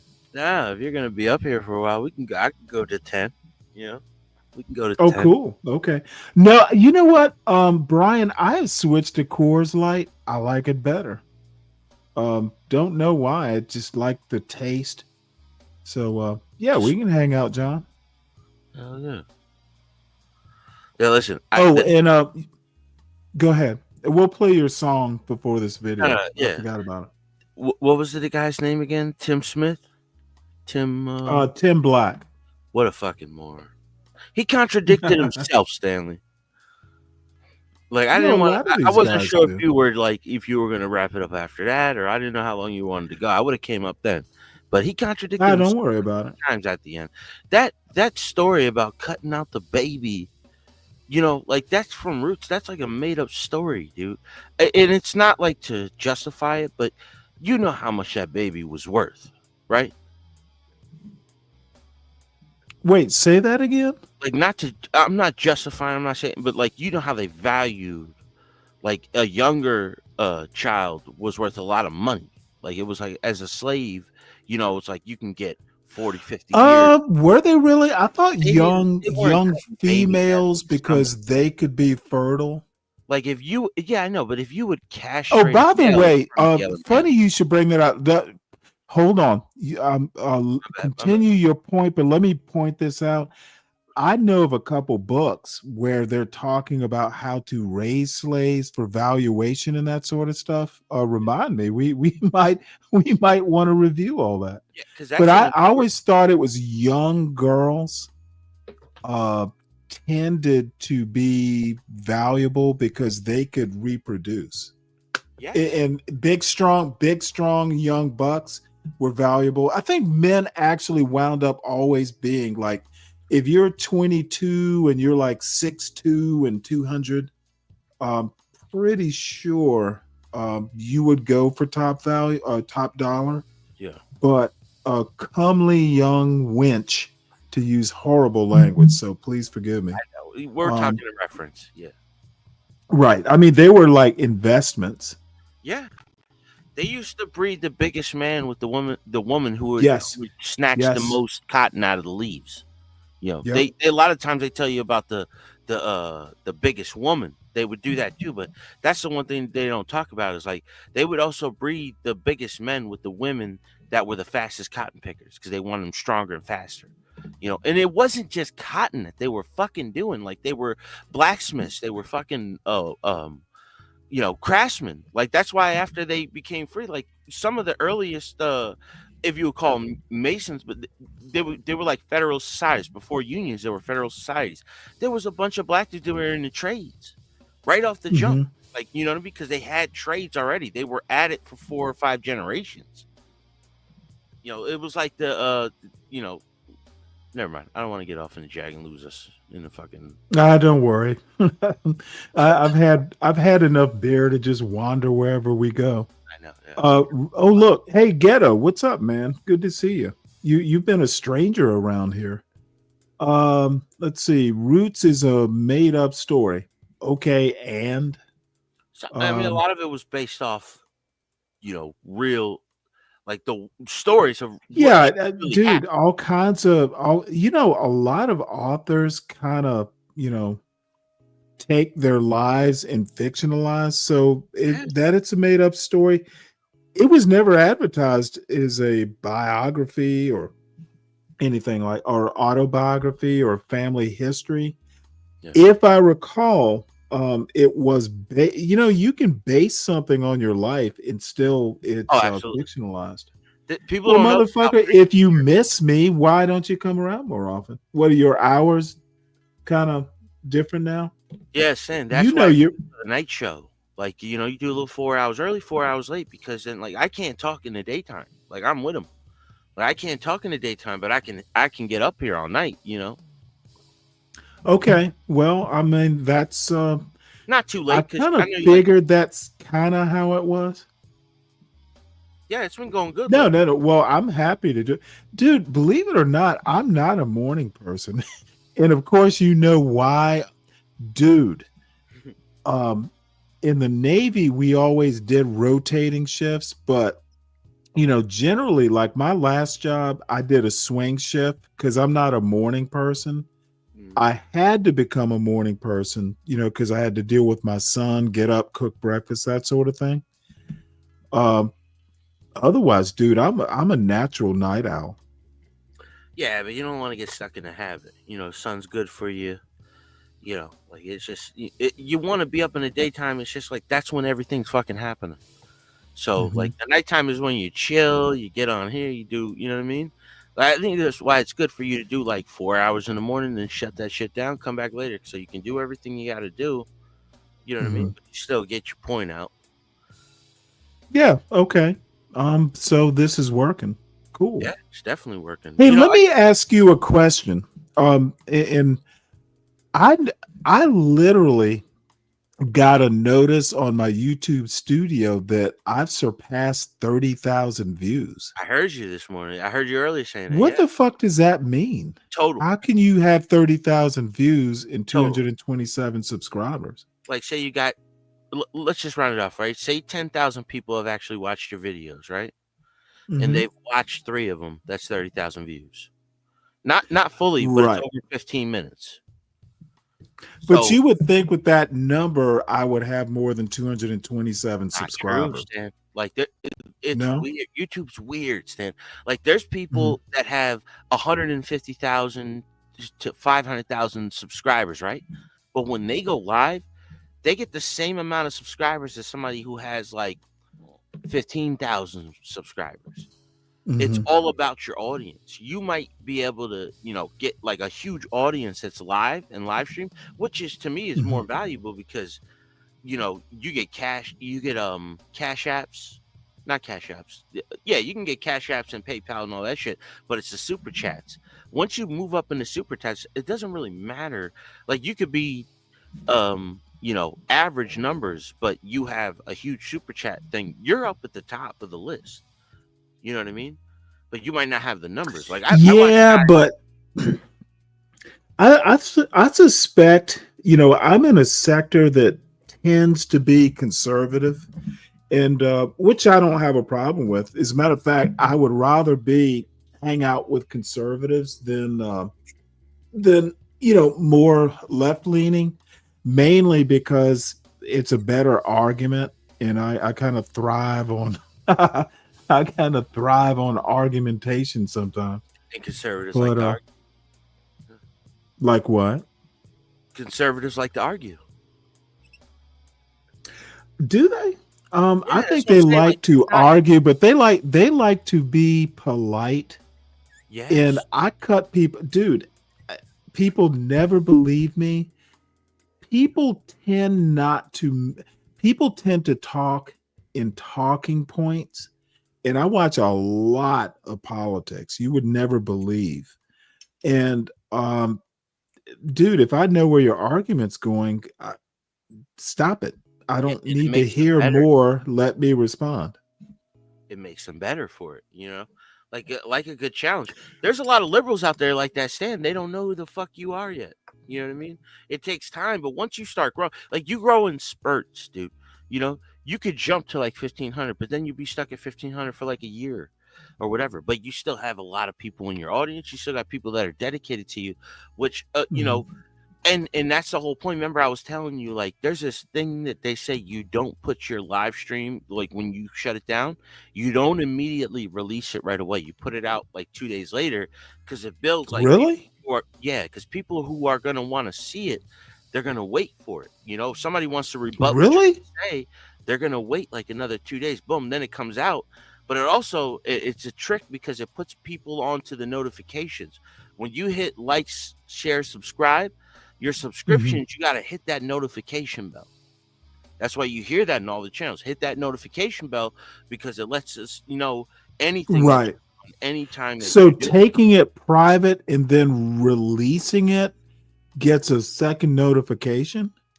Yes, it just makes Really? and somebody wants to watch it, they can't watch it because it's private until you put it out as a video.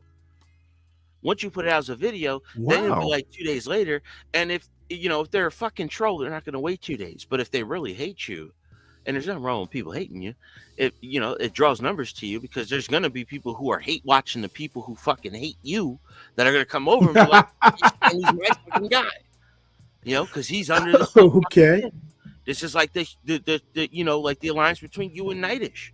You might like each other, whatever, but like you guys have this bond to where you got under his fucking skin, and he just No, I actually no. I you're actually different, but Nightish is the new but one. see, it's so weird. There are people like, dude, my sister and I can have words, and several hours later, Nightish is kind of like me. He doesn't hold a grudge. He says what he has to say, and he moves on. Yes. And then we're perfectly fine. And that's what I like about him. That's what You I know, like about him, and that's what I like about you, because we can talk yeah. shit to each other, but then it's like, all right, a couple minutes later, as long as we understand that this is a Right. fucking topic that we're arguing about, but after this, we're gonna move on. You know what I mean? Like we're not gonna stay stuck on this, and it's like, oh, fuck him because he has this one opinion I don't agree with, or he has his 4 opinions I don't agree with. What if I have 1,000 opinions? You know what I Right. mean? Like I'm just gonna disagree with you because you might have. Well, 100 the other thing is talk to Ideologically, SKC or Fred.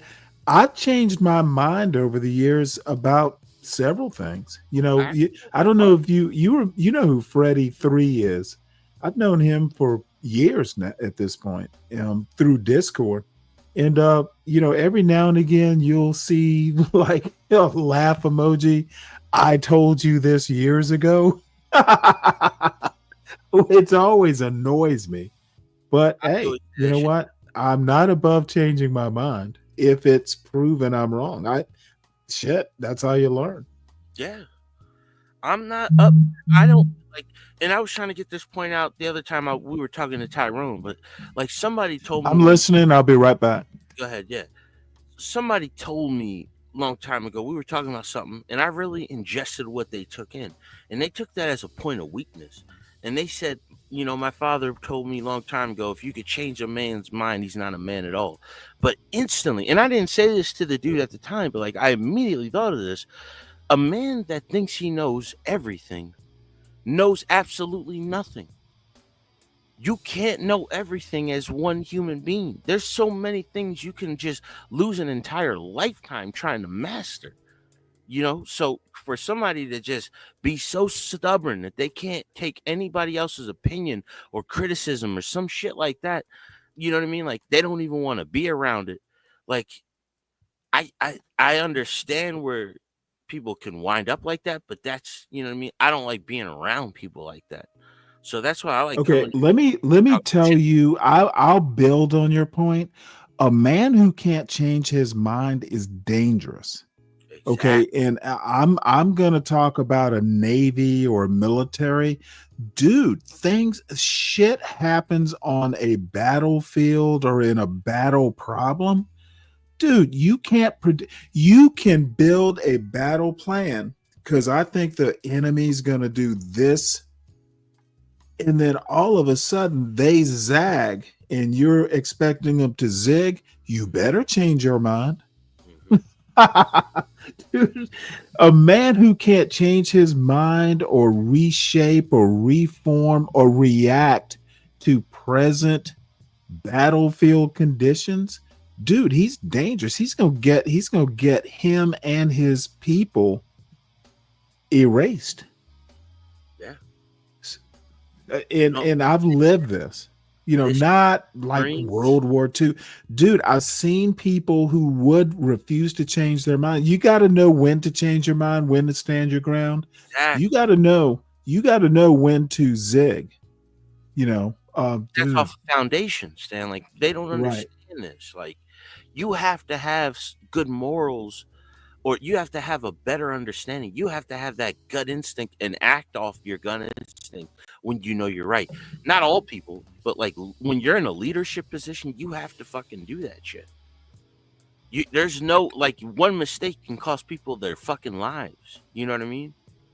Like, they don't understand that. They think like this is just like a fucking label. No, this is there's only certain people that can do that type of shit. You know what I mean? Like, that's why they're the SEALs. That's why they are who they are. Whatever, the fucking Rangers. Like, you have people, and those are where the admirals and the fucking generals come from. They're in those programs because you have an entire brigade full of these type of mindsets. Like, these, it's like a genius. You know what I mean? They don't even have to be warriors anymore. Like, you can be a technological genius now and know how to shut an entire fucking country down. Well, I'm going to tell you, special forces, and this is just my little teeny weeny experience.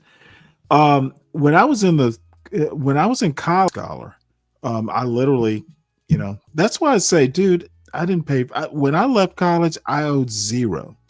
And my son, just a quick aside, I pretty much told him, I'm not going to pay for it. I can't pay for it. If you want to go, then you academic scholarship your way, unless you want to play sports. Because he's about 6'1", probably around 190, 200, somewhere in there.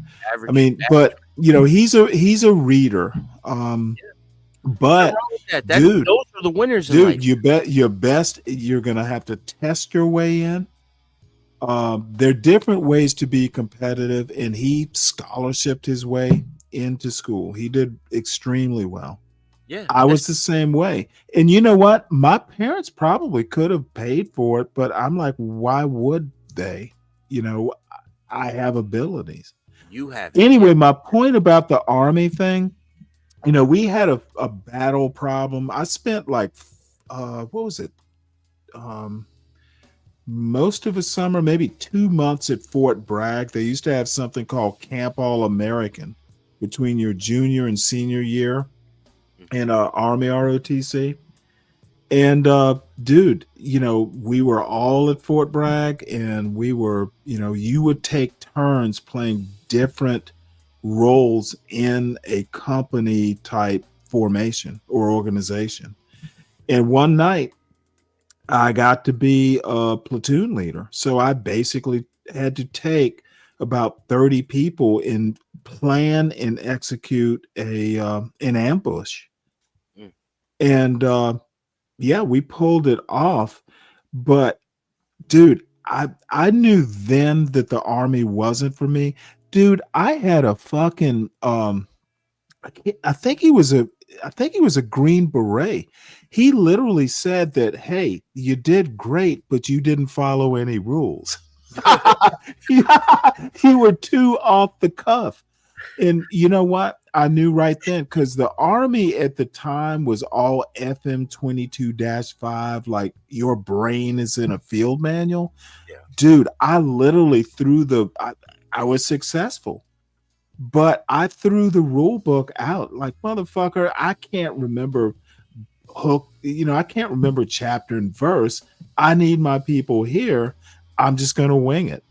Nobody. And you know what? Stanley, high ranking, like, hey, listen, I got to. He was a major. He was a major. That's what I'm saying. Like, he said that. So he was field grade. Majors or 04s or field grade officers. At the top, they don't follow the rules, Stanley. You know that. Like, we're not supposed to go into Pakistan, but we sent an entire mission. To Well, no, but I wasn't playing the top. I was basically a platoon leader. You should Those are follow tests. the rules. Those are tests, Stanley. Those are tests to see what if you broke the rules. Where would you go with them? You know what I mean? Now, but what I'm saying is this is back in like the late 80s. So times have changed. He'd have probably given me a fucking medal. That's what I'm saying. We're in But back full-blown- then it was a little bit more button down. Yeah, we've been at full-blown war for 25 years. Like, we just don't recognize it. Like, we don't have to send troops everywhere. But we've been Right. droning the balls off of like fucking 20 countries for the last 30 years, 25, 30 years. Right. From fucking What do you think's Bosnia. going to happen in Venezuela? What do you think about Russia violating international airspace today? NATO. I haven't Lithuania heard says that they're gonna story. retaliate. Hold on one sec. Let me look it up. Where'd you read it? It's all over the last hour, like in 2 hours ago, Lithuania's president, because they violated NATO international airspace, Lithuania, and then the president said that they're going to retaliate in some kind of way. This was They did the same thing. Now, did they do it with the actual manned aircraft, or was it a missile test or something? it was a bomber. Oh, Russia does that a lot, actually. Dude, it's like they're asking for it, Stan. They did this with They Poland are. a few months ago. Like, I think he knows that even if he can play with Trump, if a Democrat, not even a Democrat, you know what I mean? Like these fucking, neocons and fucking rhinos and like the military industrial complex, these type of politicians. And they're very captivating. If you can get the right one in there, they will take over. And they're going to immediately go to war with them. I'm telling you, this is the plan. Like, we've been planning to go to war with Russia since the Soviet Union collapsed. Like, and now we think Russia's at a weak enough point we can get to them. Like, the Ukrainians snuck drones in and fucking bombed one of their nuke bombers. But, like, I think we forget they have hypersonic missiles. What the fuck is this? Yeah. Oh, shit. Turn on post or not. Well, that's what I was just talking about. Hit the notification bell after you subscribe. I'm still yet to understand how X works. I don't go on. I had an X account a while ago for something, but it was just like, I don't go on there for anything. I don't go on it. I don't do social media, but I do want to have an X account because it's so big. Like you can reach everybody from there. Well, it I was don't Deacon Dave. I like Musk more than Zuckerberg. That's it. Well, it was Deacon Dave who said you kind of gotta have one. I'll get a news alert at some point about this breach, this airspace breach. Yeah. But yeah, the Venezuelan thing too. Like, they were hitting the Colombians on the Pacific side when they were sneaking out. Oh yeah. They've done it twice so far. Yeah. Like, I think this is a long time coming, Sam. I think something big is about to happen, and we're just slowly walking into it. Well, I look, let me put it to you this way. If Trump winds up making an excuse for war, that will be a huge campaign promise that's broken. And people who voted for him on that no new wars and ending these, he's broken a lot of campaign promises. And people don't seem to have noticed. It's not the campaign promises in me. Like, this is my personal. It's not the campaign promises he broke. It's that I don't expect everything that he said to go the way he was going to say. He's a negotiator. That's how I look at him. I know you don't even want to hear this, but just like, in my opinion, that's the only reason why I saw that he would be better than the other. Most of these politicians don't know anything about business. They never run a business. You know what I mean? And they got rich off of insider trading on both sides. Like, you look at Lindsey Graham, look at the heads of these things, the majority, the minority whip. I don't trust any of these people. There's only like 5 politicians that I trust. So why would I not pick somebody who's from the outside that, in my eyes, did a good job up until COVID? When COVID came, that's when everything kind of like, what the fuck is going on? Like, the fact that he was trying to tell people to get the shot and then not get the shot, like I have problems with him. You know, I don't like this whole getting so close to Israel. You know, like you sound like Ted Cruz. I don't fucking like Ted Cruz. Never have. He's a Bush acolyte. That's why he got the job. That's why he's in Texas. You know, like I don't like neocons. I don't like rhinos. You know, I don't even. Yeah, there's only like 4 or 5 fucking politicians that I'm like, yeah, I hear them and I get it. Like, I want to hear what AOC says because she just pushes back on a lot of shit. But then I hear what she says and I'm like, yeah, your idea is no better than the other ones. Like, it doesn't really matter what side you're on as long as you know, that's why I say there should be more than 2 parties. Like, I don't want it to be like fucking India where there's like 76 parties, but like there should be at least like 5. Right. Yeah, there should. If there was more parties, then right, like in my eyes, I say 5. Right? Who is the 5 parties you think that I'm talking about that would be represented the most in the country? In what? In America, if we were to have 5 political parties, what do you think these political parties? Oh, well, 4 of them. It would be, you know, the Bernie Sanders wing, the Social Democrats. It would be the regular liberals, traditional liberals. It would be MAGA. Well, actually, it would be the normie Republicans, I guess, establishment Republicans, I guess we'll call them that. The center, basically, and then there would be MAGA, and then there would be that 5th, which is fringe. And actually, I think it would be 6 because there are fringe left also. I would think Federalist. Federalist? The 5th party would be Federalist, and on the I'm with you with the Democratic Socialists. Well, what do you say? You mean like the Federalist Society? Like a party that's more towards like a constitutional federalism. You know what I mean? Like what? Well, constitutional federalism would imply they want a very strong national government. Yeah. Or they would want a, but I mean, I kind of national government or a small national government. Well, that's MAGA. State government. I mean, to a certain extent, that would be MAGA. I would think or Republican conservative traditionals, and then it would be libertarian type, which would be under MAGA, and then it would be federal. Well, the libertarians don't want government, a national government at all, if even they want a state government. That's what I think is the extreme on the right. No, I think the one of these days we'll have to have this conversation. I actually think the extremes on the right, in my opinion, the more to the fringe you go on either side, the more populist you get. Populist almost down to like I am a government, like sovereign. Yeah, that's what I'm saying with the sovereign thing. Like, did you see CT's panel? Like, I see people who think they're sovereign people, but they're not. You know what I mean? Like, sovereign are people who work within the government that like, but they can be independent if they want. They can hunt. They can they know how to work irrigation and farming and shit like that. But they can thrive in society as well.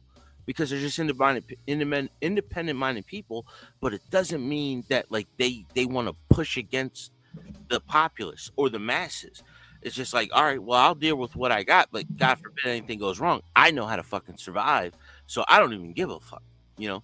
So it's kind of like a good thing and a bad thing at the same time. Right.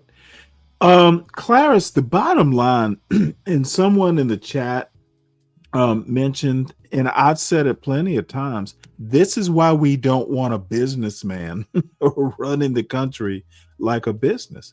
Trump is literally running this like he is a CEO, and his word matters. He's fucking taking off the east wing of the fucking White House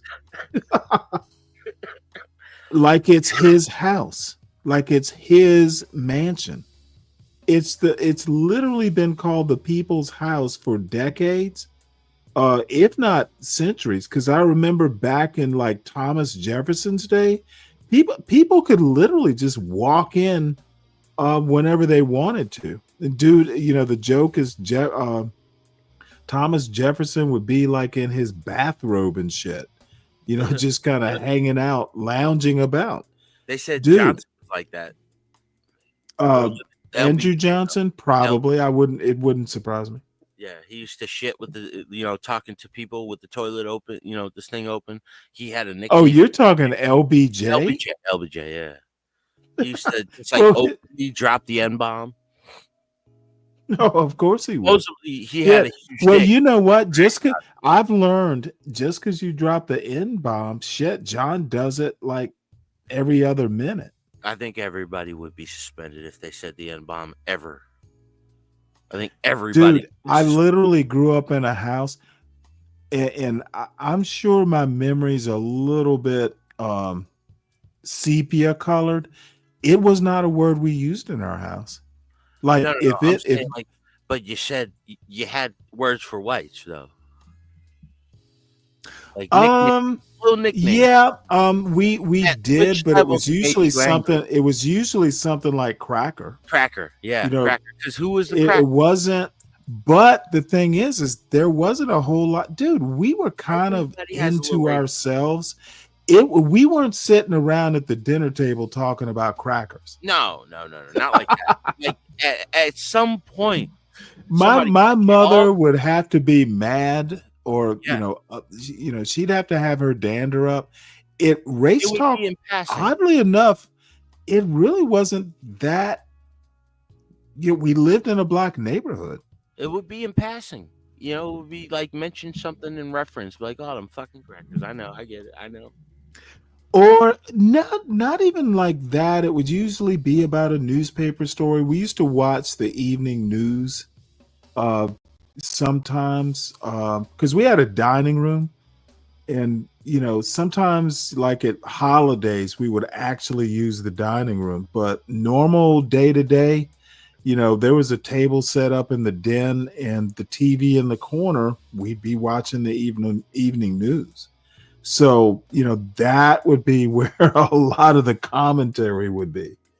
But like day to day, I wouldn't wake up and, there was a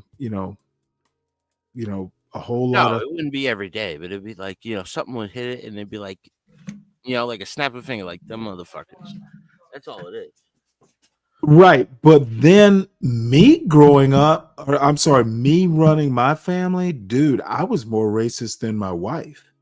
And the N-word, I literally have never used it in my household. Every now and again, my wife, in the normal course of, a little bit of a heated discourse, I would call her Miss Ann and go, "Am I your slave?" That would be about it. Now, how do you feel as a white wife when your black husband's calling you Miss Ann and going, "Yes, massa"? How do you respond to that? That poor woman. Oh shit! I would do. Yes, Miss Ann. Yes, Miss Ann. Oh my God. And you know what? She never took the bait. Nah, it's when she give you that long look, like, motherfucker. No, you know what? She would just what? Right? But I honestly, she never took. Dude, I'll bait people, and every now and again we'd have that kind of heated thing. She never took the bait. That's why I think she's a saint. I'm an asshole.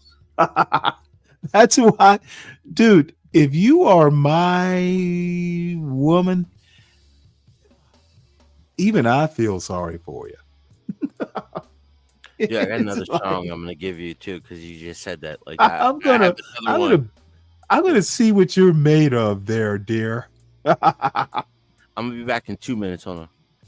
Okay, well, Kelvin sees a bow in a hair and he's having a boner for a bow in the hair. Hey, coffee cuties, we are back with another banger. So today we're going to dive deep into the topic of hair privilege, and particularly that's hair actually privilege pretty for good. 4C hair.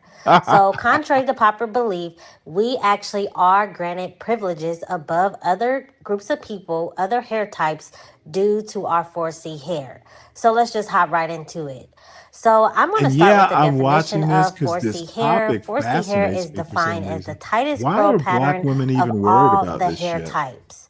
So, the evolution of 4C hair, just to give a little bit more of a background, it evolved as a way to protect our ancestors from the harsh UV sun radiation in Africa. So some In privileges that we Africa. have with our 4C hair is that we have the advantage of versatility when it comes to styling. We can twist our hair, braid our hair, blow out our hair, straighten our hair, lock our hair. We can add color to our hair. There are just so many varieties of different hairstyles that we have. We also have the advantage of the longevity of the styles. Our hair holds style a lot longer than the other hair types. Also, we can manipulate our hair to mimic other hair types, but other hair types cannot mimic their hair to look like ours. We are literally Really? the Is that blueprint really? of hair. We can adapt and readapt to any form or fashion that we choose. We also have the privilege of having thick, full hair. Other hair types sometimes suffer from having a very thin or very see-through appearance, but we don't have to worry about that. We have a lot of density in our hair, and we also have shrinkage. Now, I know a lot of people frown upon shrinkage. They think that it's a negative thing, but it's actually not. It actually shows not only the health of our hair, Dave, you but know a lot also the about shrinkage hair. can also That's be cute interesting. hairstyles as well, allowing us to have even more versatility when it comes to styling. And just a fun fact about shrinkage, our 4C hair is about 75% more prone to shrinkage than any other hairstyle. So that once again proves that we are allowed opportunity to express ourselves in our shrunken state that other hair textures simply are not. This hair privilege of having 4C hair, another thing is that we literally stand out from everyone else. Like I Wow, stated before, she's our hair man, she literally was cannot be gorgeous. mimicked. I have some examples of women that are subscribers to my channel explaining how every time they go out with their beautiful 4C natural hair, they are literally showered with compliments. So I know it's a lot of narratives on YouTube that we hate our 4C hair. We're somehow jealous and envious of other hair types. Yeah, But in well, the real world, when you we're really outside, Visage that is not the Noir, experience that we're Dave. having. Like Deep literally and every time I Dave switch up my Visage hair, Noir whether it's a channel. twist out, blow out, whether it's in a shrunken state, I am constantly showered with compliments as well. Just all admixtures of women and races, men and women, everything in between. We are literally magnetic. Our hair is like magnetic when we go outside. Everyone is drawn to it.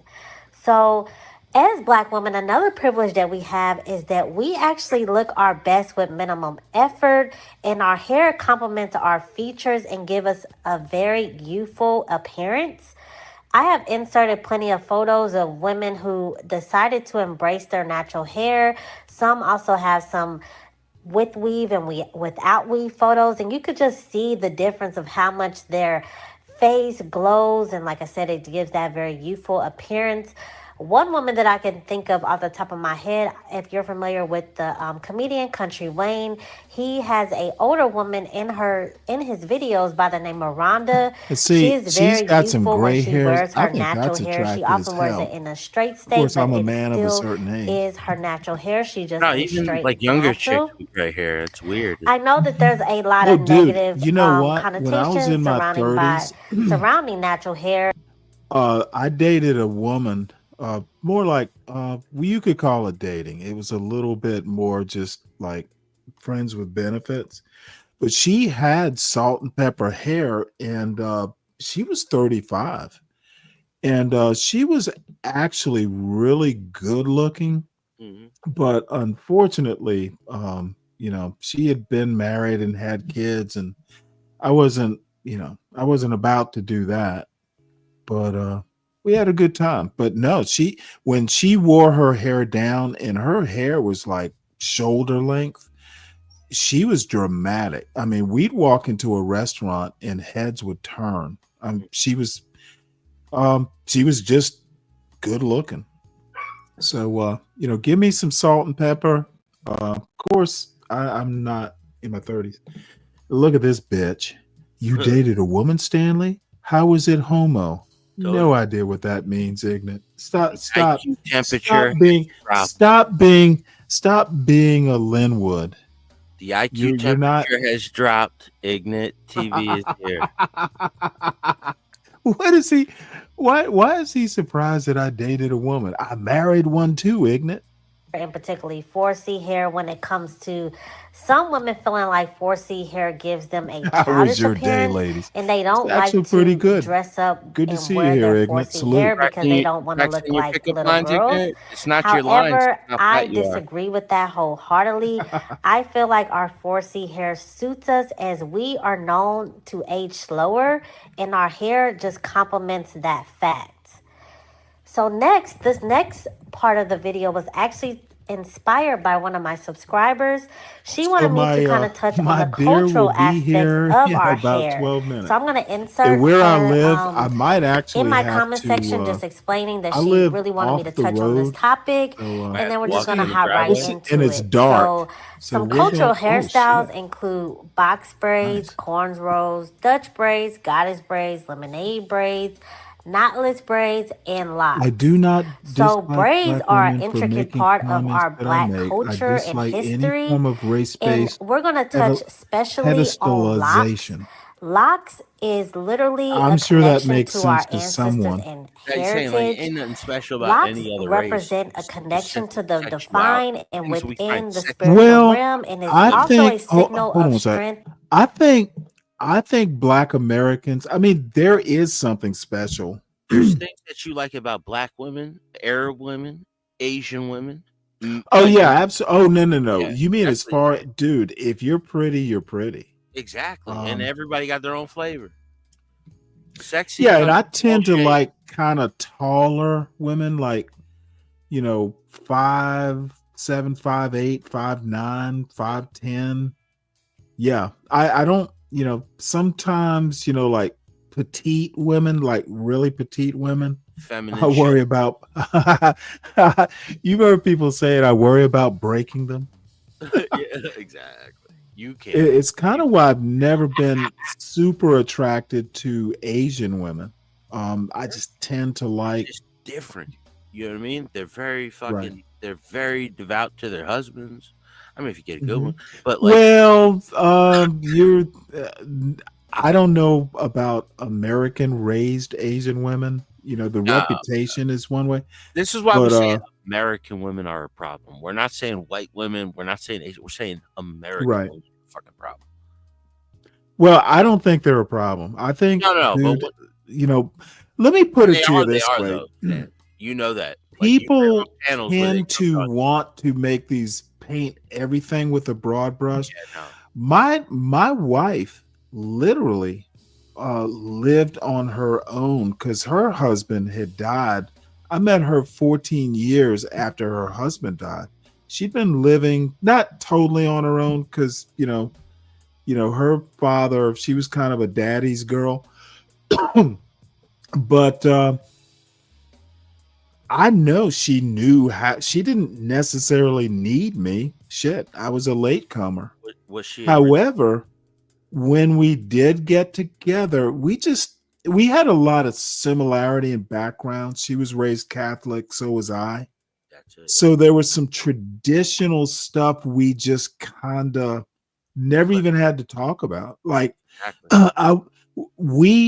she and I had a deep conversation. Like, you have the PhD, but I make enough money. I'm because my son was my only child, or is my only child. So I think I was a little bit of a helicopter parent. I was perfectly comfortable with her staying at home because she was a good mother. Now,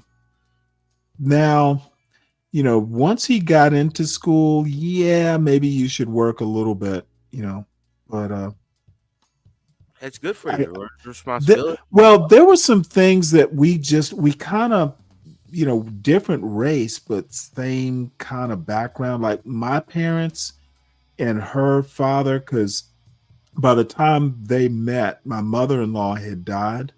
But every time my father-in-law calls or my father calls me, it's like, hey, how's Ray doing? Or how's our families even got along. There wasn't that race bullshit. Of course, my wife and I were near 40. So how are you going to tell a 40-year-old what they can and can't do? Parents don't do that. So I was very lucky in a way. My life has been sometimes a little bit off the beaten path. So what's up, Ignat? Peace. What's the word? Yes. We missed you last time, dude. You didn't come up last time you were talking shit in the chat. Look at you filling that picture up. Look at you. You got blue on this time, I see. Okay. Well, let's finish up this video. And again, this is let's see, 7 minutes away. This needs to get here. I'm pretty much out now. Should have ordered earlier. And integrity for warriors and chiefs. I left the full definition on the screen, but locks is also something else that is often attempted to be mimicked by other admixtures and races of women. I actually thought about this funny video. It involves Chloe, who is a monoracially black woman. We already debunked the myths around her and her sister Haley online. And the rapper Latto, who is a biracial rapper. Chloe sat down with Latto on a podcast and she mistaked locks for dreads.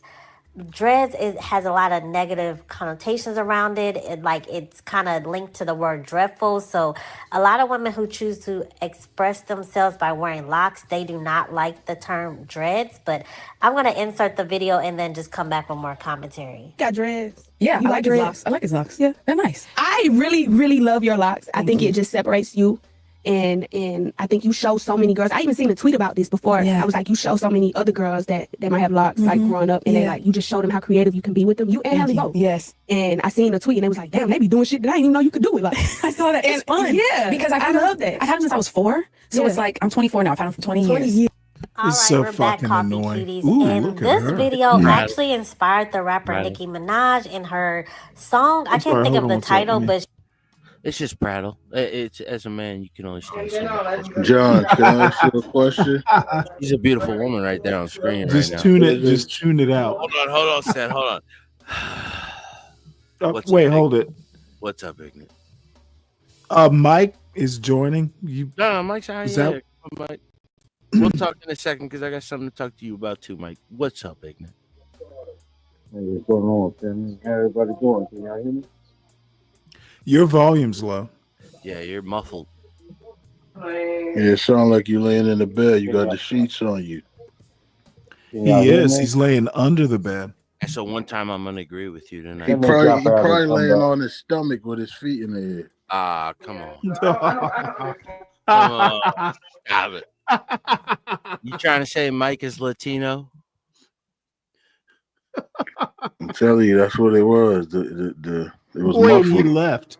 Trying to say that Mike is Apparently, the reception under that bed isn't that good. This woman, Sitting on the bed, he this bounced woman from is the blood. actually. Tell you a story. I pray this woman is about 5'10", 11. She just looks tall. Yeah, she does. she basically said, locks blank, use a chop blank. It's a little bit of cuss words in it, but that is what inspired her song. You can look up Nicki Minaj diss to Latto to kind of fill in the blanks. But anyway, we're going to move on to my next point is that our hair is art. We have the right to use Yeah, now that gets a express little bit too ourselves through our Mad Max hair for in me. any form or fashion that we choose. I have some videos of women who You literally thought that was turn their funny, huh? hair into masterpieces. Right away. Can you tell me what other curl texture, what other got a type of question. hair can literally Yes, sir. like has she's the on the hair- front of the hood, bro. Like she's whipping her hand in the hood. Yo, has the hair ever deterred any of you men from? I'm sorry. Has it ever what? Has it ever deterred you from, access to the woman? Her hair? No, I wouldn't think so. Deterred you? I mean, as long as it doesn't Turns you detract away? from her overall attractiveness.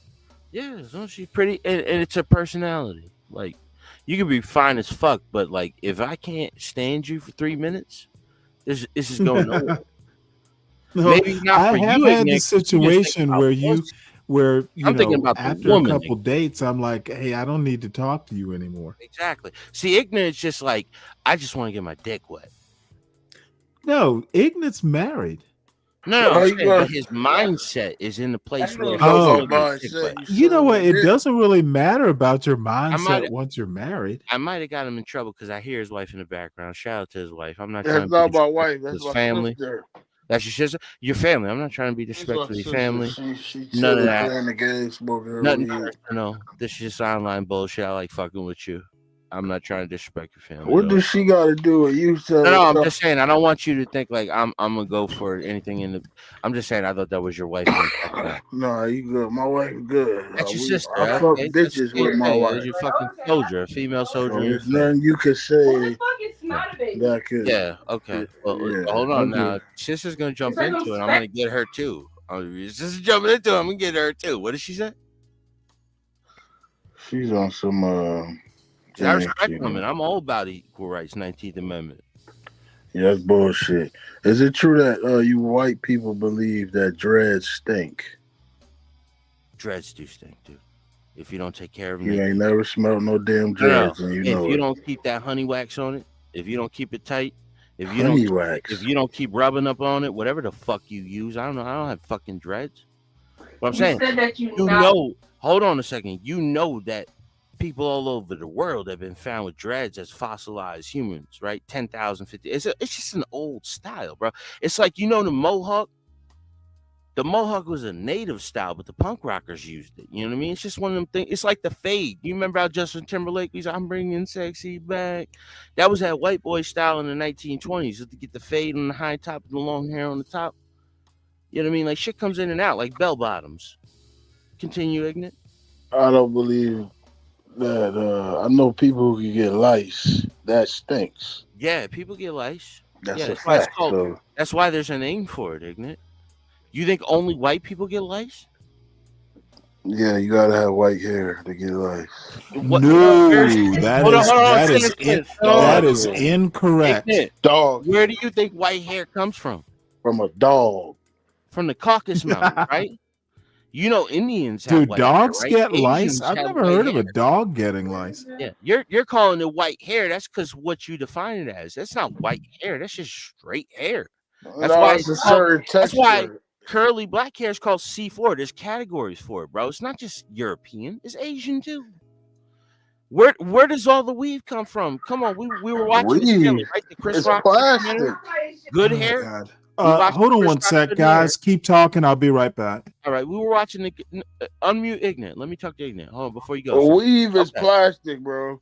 No. That's that fucking polyurethane, whatever the fuck it is. But I'm talking about like Indian hair, because like Indians have a culture. It's a Hindu culture where they shave their hair, but their women hair are like 14 to 20 something inches long, and they shave it, and that's where the weave comes from, bro.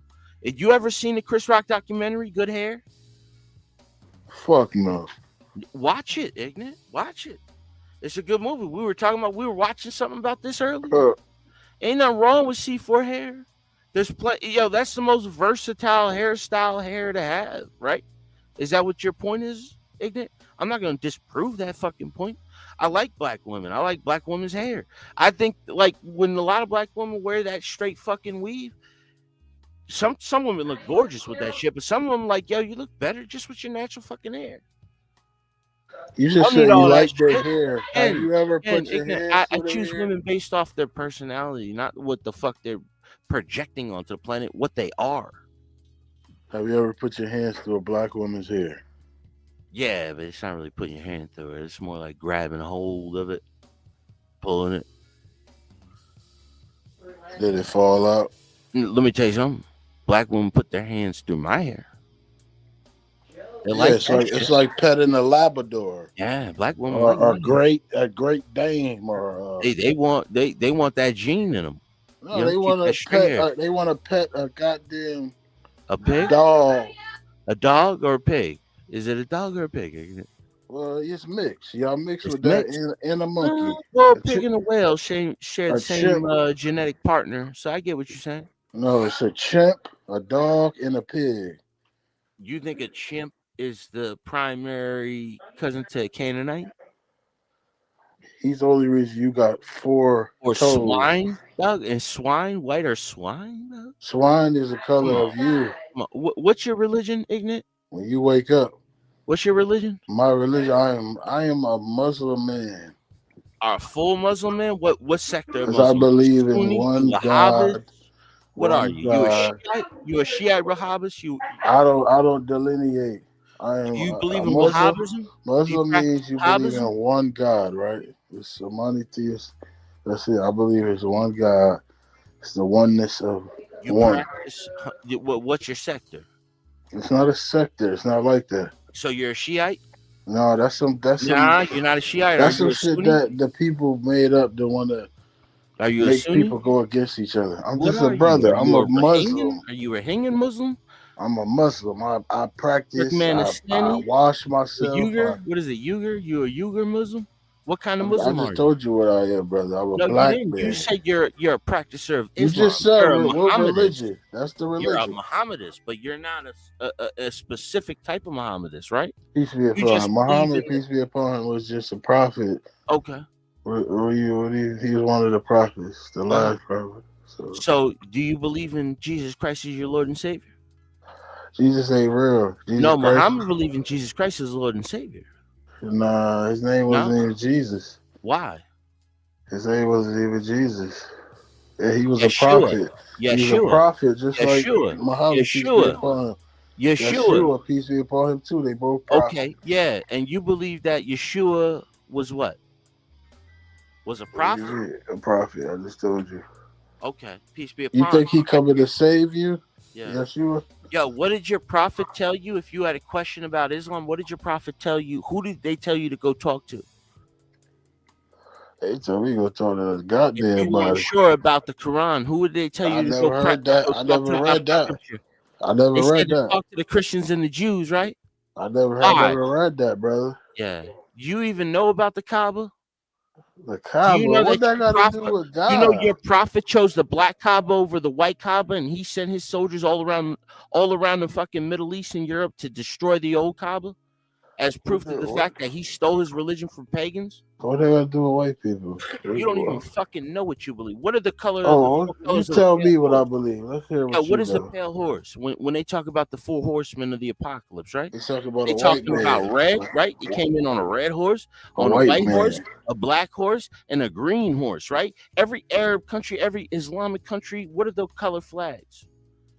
You worshiping the devil, dog. You don't even understand that. Oh You man, sit up the here, you talk devil. to me about what? You're a Muslim, you're confused, bro.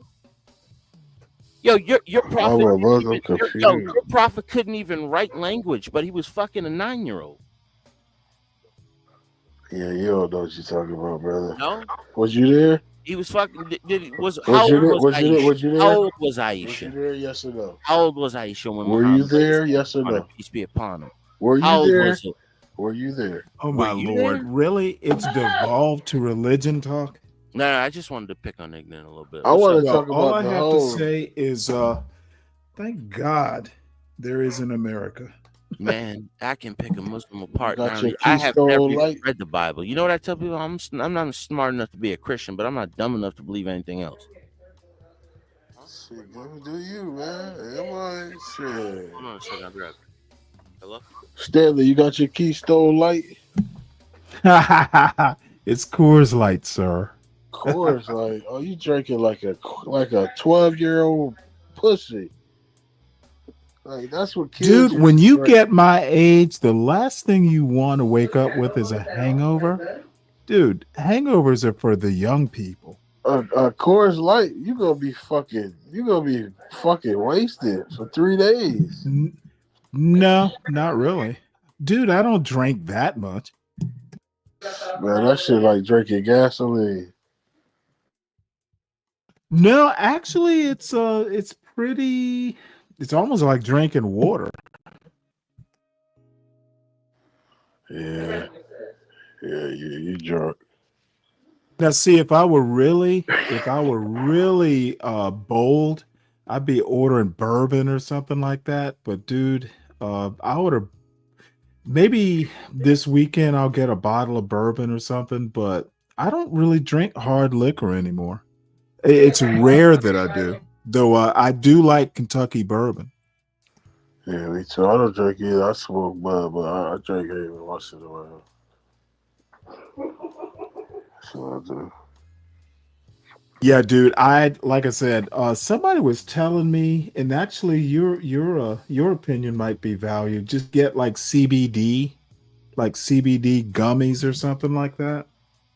Yeah, it's a waste. Don't even waste your money. You might as well get you some THC brownies or some THC gummies.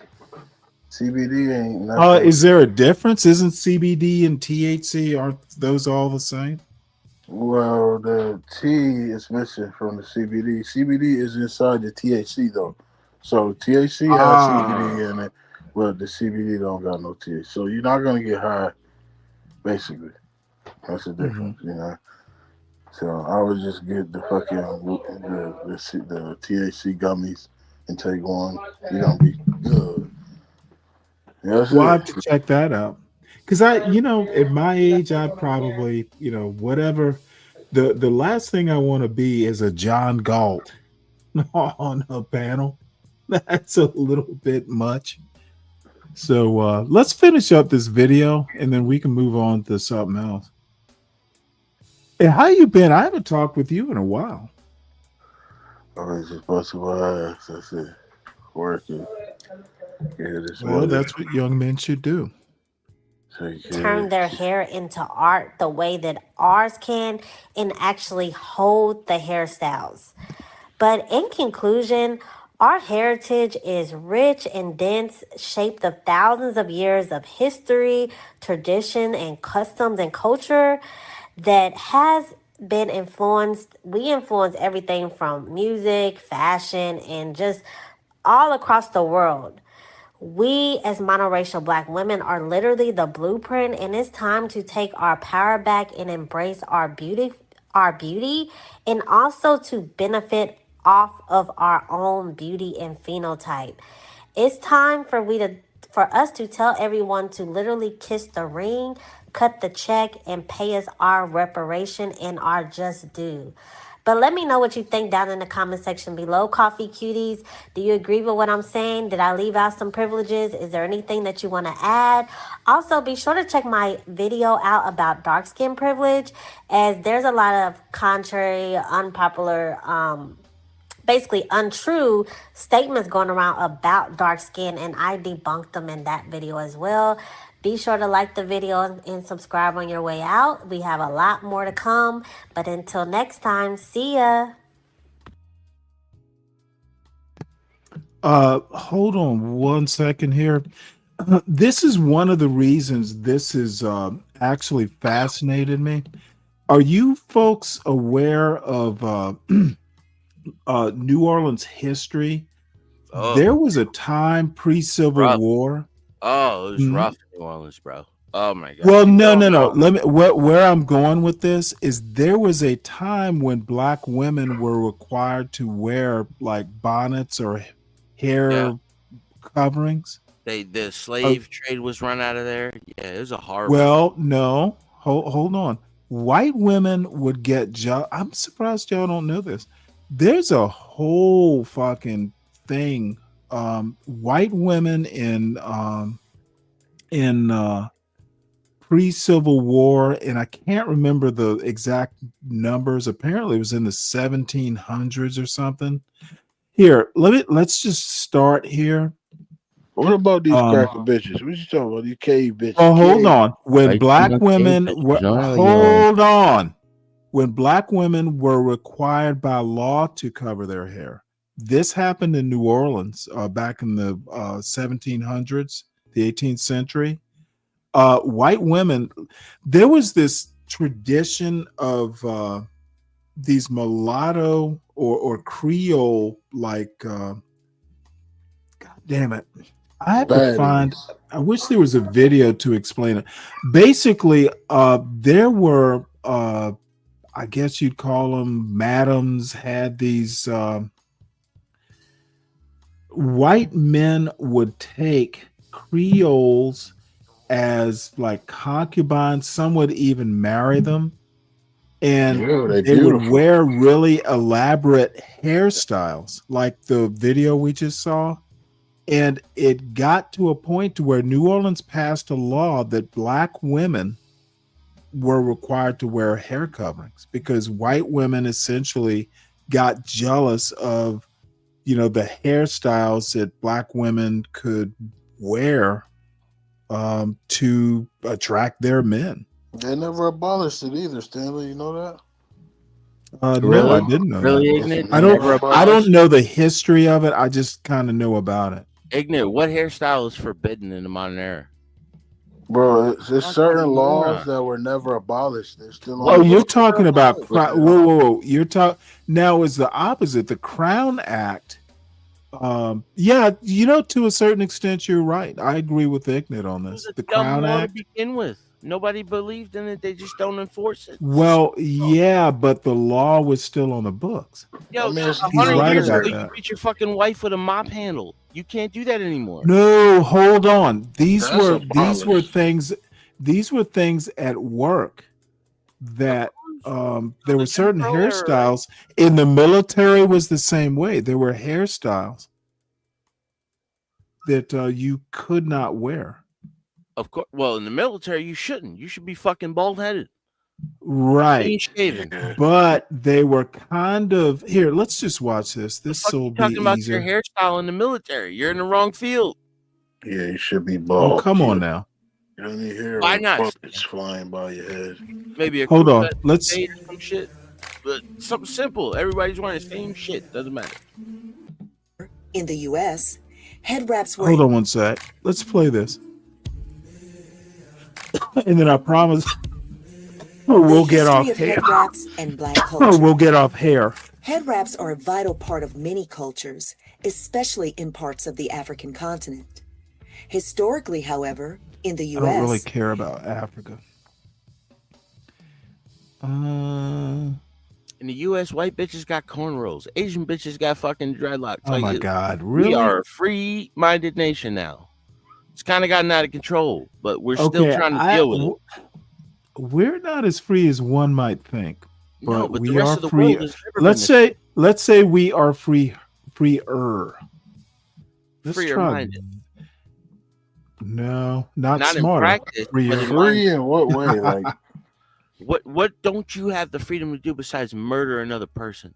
you mean Did like you know, like, free in the late way? 18th child. Black women in Louisiana were Only thing free is you could cut off your Johnson now. That's what you mean. Yes, and if we ban it here, you go to Canada, they'll let you do it up there. That's self mutilation, bro. Yes, it is. That's the only thing that's free. I mean, I All for don't get, self-destruction. Yeah, you have the right to destroy yourself at any point. Except suicide. Suicide's still not legal. That's why they still count it as a homicide, especially gun violence. That's why they count 20,000 homicides a year, but they're actually suicides. yeah, But nothing's they free use it unless against us. everything was free. I don't see how it's free when we pay taxes. And you got to pay taxes on the shit Taxes you buy. die. Everything. I don't see how it's free. If I gotta take a shit, I gotta buy toilet You could paper. say whatever the fuck you want. You have I to gotta deal with the pay tax. consequences, but you can say whatever the fuck you want. If you got a good idea, you can run with it. I'm just saying. You said it was That's the free. difference. Everything's free. You can't I do just that don't see everywhere else. You can't do that everywhere else. Some countries, you kill yourself, yo, your whole family gets embarrassed for that shit. What's free? I just want to know that. What do you mean free? Like, what do you mean? Like, I'm what's going not off free? what What's you not said. free? Stand on your shit. Tell What's me not what- free? What's you not free just that you said want? everything's free. We're in a free Ignorant. country. What's not free that you want? Bro, I'm asking you said something. You said No, that. you're asking me a question that Yeah, really I'm trying is, to get an it's my understanding. opinion anyway. Now But I'm you're asking you asking your me opinion. about You a asked like 3 or hypothetical. 4 questions back to back. I'm asking you a question and reply now. What is free or what is not free that you want? You want another wife? What is it? You want the freedom to have polygamy? Is that it? I'm trying to just understand what's free. You said we live in a free. This the freest country. We live in ever, a free society where you're free Because to of say what? whatever the fuck That's you what- want. You're free to do okay. whatever the fuck you want. But society will judge you and they will punish you for what you believe in. We live in a world now where you say something right now and it's going to affect you for your entire fucking life. You understand that, Ignat? That's It's what going I'm to affect saying. you for your entire life. You have no anonymity on here. You think you do. Like my name, John Strives, right? My real name is Jonathan William Martinez. Dude, I'm not hiding from that. Strives is just easier to find. That's my online name. Most celebrities, some of the politicians you fucking know use fake names. Like, what do you mean? But you can always find who they really are. JD Vance, for instance. JD Vance. What's that girl? Kristen Gillen, whatever, the Democrat that she turned independent or some shit. And she's Yeah. She's Bibi a Netanyahu? New York senator. Bibi Netanyahu, Gillibrand. Benjamin fucking Leibowitz, John Stewart, who was John Leibowitz. His brother was the head of the fucking NASDAQ when it collapsed, but he want to bring on the fucking dude from MSNBC, pulls up his shoulder sleeves and act like he was the fucking problem when your fucking brother was running one of the major stock exchanges. John Stewart is a fucking bitch, dude. Like, that's what I'm saying. Like, once you see it, you can't stop looking at it. So when you sit here and talk about black and white to me, bro, that's an 18th century argue that leaked into the 19th century. Doug, we are going into the 21st century. Get over yourself. There's bigger issues right now that we can all relate to and fix. Really, we can really fix these shit now. 100 years ago, 40 years ago, you couldn't do this shit now. We can affect shit right now that at no other point can. And in the future, we might not be able to do this, dog. Like, y'all don't even understand what this entire game has been leading to. Like, you have to use shit like AI and all these things to your advantage right now. If you want to really change shit, you have to do it yourself. And you can do it yourself. But you need to take the fucking time to learn. And if you're sitting here talking about some division and shit, like, you ain't gonna get nowhere. You're gonna sit in the fucking corner on YouTube. Yeah, go subscribe to my YouTube. Like I was saying, he ain't stating nothing else free. He just What's said up, it, Mike? How you doing, Even bro? changing I'm names, done with him. even He's changing names costs us $200 in New York. So I don't know what he Yo, talking about. once you publish something, Can it you, is you your could fucking say, right Can you to hear share me? it. Mike, Go ahead, Mike. My bad. Yes. Can y'all hear me good? We get you, Mike. Well, we hear you. We'll see if it's I good. hear what you're trying to say, Mike. Is everybody doing all right this evening? Yes. What's going on? what I've you been got to in and say? out. Hey, I've been in and out, Stanley. I'm not sure what's going on right now. Well, nothing much. No, So let's yo, Mike, why you let's always watch. sound like you about to cry? It sound like you about to always bust out crying. I'm sorry. What the What fuck? he said? Yo, Mike always sound like he about to bust out crying or something. All right, man. And you know, if that's how you feel. That's how you feel. That's how you sound, crybaby. What All happened? right. Somebody stole your What you want me? goldfish? You want me to go back and forth with you? That's not gonna happen. They steal your Claris, we're better than the Brits have ever been. That's what people don't understand. Yo, Israel is one of our fucking toys. That's Hold our. on, John. Claire, no, I'm John. going to Claire's. Hold on. Hold Claire's, on. we are better than Let me Israel say something. ever achieved. I've been quiet the whole time. Bro, they pulling strings over here. You bugging. We are the Hey, puppet Stanley, y'all masters have a of the good night. world, dog. You're not understanding that. Okay. We pull the strings. My bad. I want to hear Mike. My bad, Stan. You know Well, I he'll don't be like back Mike. if he want. I didn't toss him off. He No, he I'm left just on trying his to make- of his own accord. Probably to go back to CTs. He's looking. Well, if he'll come back, he's I want to welcome see to which come way back he's if he going. wants. Either way, I'm gonna agree with him. I'm gonna fucking jump on him. Well, let me let's play this because I've been fascinated, and let's just play this. It's only a little bit over 3.5 minutes. Did you know that in the late 18th century, black women in Louisiana Is this were legally what? Is this the passports of the fucking 9/11 guys? No. Oh shit, my bad. Shit, I got 2 windows open. I'm watching Tori. Okay.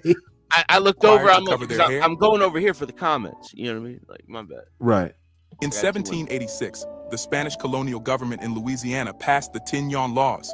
These laws forced black women, both enslaved and free, to wear a tignon, a headscarf to cover their hair. The purpose was to diminish their visibility and control their perceived influence, particularly as black and Creole women were seen as rivals to white women in appearance and social presence. Let's face it, racial superiority was the ultimate goal. They wanted control not only of the labor of black women, but also their mindset. The Tignon Laws were another way to enforce the concept that black women, free or enslaved, were not deserving of even the most basic of freedoms. What they didn't account for, though, was the rich cultural history of black people throughout the diaspora. Black women made the tignon fashionable. They adorned the headscarves with vibrant colors, intricate patterns, and even jewels, turning a restriction into a powerful expression of beauty, self-identity, and cultural pride. Forcing black people to wear head coverings had the unintended effect of reconnecting them to the heritage and history that white people worked so hard to break them from. In the United States, the headscarf has become a cultural icon, representing unity, pride, and freedom from mainstream beauty standards. African Americans often wear head wraps as a connection to both African roots and African American heritage, infusing the style with contemporary fashion trends. Black women and men across Europe, particularly in France and the UK, have embraced the head wrap as a testament to their ancestry and identity. In France, where African and Caribbean communities make up a vibrant part of society, the head wrap represents not only a connection to heritage, but also a form of cultural resistance in a society that often pressures minorities to conform. In the Caribbean, descendants of enslaved Africans brought the art of head wrapping with them. Each island added its own unique twist. For example, in Trinidad and Tobago, the headscarf, known as the tie head, reflects a legacy of African influence combined with Caribbean style. Across islands like Jamaica, the Bahamas, and St. Lucia, head wraps remain a cherished emblem of ancestral pride. And in places like Nigeria, Ghana, and South Africa, head wraps, known by many names, such as jail or duku, have been worn for centuries for special ceremonies as well as everyday attire, connecting black people to their heritage and history. The influence of the tignon extends to contemporary black art, fashion, and media as well. Designers, artists, and influencers worldwide now use head wraps to celebrate black beauty, creativity, and heritage, seen on runways, in music videos, and on social media. For many, wearing a head wrap isn't just fashion, it's a deeply personal expression. It's a nod to ancestors who used the tignon as a quiet form of defiance, turning it into a symbol of resilience. Every time a black person ties on a head wrap, they honor the strength and spirit of those who came before them. Today, the tignon is a global symbol of resistance, resilience, and identity. What was once a tool of oppression has become a vibrant expression of heritage that spans continents and generations. History is filled with stories of resistance and empowerment. Don't forget to like and subscribe to experience more of it. It's a British servant headscarf.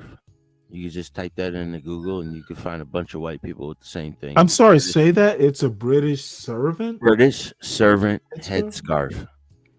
Really?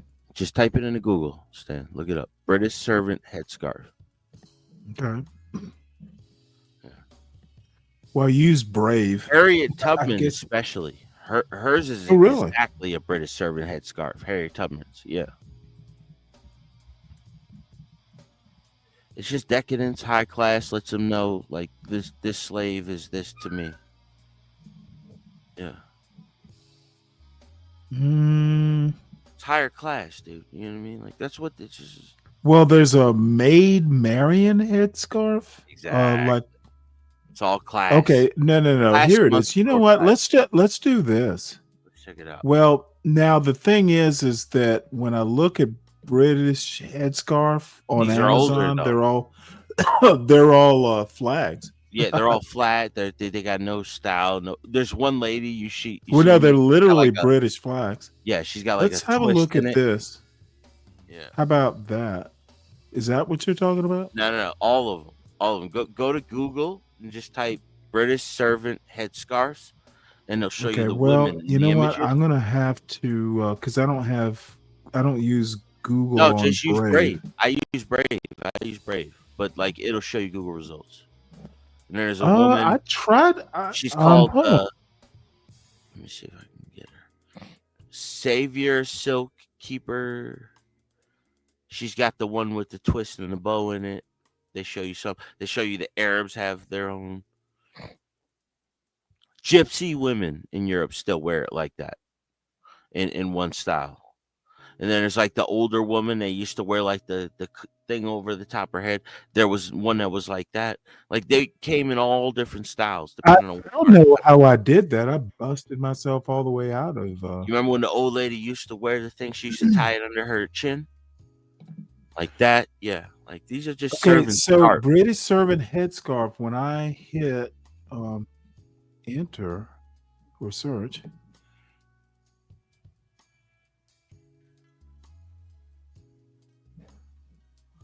Let me see if I can send this to you. why is it not funny? I mean, this is what I get. Made Marion, I get Amazon, headgear in the Middle Ages, men's silk neck scarf, Just go to images. headscarf. Go to images under the search bar. Okay. I'm gonna send you a picture right now. Hold on. It's Okay, in the hold on a private second. chat. Let me It's in the back shrink chat. that out.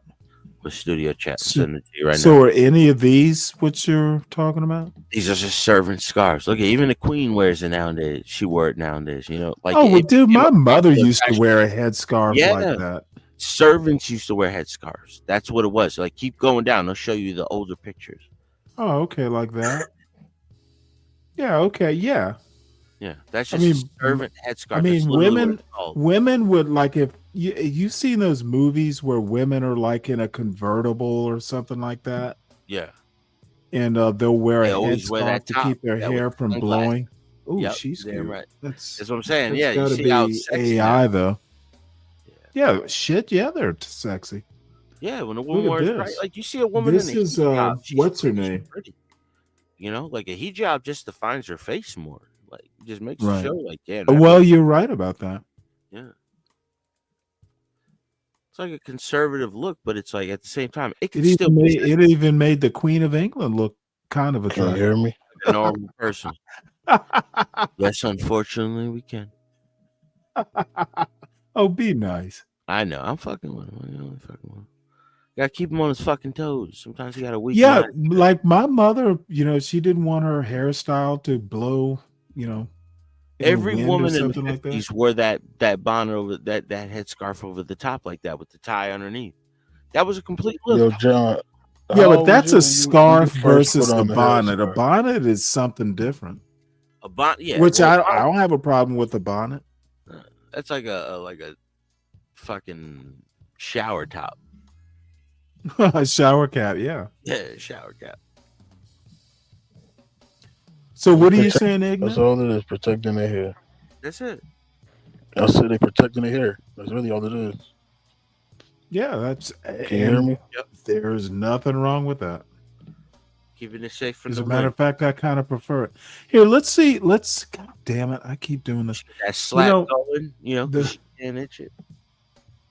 Just try to slowly walk through it with one fingernail, trying to hit the spot. No, it is. We ain't say nothing about John, so Mike, he had to leave. No, Don't I was about to see. I see John Galt's pontificating.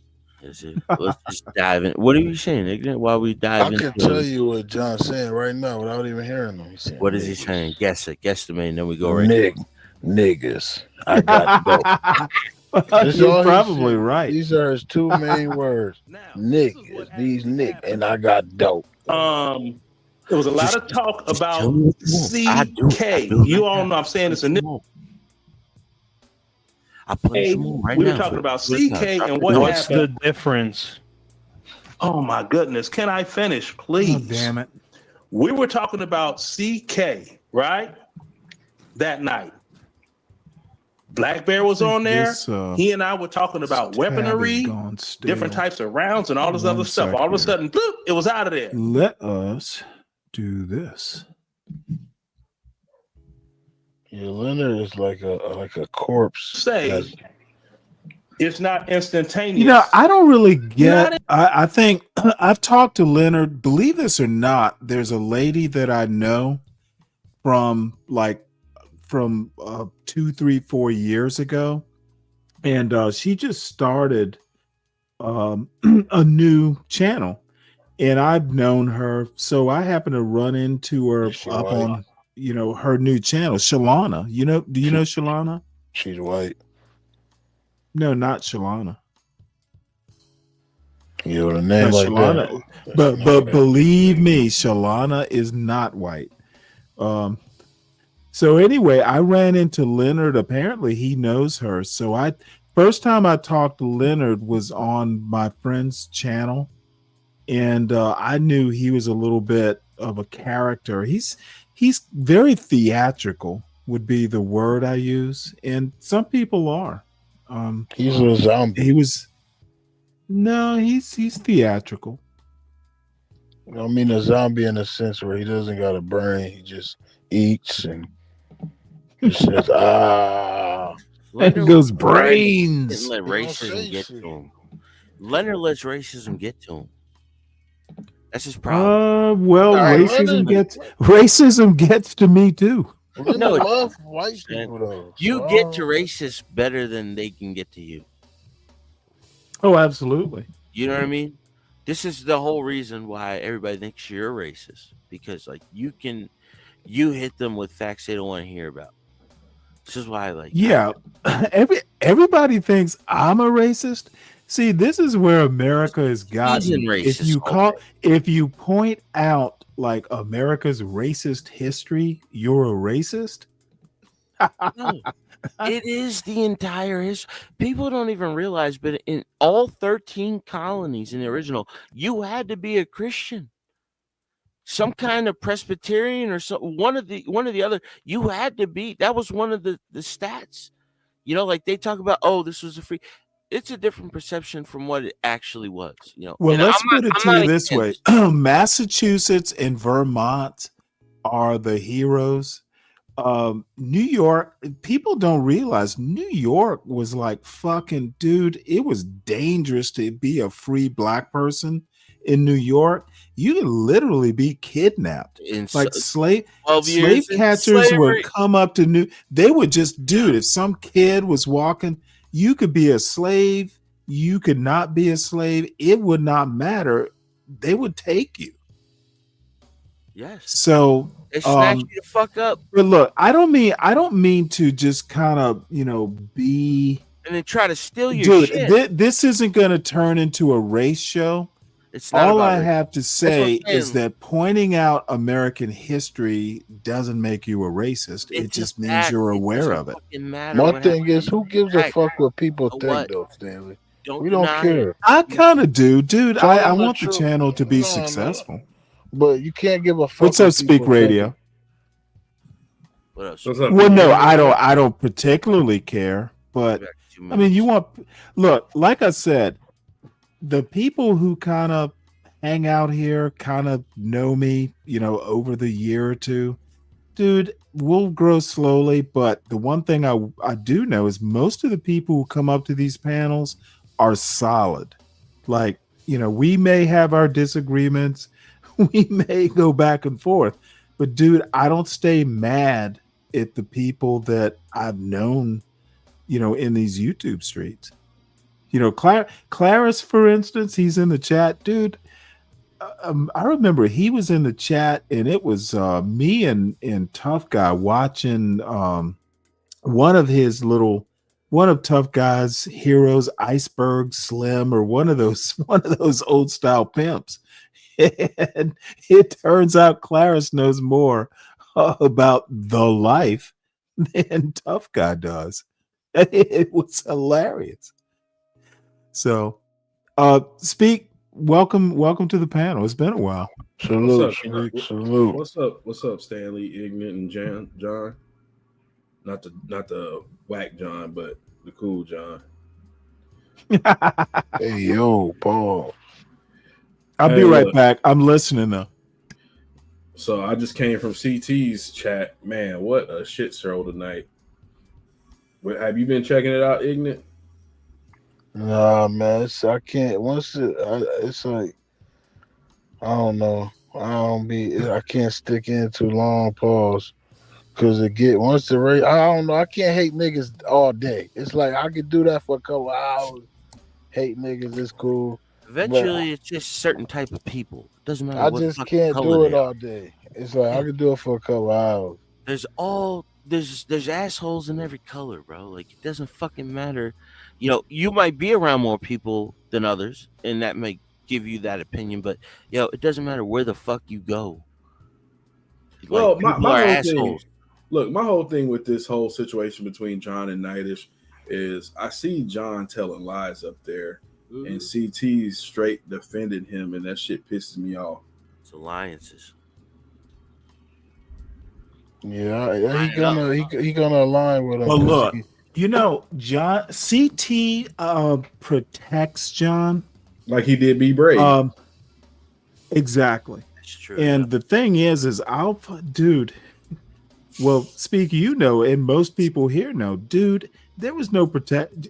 John runs from conflict. He is. He is not. Dude, he runs, and I know this. It's not just. John does not like conflict. That's why he gets so fucking over the top. It's almost like an animalistic thing, where like a peacock will fan out its feathers to warn predators away. That's pretty much what John. That's pretty much what John does. He's trying to avoid the conflict by going over the top the first time. Defense mechanism. Yeah, but exactly. You see, Nightish really got on his ass. He just sat there like a little bitch. He's like, "Why don't you go to your channel and do this? Why don't you go to your exactly?" channel? See, Nightish, believe it or not, Nightish is kind of like me. He will dispassionately just fucking break you down. It's funny to watch. Yeah, but Nightish made a banger about him. Yeah, that song's fire. Oh shit! Oh, that song! Oh my god! I'm literally thinking like, dude, let me use it, or how much can I give you, dude? I'll use it for my fucking opening theme. Fuck John. And look, here's the biggest funny as shit. Look, Stanley, check this out. Here's the biggest lie that John tells every goddamn stream. I don't use other people's content. Well, how the fuck did you know that? How the fuck did you know that Nightish was playing that shit on T Stream? Yeah, he's saying it while he's using it.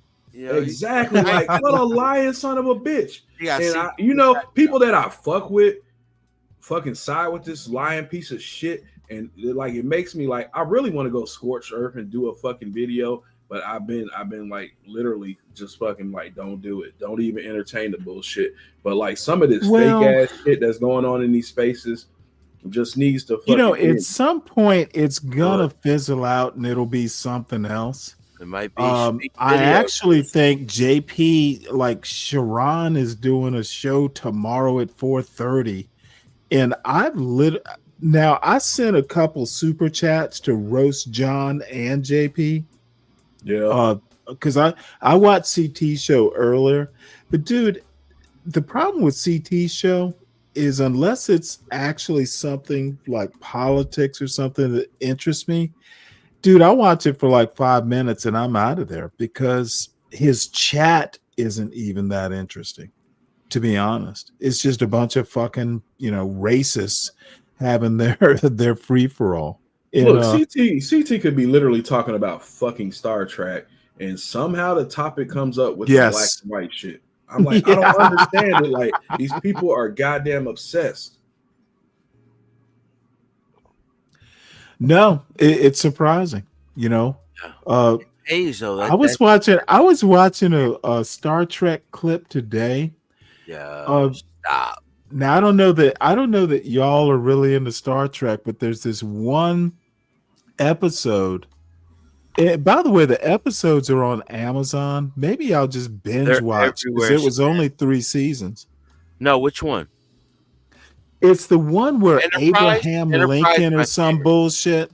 Abraham Lincoln is on there, and Uhura comes up to talk to the captain. Was it Scott Bakula? And Abraham Lincoln, what does he call her? He says he doesn't call her a negress.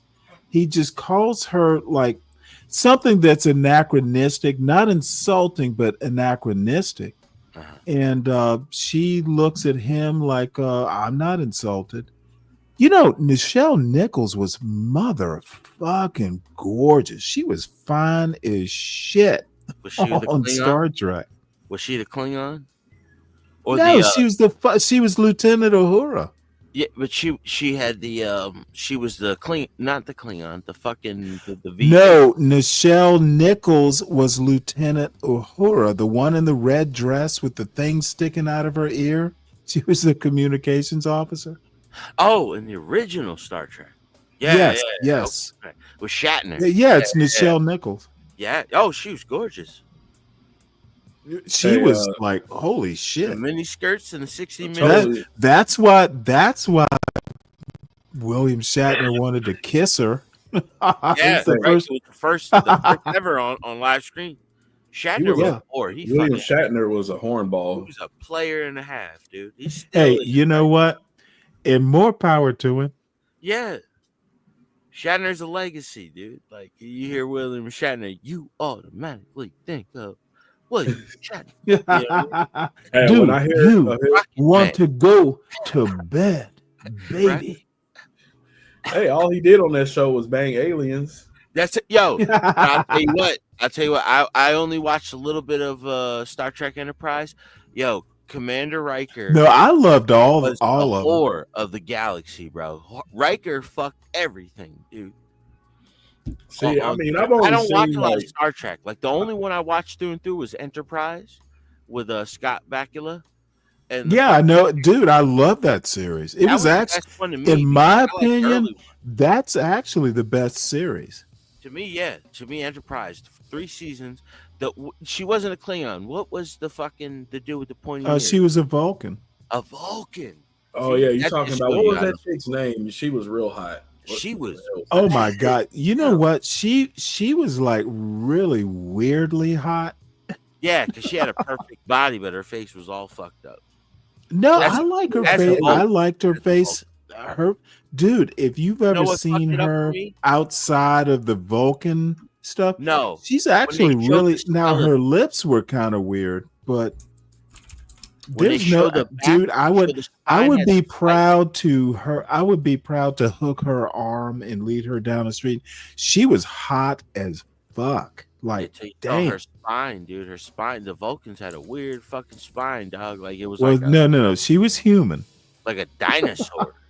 If you've ever seen her, gorgeous, bro. No, she was gorgeous. Yeah, perfect body. But a little too gorgeous. I a little bit of a flaw makes it a little, these supermodel looking. Dude, I dated a black woman in, let's see, I guess I was in my 30s, and she was into fashion. And she was model quality. I remember being over on Hilton Head. No, I'm sorry. Was it Hilton Head? It was somewhere not too far from Savannah. And it was a Banana Republic. And she actually wore a Banana Republic dress into Banana Republic. Dude, it was so the fucking salespeople, because I think they probably knew her. Dude, it's the first time I ever felt like, holy fuck, I don't matter. Dude, every motherfucking like the sail. She wore this white, like mid below the knee sundress, and she was dark skinned. And I gotta admit, goddamn, there were white boys fucking trying to talk to her. She was just hot as fuck. However, she was a priss, and I'm a little bit of an outdoors guy. She didn't like to sweat. It just didn't work out. But, hey, Stanley, when you get a chance, I've got that chick that we're talking about picture in the back. Get her. Okay, hold on one sec. T-Pole. T-Paul, yeah. Oh shit. Let me Bro, and her and my man were locked up in the room. Put that on full screen. And Blake, she's a little skinny for my taste. She stick up top though, like it's like it's not real, but it's like, man, when it's real like I don't that. know. Who knows if it's not real? No, it's not. I mean, when this series I think she's really pretty. I think she's really attractive. Yeah. But she's a little too tiny for me. I just need a little bit more meat on my bones, and maybe even wider hips. She looks like a little boy, to be honest. I like old world. I think it's just the hairdo, the hairstyle that makes like you the red. No, her hips, they need to be a little bit curvier. You know the redhead from Mad Men. You know that chick? Oh yeah, what is her name? Now she's a Christina Hendricks. That's old. She now that she is Botticellian. Yeah. Have you ever heard that term? Married a comedian actor, bro. Like it's the dude that had he had the flipper pins and the Bubble Boy. He was the dude in the back seat. He's like, I'm freaking out. And what was her name? Christina Hendricks. Christina Hendricks. Yeah, she married the fucking you wouldn't believe who she married. She's a bad chick. Yeah. She is very. Dude, I was into Jill Scott when she did that African show. Oh my God! Are you fucking kidding me? Her first album. Oh my Lord, Jill Scott is like fuck. I'm glad I never met her. Show on I would be her fucking puppy. I would be her puppy. Yeah. Who's got the bigger can? Even now, she's portly. Look at her in that I would use the word portly. But Jill Scott, even now, and she's gotten a little out of control there. No, goddamn, I don't care. I don't care. She is just goddamn. Like Nia Long. In her voice, her first album, dude. Holy fuck! I was like, God damn, sing it. What's up, Lupin? I was really into Eric. I would, and if I had to choose between Christina Hendricks and Jill Scott, it would be Jill Scott. I love Erykah Badu's eyes, man. Now, Erykah Badu is weird. I guess it's the next lifetime. She's got a spell on every man that she's ever been with. That's kind of a reputation. And Lauryn Hill. Lauryn Hill's another one. She's kind of I think out there, attractive. Bro. Yeah. However, Erykah Badu, I would want, dude. No, I thought she was real. Erykah Badu to me is unattractive. She's pretty and all that. I just don't even like the look of her, and maybe I just kind of know too much. There used to be a girl that I used to have a total crush on. Her name was Tasha Banks. Looked just like her. When I was Tyra Banks? Tasha Banks. No, I used to be into Tyra Banks too, man. Tyra Banks had them beautiful fucking eyes. Dude. I couldn't stand Tyra. Yeah, she had that forehead, but then after she started her reputation does not precede her well. Yeah, no, but after she started talking, I'm talking about like when she was young and everybody just saw like, oh man, Tyra Banks, the fucking Victoria's Secret supermodel. Like, well, Mike123 says he met her in real life. Is that why you hit the link, Mike, so we can so we can hear about your Erykah Badu experience? Stanley, what do you think about he even spelled her name right? Samal? Hold on, speak. What did you say? Who her name? I was asking Stanley what he thinks about Sanaa Lathan because that's like Oh. Oh my God! Another You one know with what? beautiful eyes, She's another one.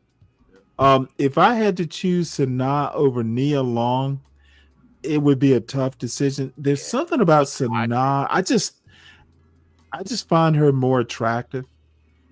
So between the two, I'm going Sanaa all day. Yeah.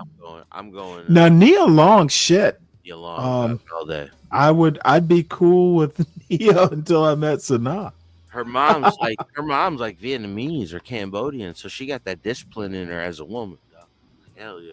Cool. I don't care about any. Nia Long. Nia Long's mom is Asian, dog. South Asian. So what? No, I'm saying she got that discipline in her. She's still fucking beautiful. What the fuck are you talking about? Are you saying Nia would meet your Asian Asian women standard or what? Lives. That's what I'm saying. Asian women are the most disciplined women out of all the groups, dog. Wow, Dude, I don't care about any of that. I was not aware Sanaa Lathan was 54 and she still looks that good. Damn, really? God damn it. And that's depressing because I'll never have her. Yeah, neither will I. She's age appropriate.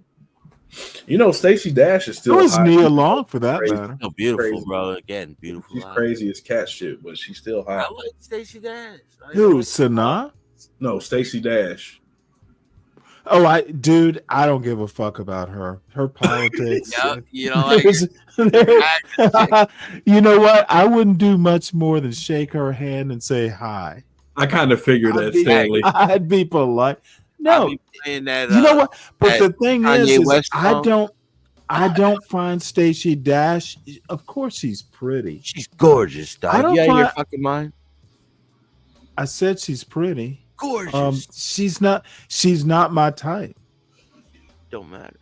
What about Maya? I like dude. That was I'm my sorry. crush, I like a little bit of meat on my bones, and she eats salad. But beautiful women are beautiful. It's all about me. I guarantee goddamn to you, Stan, if I I was in took love with Sanaa Maya. out, she would want. I like a woman who First girl likes I fell in her love steak. Hold on one sec, John. Go ahead. Yeah. I like a woman who likes her steak medium at best. Medium rare is better. Sanaa, I guarantee you, and I could be wrong. Shit, she's probably the vegetarian. She just looks like she likes a good meal and appreciates cooking. And here is how I am. After like your childbearing years, dude, let's fucking have some steak. I'm not going to be a fucking vegetarian for life. Nah, fuck that. And Sanaa Lathan just looks, I don't know. I just like curves. And being skinny, or like Jane Fonda, for instance. When I was a kid, there was a Jane Fonda workout. Jane Fonda's gorgeous, but I don't care if you fucking,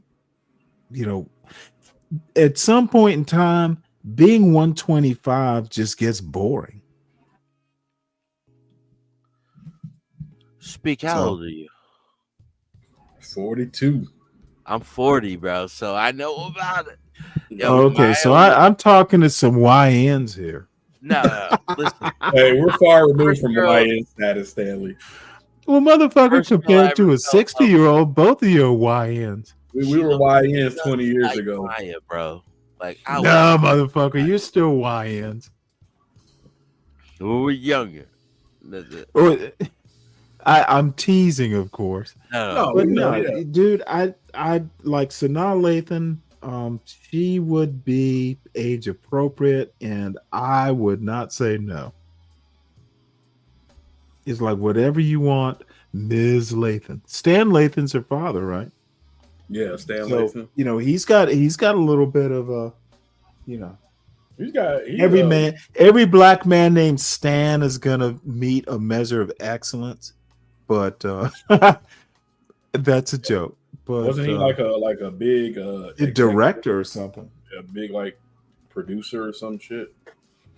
Yeah, he's got a good reputation. So yeah, it wasn't hard for her to get into Hollywood then, with her dad having that kind of credibility. That's how they all get there. Most of them. Yeah, nepotism. Yeah. So John, let me ask you a question. Who do you think has the bigger rat? Christina Hendricks or the chick from Two Broke Chicks or Two Broke Girls? What the hell's her name? Oh yeah. Her Oh my fair God! are Really? It's turned into who has No, a bigger rack channel? No. Well, Stanley, we know why you like Christina Hendricks. Come on now. I know the show. I like Sanaa Lathan better. I would take Sanaa Lathan. Oh, I'm sorry, Jill Scott over her any day. I like Jill Scott. Yeah, she's. I mean, I think Christina is really nice, but if I actually think Jill Scott's prettier. Jill Scott has her moments. Are we? You know what? I'm like thinking of Jill Christine? Scott from like way back in the day. I bought her first album. Are you talking about Snell Scott? Snell Lathan, the comedian? No, we're talking about No, the actor. Jill Scott. No, I know Jill Scott. Sanaa Lathan. Yeah, she was in. Sanaa Alien vs. Lathan's an actress. Or what's the one with her and As Omar? in Sanaa, the city is it Yemen? Sanaa, Sanaa. I think it's actually a city in Yemen or somewhere. Oh. Anyway, what I'm saying, I okay. actually find Yeah, Jill she's Scott, especially when she was young, and she was kind of voluptuous. Back in her day, I would find Jill Scott more attractive than Christina Hendricks. I don't prefer white women. I just happen to find one that was pretty awesome, and but it really Christina didn't Hendricks matter. is gorgeous. She's just a different. Yeah. I remember my wife. Same thing too. Like she got that cute face, but she's thick. You know what I mean? Something about that Jill old Scott. woman look. If the Jill Old Scott girl. from her first album, actually, I would find more attractive. Yeah, well, in that one video, that first video she dropped, that long walk in the park or whatever, she looked cute in that video. Yes. And that detective show she had on HBO, she was looking And she just has more, soul. Yeah, that There's a African vibe accent. there that I like. Did you ever see it where she had that African accent? No, I think I might have. All I'm saying is, I like Christina Hendricks is a beautiful woman. They're just sometimes the nuances, the background, like, Jill Scott and I would just have even more of a background, kind of a heritage thing. But you have your own, like I was in, like when Charlize Theron was young, man, that was the most beautiful woman I've ever seen, dude. Oh, her and Yeah, but she's South African. Yeah, but she like even like when she was in that movie with Keanu Reeves and Pacino, what is it, Devil's Advocate? Yeah, that was. Yeah, I remember the movie. She's such a great fucking actress. Like I didn't even give a fuck. She got up and she was naked. Sometimes like you just respect motherfuckers. Like her shit. Like she was such a great actress.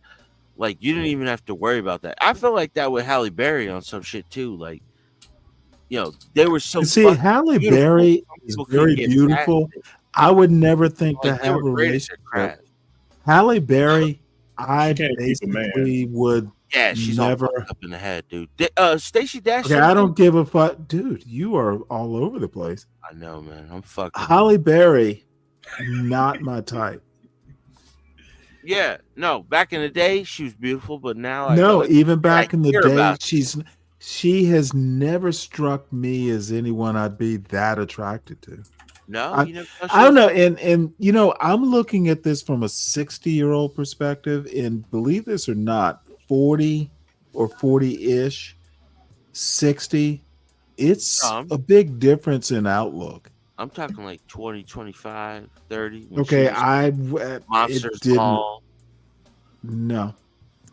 Halle Berry was like she belongs on the silver screen. I've never thought, gee, what if I met her? I'm just no, yeah, something about her that I just don't find attractive. Because she's so good at what the fuck she does. It's like it takes it away from like No, okay, that's she's not it, beautiful, John. but you don't like her movies. That's You don't not like her it, John. That's not it, John. You don't like I her just- movies? Dude, it could be because of the movies she's done. Yeah, that I and the would roles fucking that she's played. It's yeah. just- Monsters Ball was not something dude. wasn't You would sexy, consider bro. It Monsters wasn't Ball? sexy. What? It was like, All man, I'm saying, dude, are you offended that I don't find her that attractive? no. I'm saying like that shit wasn't sexy at all. You know what I mean? But like that was when she exposed her breasts and like she got all this credibility. But it's You like, are yo, literally going to defend this woman. I No, just that don't was a find her deep that attractive. role, I and didn't I- say she was ugly. I didn't say she was a dog. I said yo, Halle she's Berry not my was type. fucking gorgeous for like most of her life, dude. I don't give a fuck. And you know what? It's all fucked up now. You if she said, "Hey Stanley, if you don't take me right now, I'm going to John." I'm good. I would go, John will be a lucky man. I'm good. I ain't in that point of like, listen, what was I the girl? am not. Hey, Dude, John Vergara? John would be able to put up with you more so than me. What was her name? Sofia Vergara. Back in the day, Vergara. Vergara. Nope. Bro. So Sofia Vergara, not my type. Bro, she did She's a movie- beautiful. She is No, not her. gorgeous.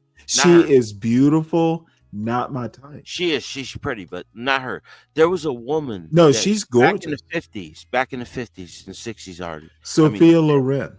Sophia.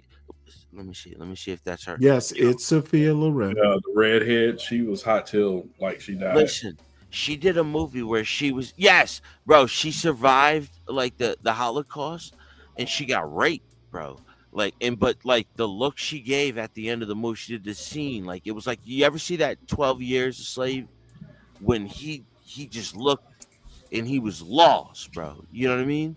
I try to forget that movie. No, but that scene where you just look, where he's just looking for hope, but he can't find it, but he's still looking, but he knows it's not there, and then all of a sudden it fucking comes. There was a scene at the end of the movie where she survived the Nazi brigade or whatever, but in order to survive it, to save her daughter, she let the men rape her, and at the end of the movie she was riding off, and she survived and everything, but you could just see she was broken, bro. You know, after that movie, and like, yo, there's such great actresses and great people great that do like scenes that just fucking catch you, and that's one of them things. That's why she's remembered to this day. There's plenty of beautiful women that were back then, but it was just the roles that she played where you remember.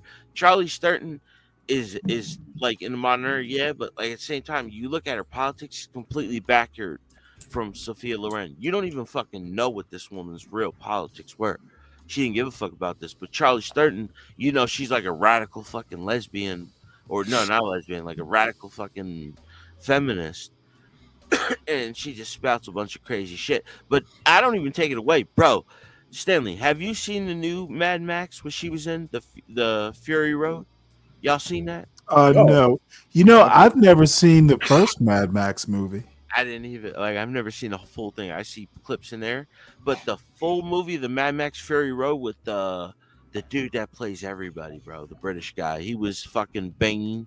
Oh, you're talking about Tom Hardy? Tom Hardy's my fucking dude, bro. That's a great actor, bro.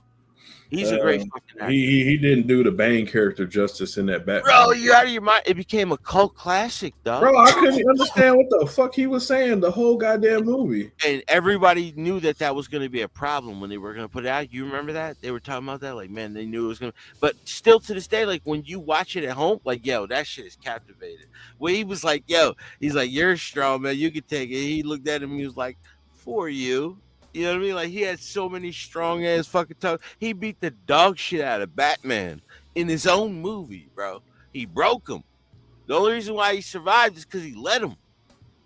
Well, You know what I mean? that's straight out of the comic books where Bane breaks his back. Yeah, bro. Like they deviate nothing, bro. Like that whole series, who filmed that? Because that was the one with fucking Heath Ledger. You know what I'm saying? Like motherfuckers give their life city roles. Yeah, bro. that was all. That's the one that was Chris Nolan. Yeah, Christopher Nolan. He did that trilogy. Dark Knight, the whole Dark Knight series. Yeah. Which Christian Bale was a shitty Batman. Christian Bale was great Batman, bro. You're tripping tonight. Mike, what the fuck are you doing, Mike? Come on up, Mike. You got a microphone? Yeah, what's wrong with this man? Is HB here? Why is he shouting out HB2 win? Mike, are you drunk? And now he wants 777's channel. What the fuck is wrong with this young man? That dude 777 is a fiend, bro. You know what? He is literally. I've heard HB2N. Oh, I see. Rick says HB2N is live on 777's panel. I was on in T's chat or some bullshit, and I'm not that impressed by 777. He's a drunkie, bro. That's all he is, dude. He's up there. I don't really care. People seem to think he's clever, and I don't see it. So he kind of lost it. He's been gone. Yeah, well, wouldn't.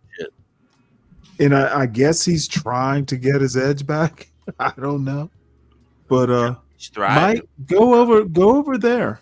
It's cool. Now, are you here to try and take people out of this chat? Like, ooh, look, or are you asking me to watch it? I don't even know what I don't know what either of their channels are. I don't either. I think Mike's just reporting in. Trying to give you like, Dude, okay, why you do want people do to that? this is going on. Yeah, that's against stream rules. I'm not trying to think Mike's being disrespectful enough. I think he's just an Dude, asshole. people do it all the time. Slick and Mike and like CT just went live. Why the fuck do people do that? If it ain't got to do with here, don't mention it. Well, I just figure, hell, what is a man supposed to think as a content creator when they say they go into his chat? Oh, this motherfucker's so boring. Let's go over to the other, more interesting show. It's it kind of hurts your feelings. You been watching Orthodox guys, Stan? I was up on his panel last week at some point. Yeah, you've been covering this whole thing he's been covering with Rob Noor? No, I don't give it. No. It was before this Rob Noor thing. Dude, those are a bunch of fucking hillbillies over there. Yeah, Rob Noor. I like Orthodox, and I like Beth. She's pretty new. We were talking about something Georgia or something, but and I know who Flow State is. I've talked to him, on occasion. But dude, those are a bunch of motherfuckers. Literally, they're fucking like racist Nazis. Yeah, but just nice racist Nazis. And every now and again, or like I said, I don't have to. I have no enmity, but every time Orthodox guy fires up a show, I don't feel I don't feel compelled to be there. Yeah, you remember I was white. telling you about it? They are avowed white nationalists, and Orthodox tries to do this, but it's like Casper the Friendly Ghost. Ghosts are scary, but if you're Casper and you're nice, people will accept you. He tries to do the same thing with this white nationalist bullshit. Yeah. And it doesn't work on me. If you're a white nationalist, you are essentially a racist. And there's no way to sugarcoat it. I get religious nationalists, but like anything else is like, I'm with Carlo. No, religious nationalists, Christian nationalists are white nationalists. But no. No, absolutely they are. This is not a debate. This is not a debate you want to have tonight. No, but religious nationalists is not. There are white supremacists. Okay, listen to me, John. Okay. I suspect I've actually done some reading on the topic. Yes, they are. Okay, what are Hebrew at? Okay, and again, nope, not having the debate what are tonight. Hebrew Israelites? Oh wow! I'm sipping on Coors Light, and you're I sipping got on what you're Svedka. sipping. No. I got Svedka vodka. If we are going to talk on this, it won't be tonight. I can't do this tomorrow. We're gonna have to continue this. Well, on motherfucker, Saturday or then Sunday. don't do it. We're not doing it tonight. Well, we'll do it. We'll do it on Which Sunday or which Saturday. part? Saturday's Race to America. It might be Saturday. I might be available or Sunday. You know, usually Sundays. I don't know if I'm doing a show on Sunday. I'll be there either But way. what we will not do is talk about this tonight. We ought not do it then. Okay, we will move on. I agree. So anyway, What are you talking about? those are they're just not my crowd. You know, Joe Cool, they're Joe Cool's crowd. Joe Cool is a weird motherfucker. That dude, Orthodox guy. he is some weird form of coon that I haven't been able to, figure out. I'm just not into Orthodox guys chat, dude. Like I tried to watch it a few times because you spoke highly of him for a while. I'm like, all right, let me check this guy out. I like Orthodox. I just think he has some odd takes on American culture. I'm with you on that, John. His content just doesn't hit for me. It's just bland, bro. Like I just can't. I don't like what Dude, they talk about when they gets, talk about it. he How they gets talk good about it. numbers on occasion, though. Oh yeah, because all his all right buddies are there. Tell him speak. Is he riding the wave? Speak. Does he know what to talk about when to talk about it? It's just a bunch. He swears he is some high intellect person. Stan. Oh yeah, him and it's the people who say that they're high intellect that pretty much aren't. And even at 60, I kind of have a body of life, body of work. Yeah. I've done some things that, been through some shit. I'm not chopped liver. Yeah, you've experienced some shit, Stanley. I mean, just go ahead. Well, I've done some shit too. Actually accomplish some stuff. But you got to be. This is, and it's funny. And I'm sorry, I'm kind of skipping around. But this American exceptionalism argument. Where's the fucking humility? Some of the smartest people I've ever known. I tell the story about my last CEO on the last ship I was on, and I was only on 2. Well, 3, but 2 mainly. Dude, this motherfucker never went to DC. He retired 06 only because, and I kid you not, there were people who literally called him the smartest man in the Navy, at least in the nuclear world. His last job was a pre-com nuclear reactor. He was the RO, the reactors officer. So his job was to build a nuclear reactor from scratch. And this dude, he was actually that smart, and he kind of taught me some things. He was one of those dudes like, this is what I expect. Come up to my standard and you'll be fine. And thank God I had enough good sense to come up to his standard, and we got along great. So I'm used to dealing with white people like that, like the smartest man in the Navy, at least engineering wise. Yeah, that's fucked up, Stan. You can't. Okay, fucking Orthodox guy and his crew, motherfucker. When you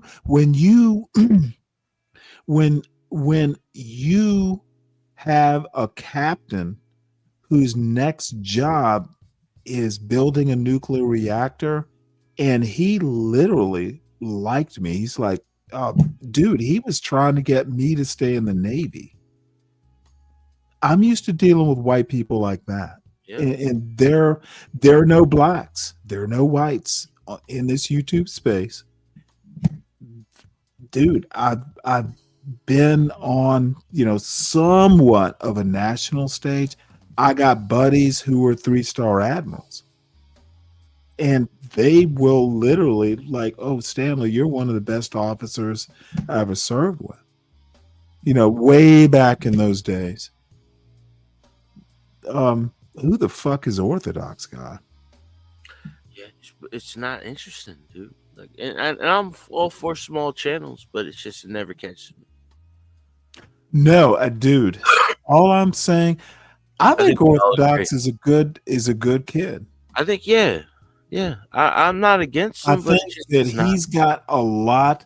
I think he's had a lot in his background, and that he needs to deal with, but and it affects where he is now, mentally, even. But his Discord is popping. Who's Discord? Orthodox guy. And I am not a member of it. As a matter of fact, no, but there are Discords like EAE keeps sending me like, oh, join CT's Discord. Dude, Discord is aptly named. It's discordant. It's not really much discourse over there. No, Discord, as in Discord is like fussing and fighting. Unplug, detach. Well, Stanley, you're right. You're right about that. Some of the Discords around are very toxic. Mine's happens to be pretty chill. There he is. Speak. What does the Discord speak? Let's put it in the chat. Like, you know what? If I had my way, I would just trim it down. I don't know. What is Lo doing these days? She doesn't seem to be streaming a lot. The young lady Lo? No, Lo. Lolo from Lowe's? Yeah, I guess. Well, last I spoke to her, she hasn't been feeling the YouTube streaming thing, and she's been. She'd what? She hasn't been feeling the YouTube streaming thing. Plus, she's been trying to start up her own little, business. Good for her. She's been working. Not Lowe's. What is it? What was the blankets? Was it a blanket? It was the one where she cut up blankets. I remember my man was like, "Yo, I'm the one that farted on the blanket." She tried to pass them off as she wove them from a spinning from a loom. No, that was Universal Jones who did advertising. Lowe's. What did Universal call it? Lowe's. Oh, Lowe's Custom. No, it's called Lowe's Customs.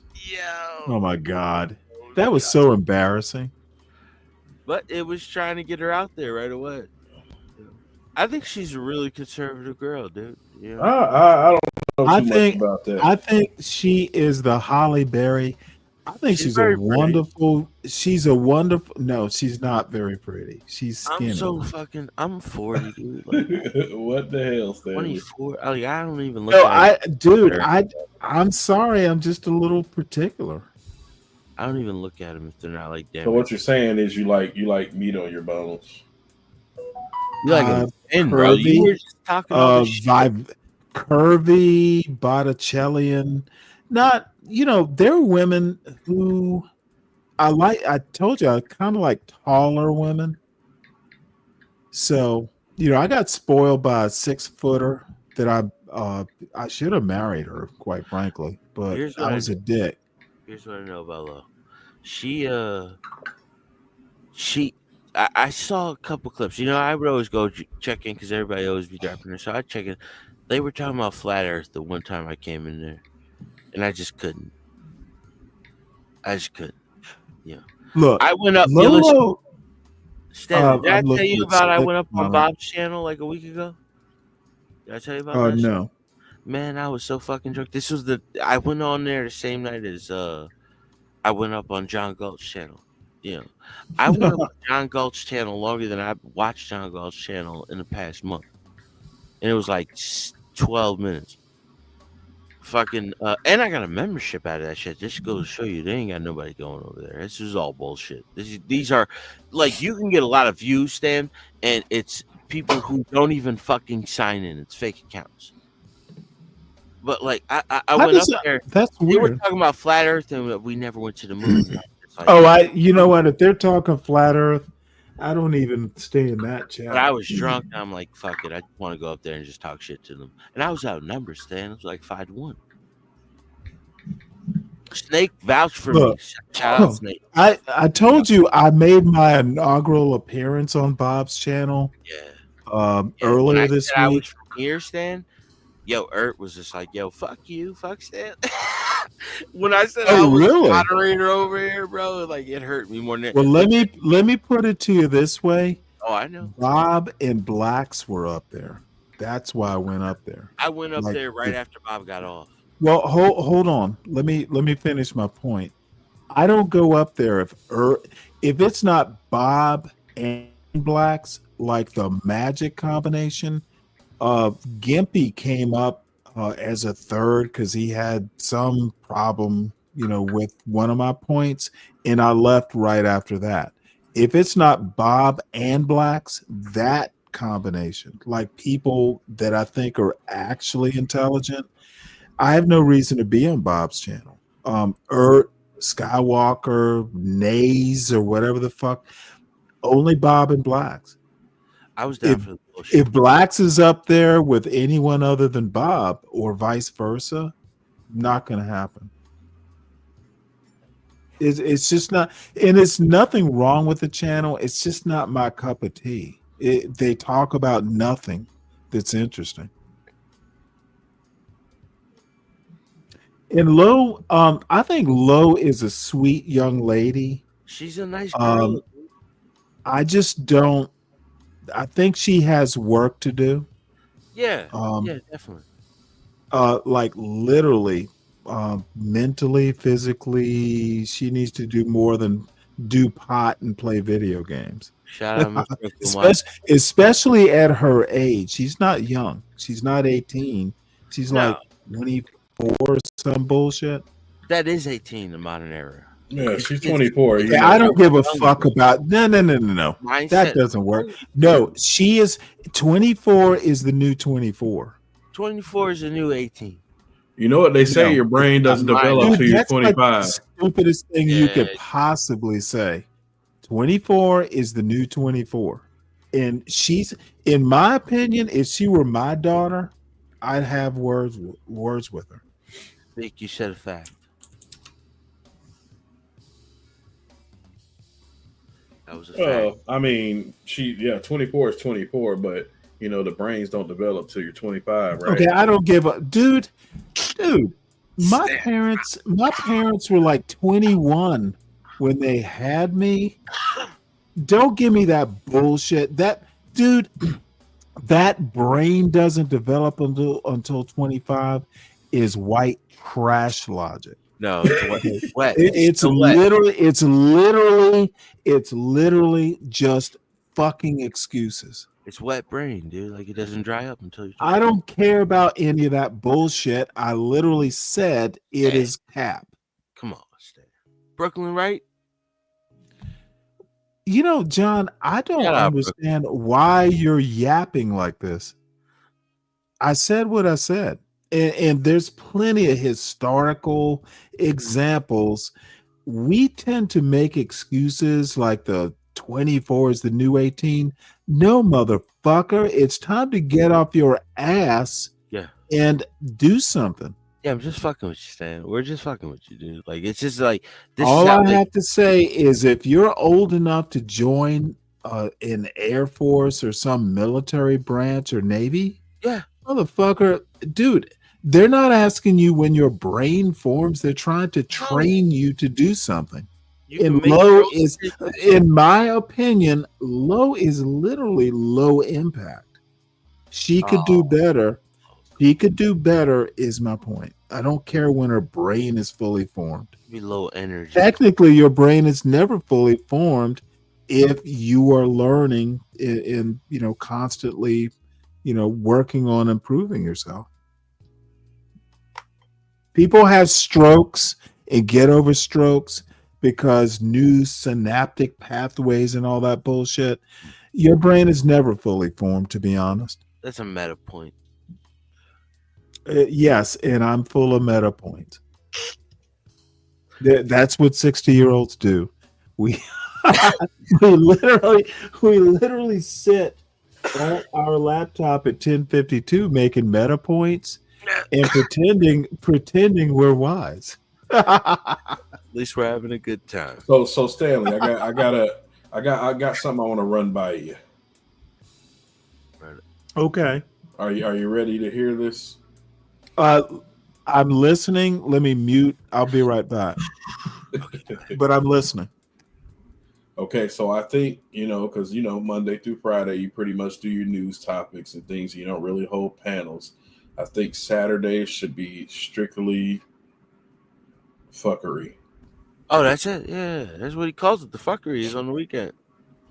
Yeah, but he kind of doesn't want to do it, but he. It's like, you nudge it in every once in a while. I'm trying to get this dude battle test for debates. He doesn't want to do it, but he's going to do it. Who, Stanley? We're going to get him into some debate. Not even debates, but just be able to, have conversations with the bigger channels, explain his points. If they want to make it look like a debate, but, Well, Stanley has to be able to even if he doesn't agree with somebody's point, he has to be able to let the people still speak. Okay, well, what you don't understand, it's not a matter of letting people speak. It's I have a low tolerance for stupidity. Okay, dude, these people, most of the people that I run into on these panels haven't read a fucking book in years. These Fox News talking points, I recognize them rather quickly. I know where they're going, and I don't feel like hearing the shit. Okay, but what if somebody is making a valid point? Let me put it to you this way. Were you there when I went up on Universal's channel and I had a goddamn good time. It was Napstar. It was you, for that matter. No, I was in the chat. I didn't come up on there. Dude, you know what? That's the best panel. Napstar? Universal, Imperius, Napstar, and Lionel. And Urban also. Guy wears Yeah, Virginia. you know what? That was the best panel I've been on in months. And I had to tell you in the chat, I was like, Stanley, stand down on Urban. That's a good dude. Oh no, I think Urban can't even speak English. Oh, come on now. Don't do my boy. No, motherfucker. He is the worst spoken. Don't do Urban. Now, this isn't something I've teased him on T's show. However, I will say this: he accounted for himself fairly well. Lionel just fucking totally impressed me. I'm like, fuck. Did you go check out his site? I told you to go check out his site. I think that'd be. I will at some point.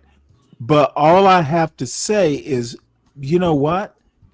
Those were people who were actually not bullshitters. I don't know, man. It was meaty topics, and I will go up on Universal. I'll tune into Universal before I will, something like Bob. I think I like Blacks over what Universal is doing is more substantive, even if I don't agree with, a lot of that bullshit. What's up, Dwali? Excuse me, but I like Blacks Who Defy over Universal. I think Universal. Blacks Who Defy is always interesting. He's aces, dude. He's always aces. He's the guy that makes me every time he speaks. I have a new word to look up in the dictionary. Yeah. He just gets you that in that type of way, like old school. Well, you know what? He's my peer. I know as many words as he does. I don't, he's a challenge because he's opposite in politics. He and SKC, for instance. He's more my line. I have to think before I speak to them, which is it's refreshing. Yeah. I mean, he's more my political line, but motherfucker, I'm always over here. I'm getting better trying. In the fuckery Saturday, I've already figured that part out. Yeah. But I'm willing to go longer on a Saturday. But this particular Saturday, tomorrow, there's going to be a 2-hour block where I talk about race in America. You know, I'm in the middle of reading the books for it. And I may, you know, if I don't feel it's well prepared or, you know, it can wait another Saturday, I'll do that. But with that, no, I keep saying the closer we get to the weekend, the more, you know, prone to fuckery we are. But, you know, the way it's evolving, that morning show will be shorter and shorter. Apparently, the evening shows I actually enjoy more. You know, I can get some chores done, or even take an old man nap. Breaking it up instead of going 8 hours, breaking it up into, you know, shorter blocks. It just works for me. So, and I'm happier. I'm less snappy. You know, people would tell me, "Well, motherfucker, I could tell you're tired. Have you gotten some sleep?" Breaking it up just works better. So what was JB's problem Saturday? He's never gone at you. He's always had his attention drawn to Mike. I have no problem. I'm sorry, I have no idea what his problem was, but he obviously he doesn't know me well enough. I don't give a fuck what his problem was. JB was smashed. He was tore the fuck. And you know what? That is not a Stanley problem. No, but that's the first time we've ever seen him fucking smashed, dude. And I don't care.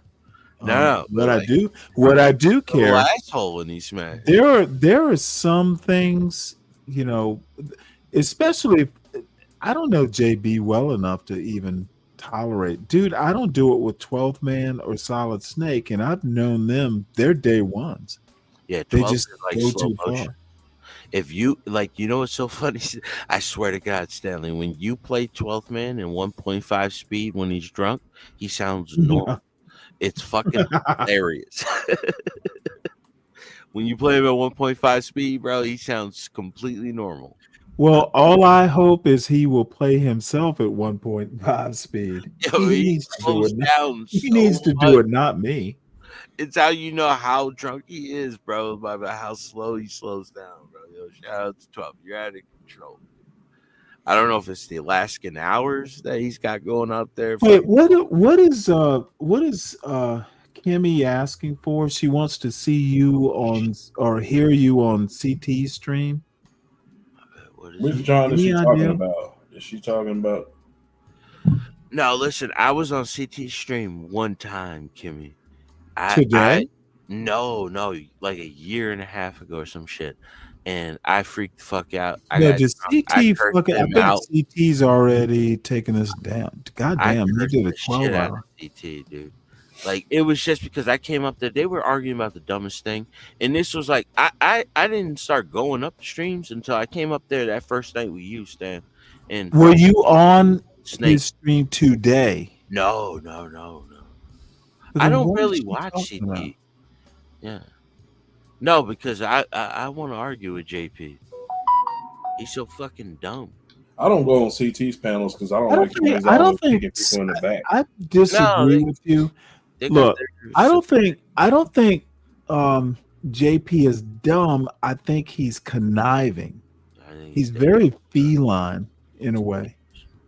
Hafiz is dangerous too, bro. Like, they're just fucking. Oh, Hafez, I don't. Hafez is just dangerous, bro. You know, is he Persian? Is he Iranian? I don't know what the fuck he is. You got a Who Hafez? Yeah, he's from Iran. He's originally right. And you know what? They're Persian cats. Next time I run into Hafez, I'm gonna call him a Persian feline. I usually like the Iranians. I like the Shiites. You know, they're a little bit more. Okay, I don't give a fuck about any of that. I'm talking about Persian cats. Yeah, bro. Like, they're the fucking. And Hafez is very feline as well. Yeah, they're the fucking. What was it? The Zoroastrian, the original monotheistic. Zoroaster. Yep, know that part. Mahura Mazda, they said it was the one that was supposed to teach what's your name in Babylon. So many great stories coming out of that. What the fuck are you talking about? Mahura Mazda is the fucking guy. Dude, how does this come up? I don't know. Like I'm drinking, dude. Like my mind is like rolling. Dude, you wander more than I don't even remember. I had no clue. You were wandering. Who is this girl right here? Hail Lena, the Princess Fairy. God bless her. Where's she at? Oh, that's Lena. Yeah, Lena. Oh, is that how you pronounce it? Yeah, Lena. That Neezus is pretty as hell. I'm sorry, what did you say? The Neezus girl? Like, she's a pretty woman. Oh, Nazus. Or Neezus. Yeah, she's very attractive. I thought you were saying this woman is. She looks like she just got out of dental surgery and her whole head is swollen. Her head is one big jaw. Oh, Stanley, you ain't shit. Dude, I should never drink beer. Apparently. Yeah, she does look like her jaws are swollen.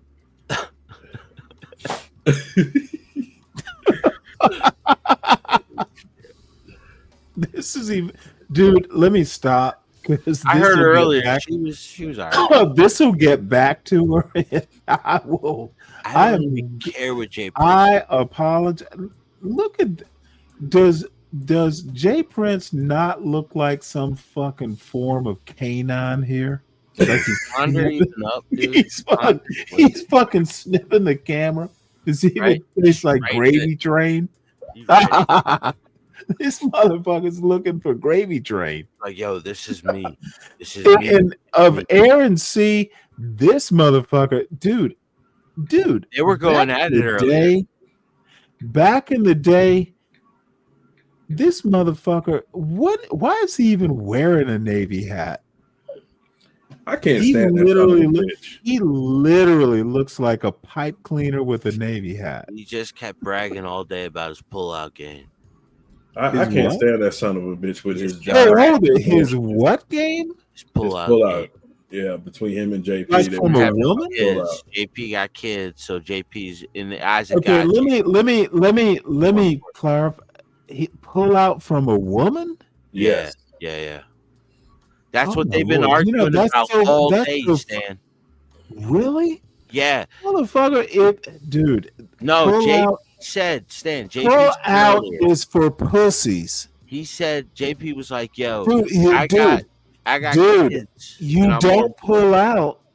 What you do is plan for it. Like this woman, the 6-footer I've talked about, and again, I fucked up this relationship.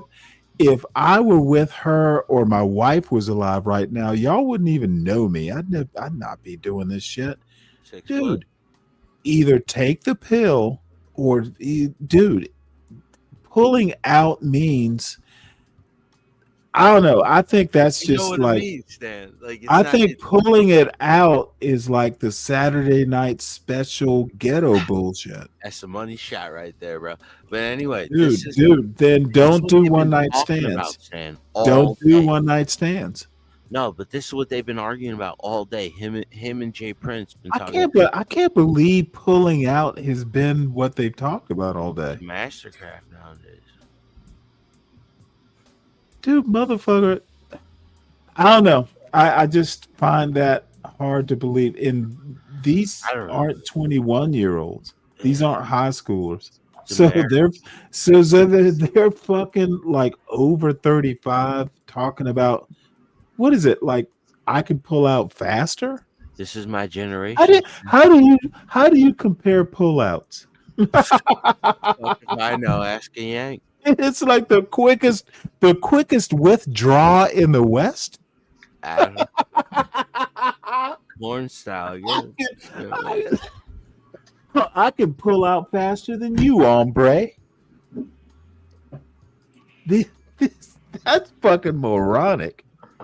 All day they've been arguing about this, Stan. This is what the whole stream's been about. Please tell me you're not serious. I've been watching. I watched it like an hour earlier when I was driving home. like around like 5 o'clock, and that's what they were talking about. And he's back. Aaron C left, JP left, and they're back. And What up, nigga? What up, tough guy? What are you can't wait your turn, nigga? I was talking to Stanley, but what up, nigga? Motherfucker, it's Stanley talking right now. What you can't wait? What's up, motherfucker? Oh my What's going Lord. on? Nothing much. Just drinking beer way late at night. I guess. Hey man, you don't have to show up, man. You know had to come through. What up, Speak? No, I'm glad you did. What up, tough guy? Long time. Oh man, you know, just chilling. Hey, all we need to my is, peoples. We all we need is tea in my crush of crushes. I think T might be a little upset. Main name. I think T might be a little upset since John wanted to open up old wounds on her tonight. What happened? Oh, John Lord, what did happen? He was on CT's channel talking about T again. Oh, for real? Oh, I've got some old footage of John. CT's channel was so full. I was trying to get up there and talk shit, but I couldn't get on. Why? It was so many people. Dude, this is a gathering of black numbskulls. Yeah, that's why I wanted to go up in there and clown because they was talking bad shit. Rogues gallery of stupidity. Like none of these motherfuckers up there, dude. You know what? And I'm watching it is probably bad on me. Oh, so you know why he attacked T? Because Nitish came on T's panel and played Nitish's diss track about John. And when was this? John, what was it? A few days ago or what? John was mad about it. Yeah, he was. Well, he was mad at Nitish about it, and he wanted Nitish to play it, but Nitish wouldn't play it. So he's like, "I got the clip, Mister. I don't use anybody else's content, but he does all the time." Yeah, he does all the time. That's John. John be posting old shit too, trying to make it resurface again. Hey, look, he's got a whole clips channel. To be honest, it actually makes sense because he wants to do 24 hours. I mean, He's a lame. you're gonna play some oldies but goodies. It makes sense. No, so check But this John out. is lame as hell. Man. I'm I sorry. observed this in his chat the other day. John is a monster. John, Stan, are you gonna let me tell this story? No, go ahead. So he had a stream. It was a couple of days ago, but he was showing him old clips of the fucking dreadlock in the stopped up the sink or whatever. And That's Nas like 3 years old. Yeah. Yeah. Nas 415 was calling him out about it. He's like, John, you show the same goddamn clips all the time. Really? Nas called him out? Yeah, of Holy all shit. people. Nas is one of John's biggest fans. Yeah, and he was just going at John. He was saying, "Oh yeah, you shitted on your subscribers for Stanley and all this shit." I was like, "Wow." Tough guy, did you make the list? What list? The people he should ban. I don't know. John used to not let me on this panel, and now he does. Oh, okay. How much did you pay? I didn't pay him shit. I ain't paying shit either. Yeah, they let me up. I ain't paying shit. I think, like you said, he used content because one time I went on this panel and Imperius was on there, and Imperius act like you know everything about everything. Yeah. And I was just telling him about how I got fired and shit from that one job. Polygot area. And he actually used that clip too. John did. Yeah, he calls us low IQ blacks. If you go onto John's panel, onto the channel, he'll have black guy talking to attorney, and that was me talking to Imperius. But you know, is that what that was? I saw the clip of it. I didn't Yeah. unsubscribe. I just get the message. that's how he tries to. He flips shit, you know. Yeah, his narrative or whatever. Like he flipped shit with Nitish on CT stream today. He's up there lying and shit. So Nitish did all this and did all that. And then CT finally stopped protecting his ass and let Nightish come up there and defend himself. Yeah, because there's a reason why HB and Portia don't fuck with his ass no more. Exactly. Hey, and look, that he said he was gonna ban. I'm one of the people on the list of people that he wants to ban from his channel. I'm like, motherfucker. Yeah, that is true. I never came to your channel for you in the first place. I came to your channel. Look at Oh wait, hold it. Whoa. Here we go. Well, we done. Welcome, John. Hey, John, hit the link, man. You're not banned. Come on up, Mr. NB. And hey, you can be our content because you are a master content creator. Let's stop. Here, Hold on. John. Yeah, whoa. John, why are you patronizing them for? Can we have a guest of honor? Yeah, fuck John, the link is pinned at the top. We have a guest of honor. Please feel free to come up. Come up. You have honored us with your presence. As a matter of fact, funny you're here, John.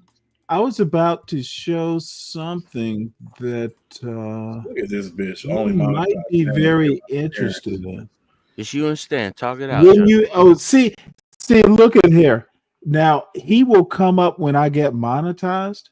You know what? That's a bitch move, you're a monster. It's also a Come and help me get monetized. Help me build, John. Help me build. What a fucking idiot. I've been talking about you for hours. I love this. 5-minute conversation. He's going only monetized channels get my appearance. Like you're some fucking star. Fucking let me put it to you this way. Nightish has more viewers, more subscribers than you do, John. Yeah, that's true, John. That is true. Motherfucker, T has more. Doesn't T have more? Nightish is a fat fuck that just sits there. And this motherfucker's coming up here. This motherfucker comes up here acting like a big star. Are you? Damn, why you doing like that, Stanley? John. That's hella true. Ponders help. Stanley, why you gotta do it like that? Why you smacking them up the face with the back? John, we need your advice. Nightish needed your advice. Now I need your advice. Come and make my channel successful. Hey. Gets an extra 1,000 subscribers. This motherfucker got the big head. Shit, nigga, this shit's funny. You're in the wrong room, John. I don't Y'all crazy as hell, man. Dude, all I have to say is, John, yeah, if you can, you know how while he sleeps, masters used to rent slaves out? Rent Ponder to me. I'll pay you a fair price for her. She's your slave, John. Send her over here. I'll take up ask for cash apps to pay for your slave.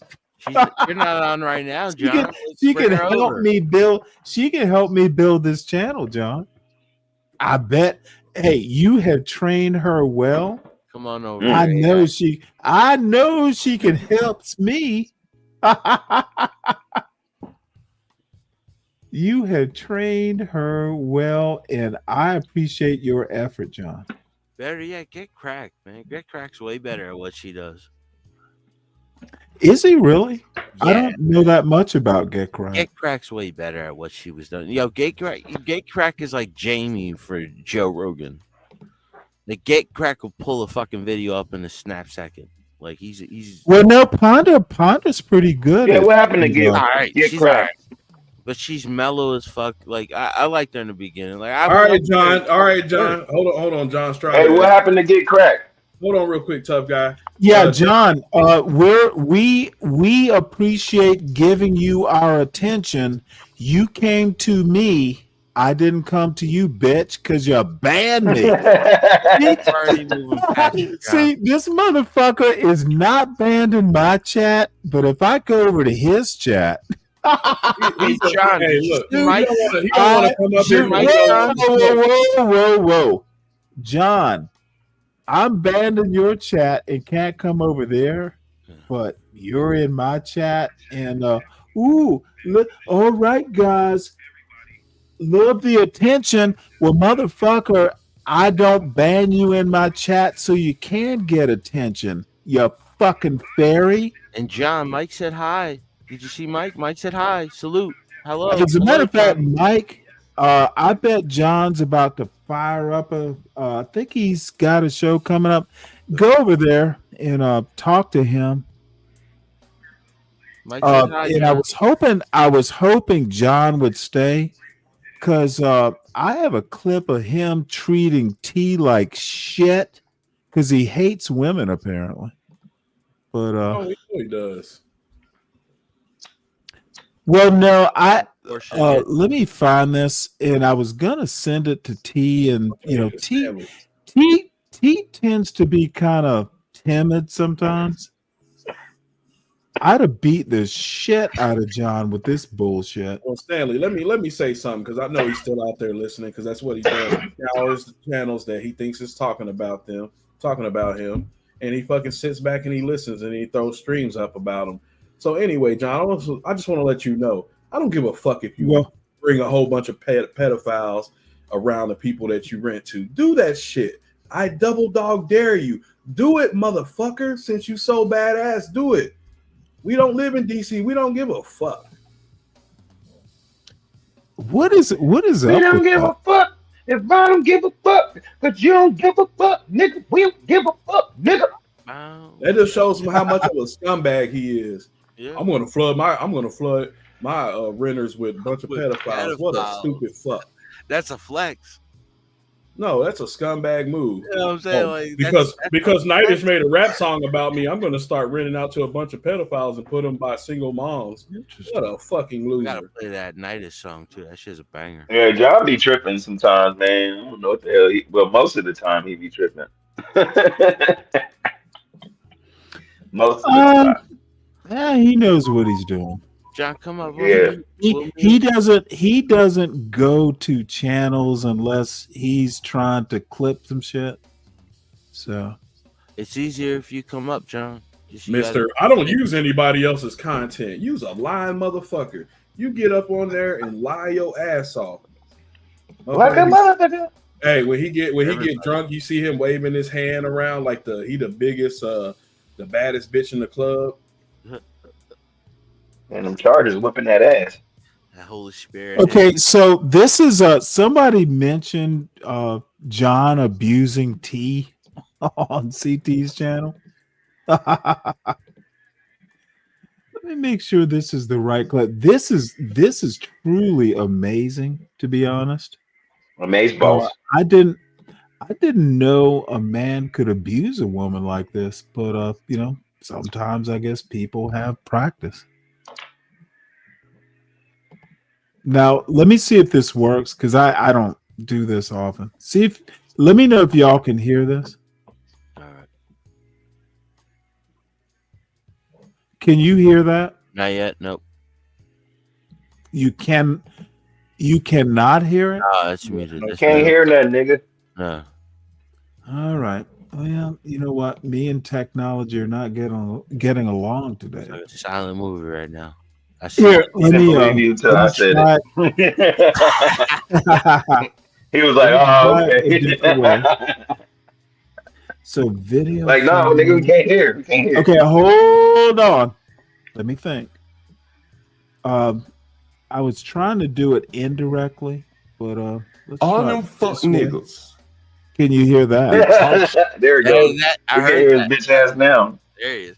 Shit about me. T. Nobody ever talks shit about me. Let me finish. That bitch T did a motherfucking react, calling me a coon, right? Oh, me. Let's clear that. Where? On our channel? On her channel. That bitch. Channel. Okay, I ain't saying it. I'm explaining to you what I'm saying here about niggers. And I talk about fucking niggers here. And I explain niggers to my audience. And so I see a bitch like T. Let a nigga like JP dog off that bitch.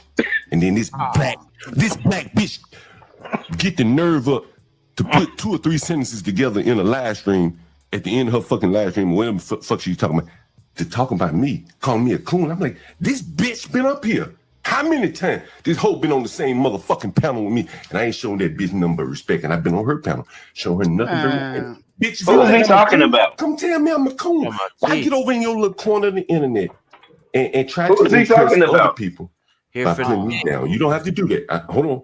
He's I'll get to the talking about next here one, for the right? tea. I'm showing you how No, he niggas ain't are. talking about Right, tea 'cause you like may that. not know. Nah, you being a nigga right now. Let me stop this motherfucker because apparently Oh yeah, he want to get fucked up. So this is so annoying. Tough guy, what you need to do, because he says tea several times, would you please take the time to actually listen to it? Black women. I'm surprised these black women is letting you talk about another black woman like nigga. Hold on. I don't want nobody talking to me. Nigga. See, this is what you don't understand. No, hold on. Who the fuck? So when I lose, when I black out on these black Christians, I don't want you to say shit. There's no reason to black out here because we're having a conversation here, and whoever else is talking needs to be quiet for once. Look, bro, like I think I heard you say something. You don't know why these black women do what. I don't know what you said. I'm gonna start it from the beginning. I'm gonna start it from the beginning. Shit about me, T. I'm following. Nobody ever talked shit about me. Let me finish. That bitch T did a motherfucking react, calling me a coon, right? So let's cut it down. Let's cut Hold on, straight. where on our channel? On her channel. That bitch Okay, did that had a nothing to do with me. Okay, I ain't saying it. See, this is what I'm saying. This has nothing to do with you. I'm explaining to you what I'm saying here about niggers, and I talk about fucking niggers here. And I explain niggers to my audience. And so I see a bitch. I talk about niggers. That's my let a content. nigga like JP dog walk that bitch. And then this black bitch get the nerve up to put 2 or 3 sentences together in a live stream at the end of her fucking live stream, or whatever the fuck she talking about, to talk about me, calling me a coon. I'm like, this bitch been up here. How many times this hoe been on the same motherfucking panel with me, and I ain't showing that bitch number of respect, and I've been on her panel, showing her nothing but respect. Bitch, if you think I'm a coon, come tell me I'm a coon. Why get over in your little corner of the internet and try to impress other people by putting me down? You don't have to do that. Hold on. I'll get to the next one, right? I'm gonna get and say I'm showing you how niggas are, right? Because you may not know. Nah, you being a nigga right now. Let me finish. I'm gonna Hold walk. on. I'm gonna walk you up to the door. We can go back. I'm surprised these black women is letting you talk about another black woman like nigga. Yeah. Hold on. I don't want nobody talking to me. Nigga. See, this is what you don't understand. No, hold on. Who the fuck? So when I lose, when I black out on these black Christians, I don't want you to say shit. There's no reason to black out here because we're having a conversation here, and whoever else is talking needs to be quiet for 1 second. Look, bro, like I think I heard you say something. You don't know why these black women do what. I don't know what you said, but clearly, when T used to come up here, I showed her respect. Clearly, I showed her all kinds of respect. If you go ask that bitch, and I'm calling her bitch now, every time you ever encountered John Galt on the internet, anyway, he came up on your panel. Hey, out of respect, can you not do that while I'm on panel? I'm gonna call her the same thing JP called her. Right? That's what JP called her. I got the clips if you want me to play. If you want me to play the clips of her, I'm calling her what JP called her, but I'm done with that. I'll leave it alone. Yeah, I stopped it there, and I think he went on to something else. Dude, John Galt is Hey, no. Hey, man, you got... Wait. No, boy. Can you play the game? Tough guy. Stop it. Okay, I'm talking, sir. John Galt is a fucking monster. Okay, and dude, I'm stuck at 240, and he even got that number wrong. It's 228. Dude, the people that are here rock with me. I'm not as entertaining as you are, John. And it is my crush. I have to behave now. It is Mo Love. So anyway, hey, glad you stopped by. to see what's going on, John. I will re-emphasize. And by the way, everyone, please make sure you hit the like button. If you are new, please make sure you subscribe so John Galt can drop by again one day. Hit the notifications. Also, let's see what else. Support the host. Support the host. Invest in the weekend beer fund. Well, I like to call it the Sovereign Beer Fund. Give it a little bit of a fancy Sovereign Beer Fund for the Saturday show. Exactly. Yep, you're a lovely person. Shout out, Mo. Now, you know what, Mo Love? Please ask her not to. I'll deal with John. What? Dude, I don't even know why you're laughing. It is so weird. T needs to keep her, and I know T will want to do it, but there's a certain way I look at you and T. Keep your dignity. Let me handle it. Because John's not that bright. And dumb monsters, they fall hard. It's almost like a Scooby-Doo thing. Have if you've ever seen Scooby-Doo, those darn kids, John's just like a Scooby-Doo monster. And Tough Guy, dude, you are welcome on this panel, but this is not okay, cool. This is Stanley's panel. Dude, you don't be 12th man. So anyway, I'm done. And Mo Love, it's lovely to see you here. So and I've had this clip for some time, Mo Love. I'm certainly willing to send it. John, I'm sorry. I've been kind of wandering off. I've been wandering off.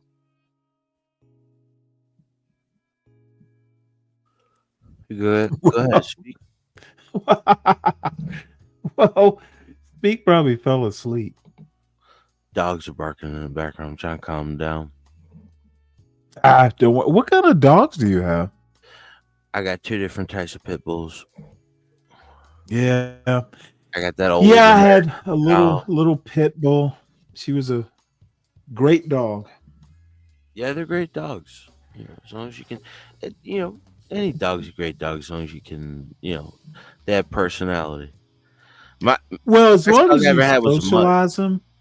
Like my dog, and I call her my dog. My wife and my son, one of these days I'll tell the story of the conspiracy.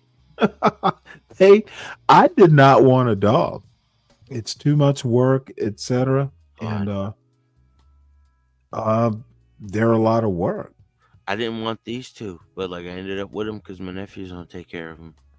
Right, exactly. Well, my son was like, dude, I was literally down in the basement because I used to go down to the basement if I was working from home, just, so I wouldn't be disturbed. So, when I stayed home at the time, it was just before he went to kindergarten and my wife would stay at home.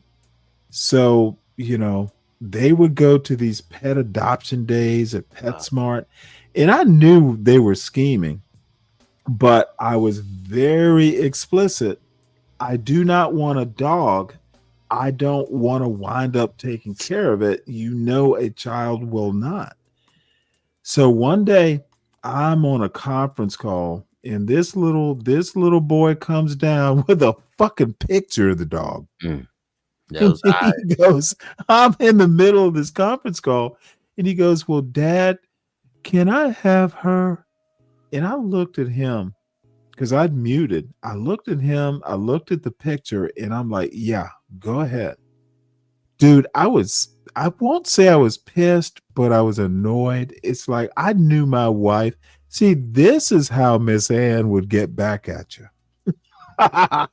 I'm gonna get my way. And if I have to use a boy to do it, what are you gonna do? Tell him no. So anyway, they bring the dog home.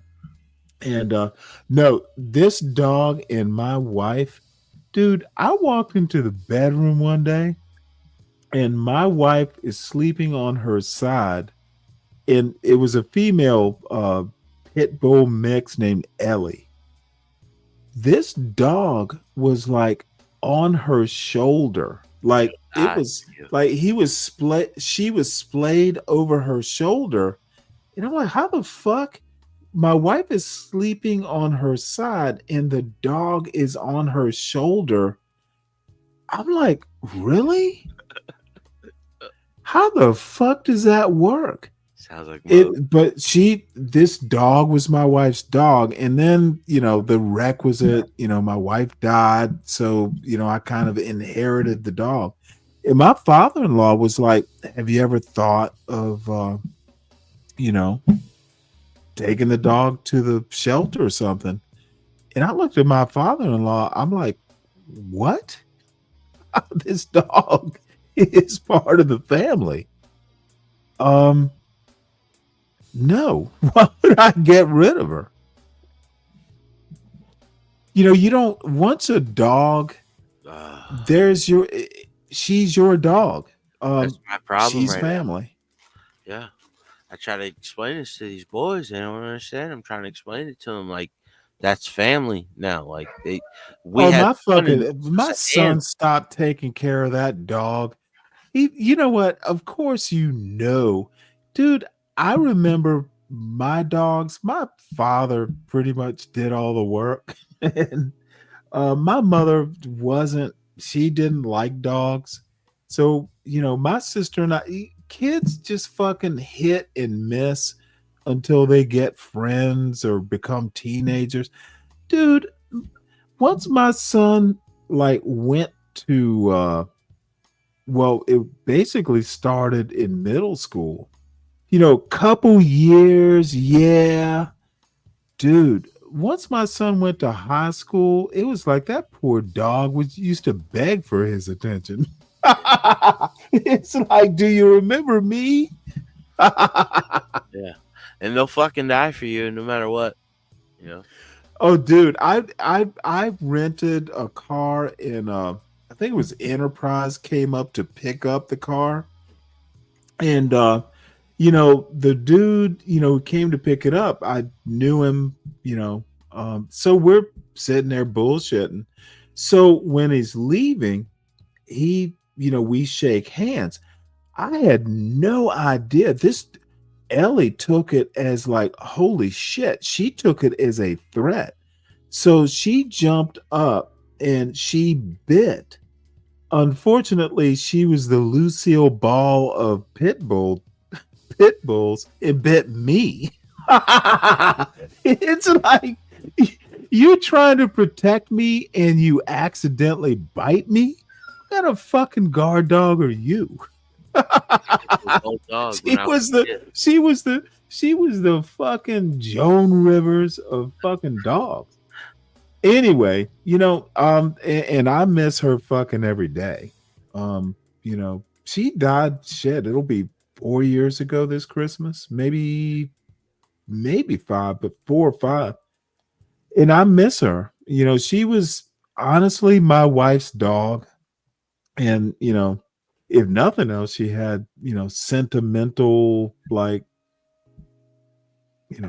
anyway, I've not gotten another dog, though I do have dog lust. I look at dog videos.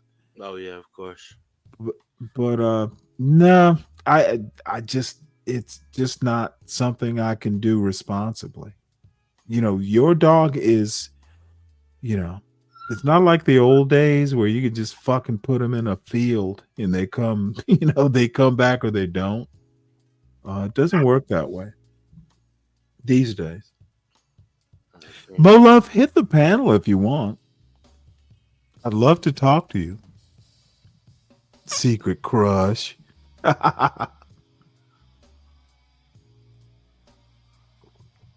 So anyway, let's get back to something more entertaining than me droning on about nothing in particular.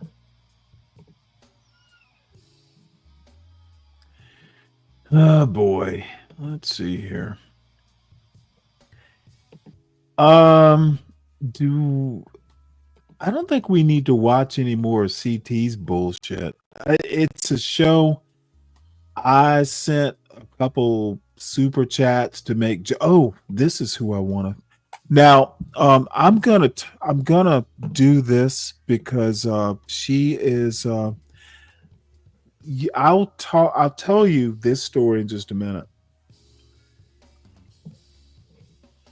Let's see, we want to remove you. Uh-oh. What'd you do? Boy. What'd you do to that dog? He's a diva, man. He just wants attention all the time. This is Chef Big Bank. I call her Chef. But you know what? But I realized. And I'm going to say hello for a reason. So I don't even care. But like I said, I just had brain surgery in July. Damn it. So is she doing vertical? Really damn it. I hate vertical.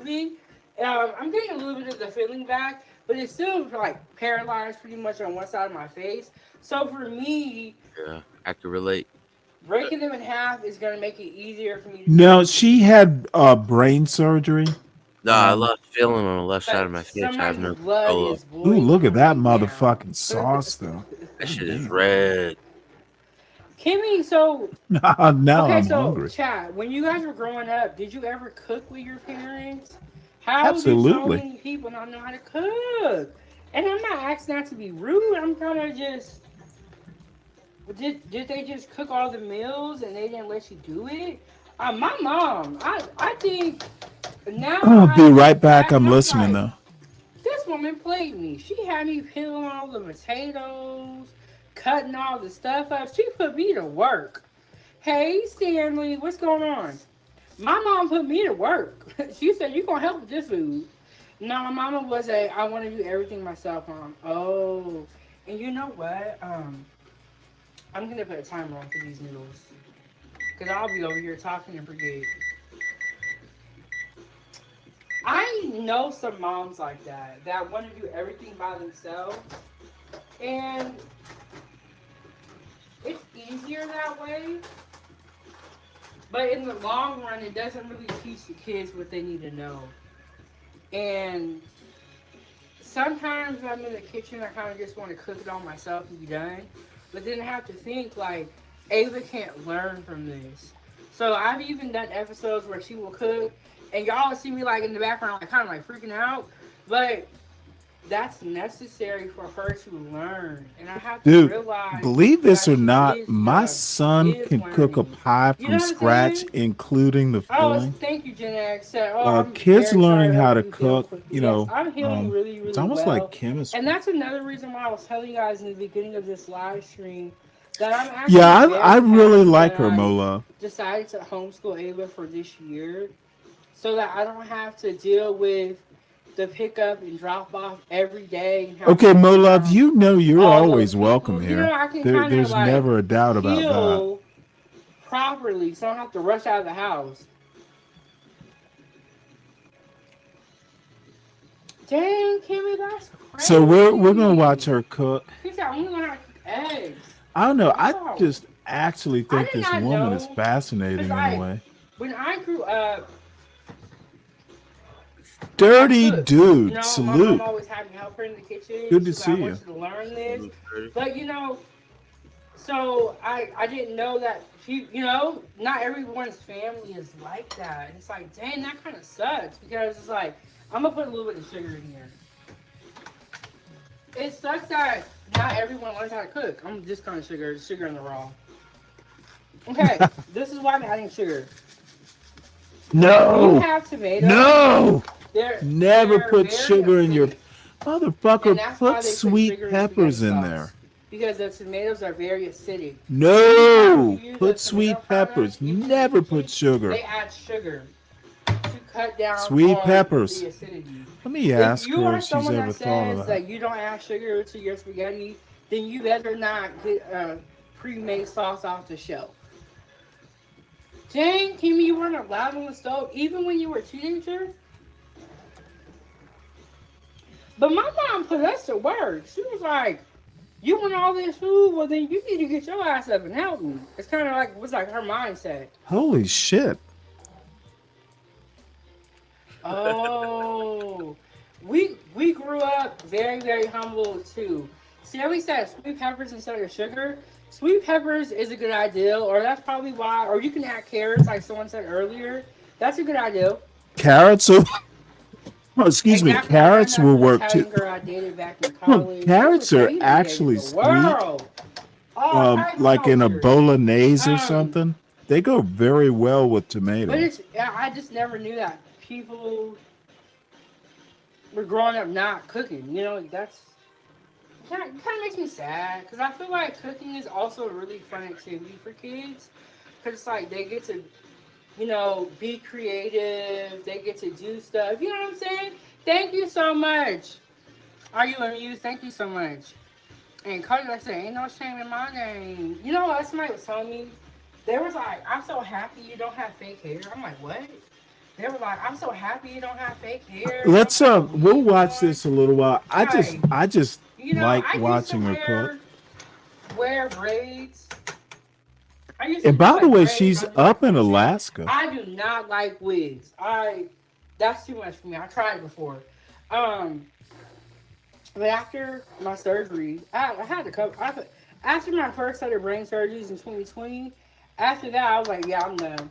And I actually wore an afro for like 2 years, and then I dreaded it up. So, okay, so the noodles are just about done. I'm gonna get a colander and strain them, and then I'm probably gonna mix it together in this pot.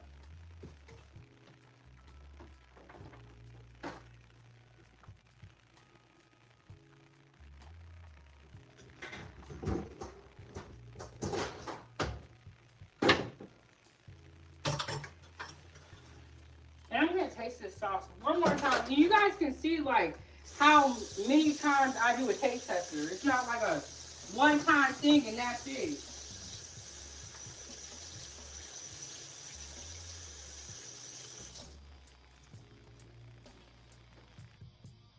Let me mute this right quick to do a station identification. Folks, please make sure you hit the like button and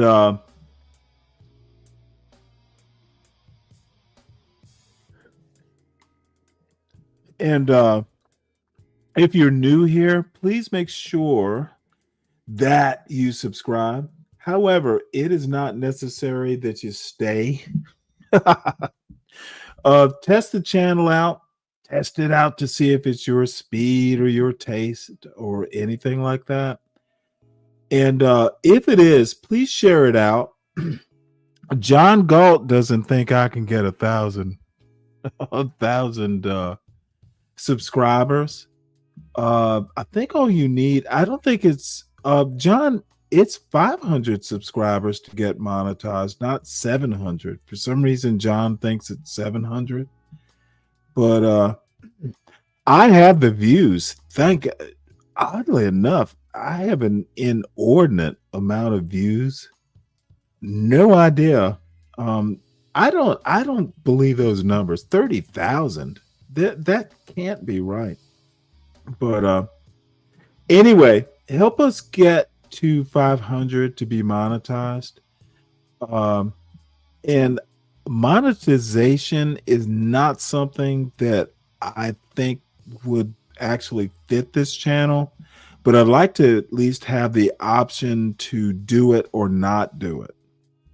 I think just simple cash apps.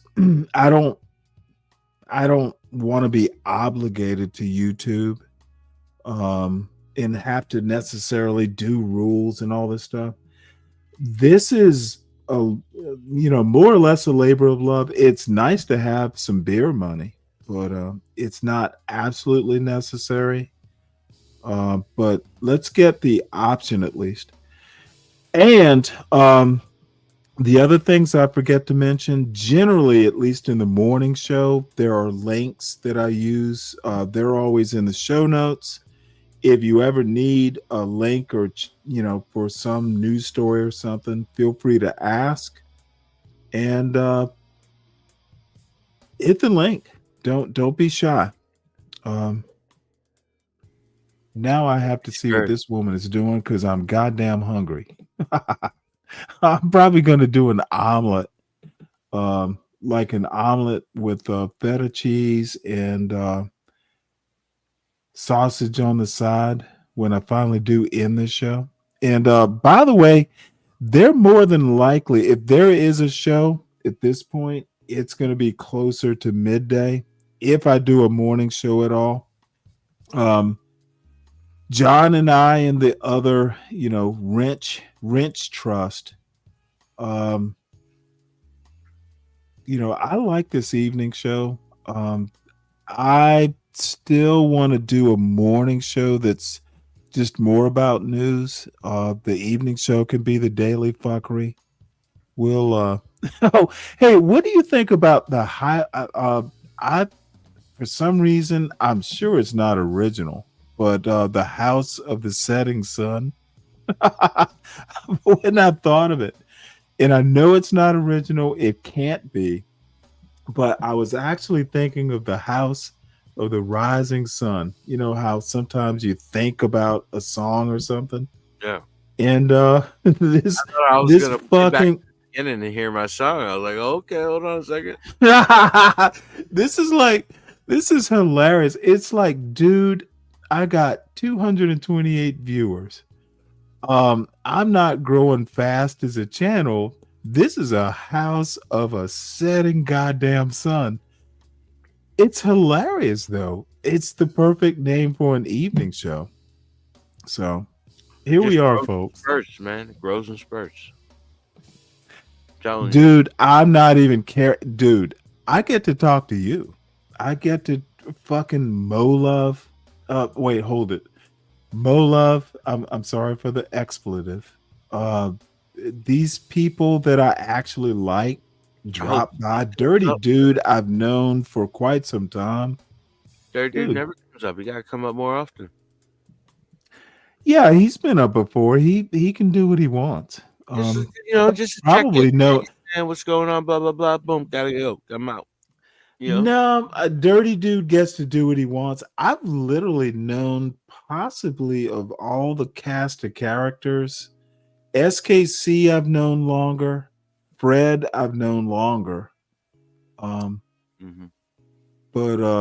I'd have to think. But Dirty Dude, I've known him for quite some time, and he does what I don't care. He can do what he wants to do. He can come up. Dude. He's always welcome. Dirty Dude, do you know who Triple T is?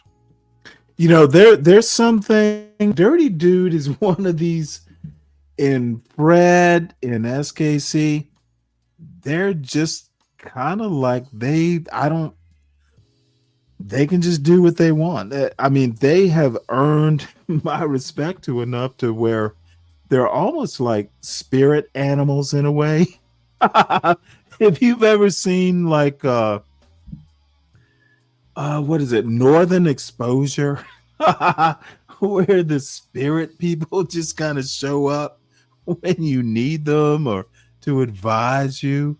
Oh, that's kind of what I think of these folks. They show up. Do a chant, a little hand move, a little gesticulation. They are my spirit gods.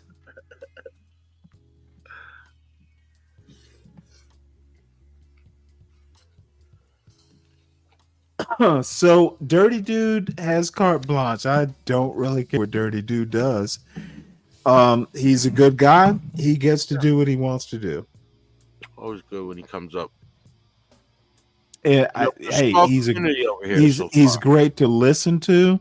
Yeah, exactly. But he comes up when the spirit brings him up. We don't, dude. How often do I go, "Hey, Dirty Dude, hit the link"? It's like, dude, if he wants to hit the link, he will be here. And I love that, dude. Yeah. My sister shows up. You know, the people I care about. Bring it out It's of people. kind of I'm telling you. People who don't go up to everybody's channel, but they're in everybody's chat. They'll come up here Right. and just give you a little quick, hey, what up? Let you know we're listening. Oh, you know who Benji is then, right? I'll be chilling over here with you. Huh?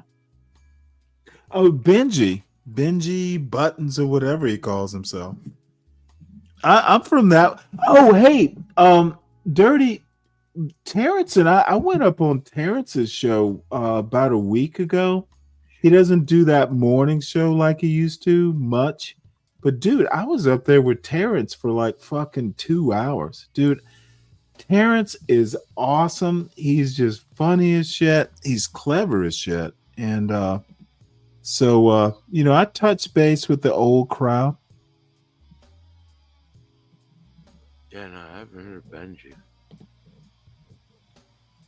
You'd know him if you talked to him. And it's only going to get better and better over time.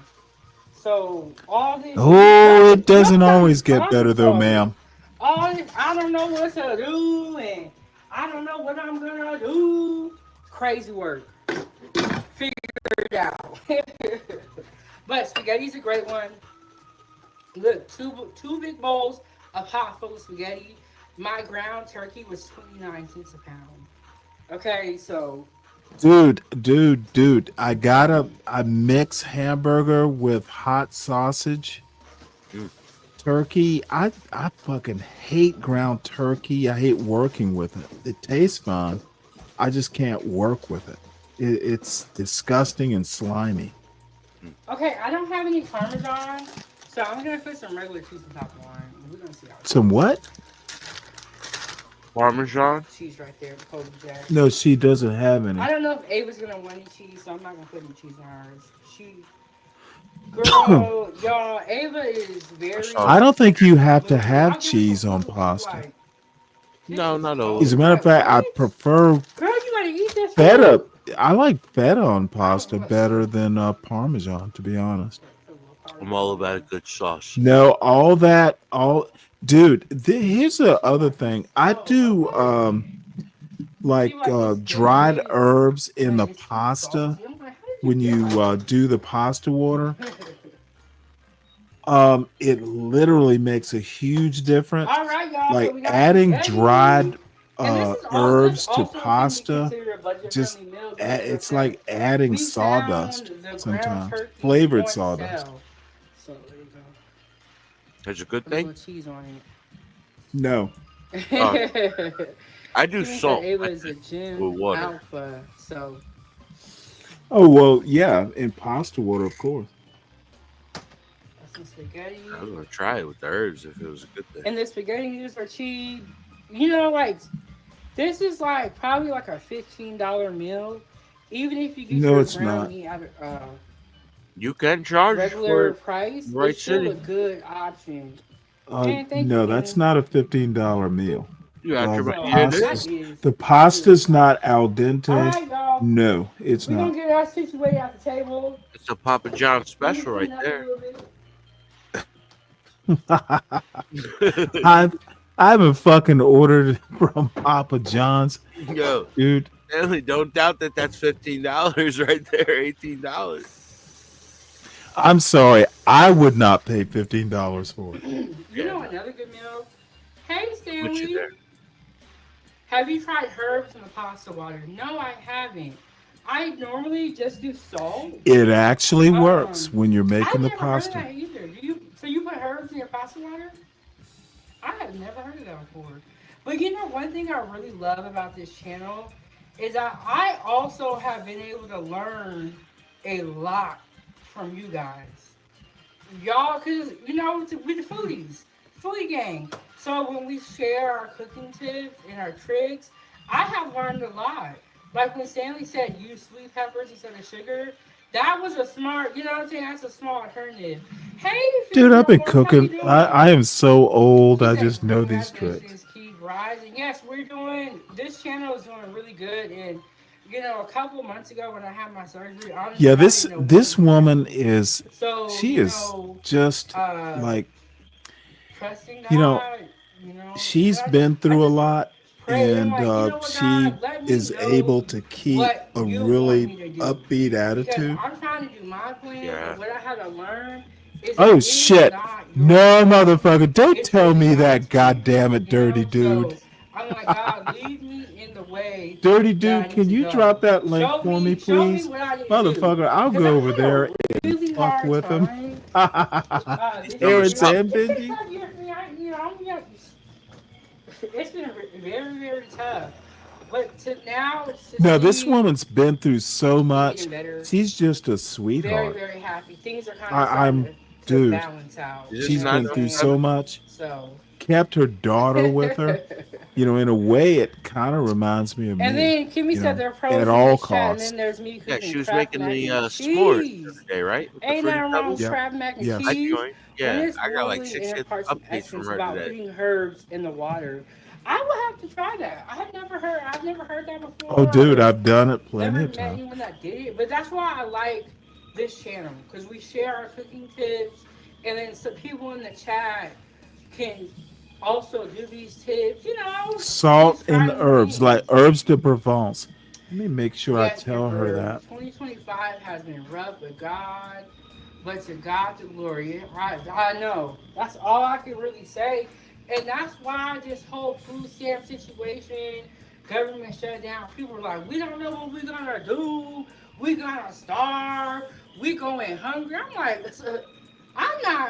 I'm going to be good. And for 'cause I some already reason, know I'm a God got member me. of her channel. I'm not worried about what man is gonna do, what is gonna be taken away. Because at the end of the day, God got me, and you can kind of tell who don't You really hear got after that you much left, faith Shannon, she shouted you out. because they freaking out. Oh yeah, and well, all let me. that. I was Oh, gonna I've tell heard of that story. spicy before. Herbs de Provence. I've seen Look. that when I was in culinary school. Herbs They de used to have Provence, that. yeah.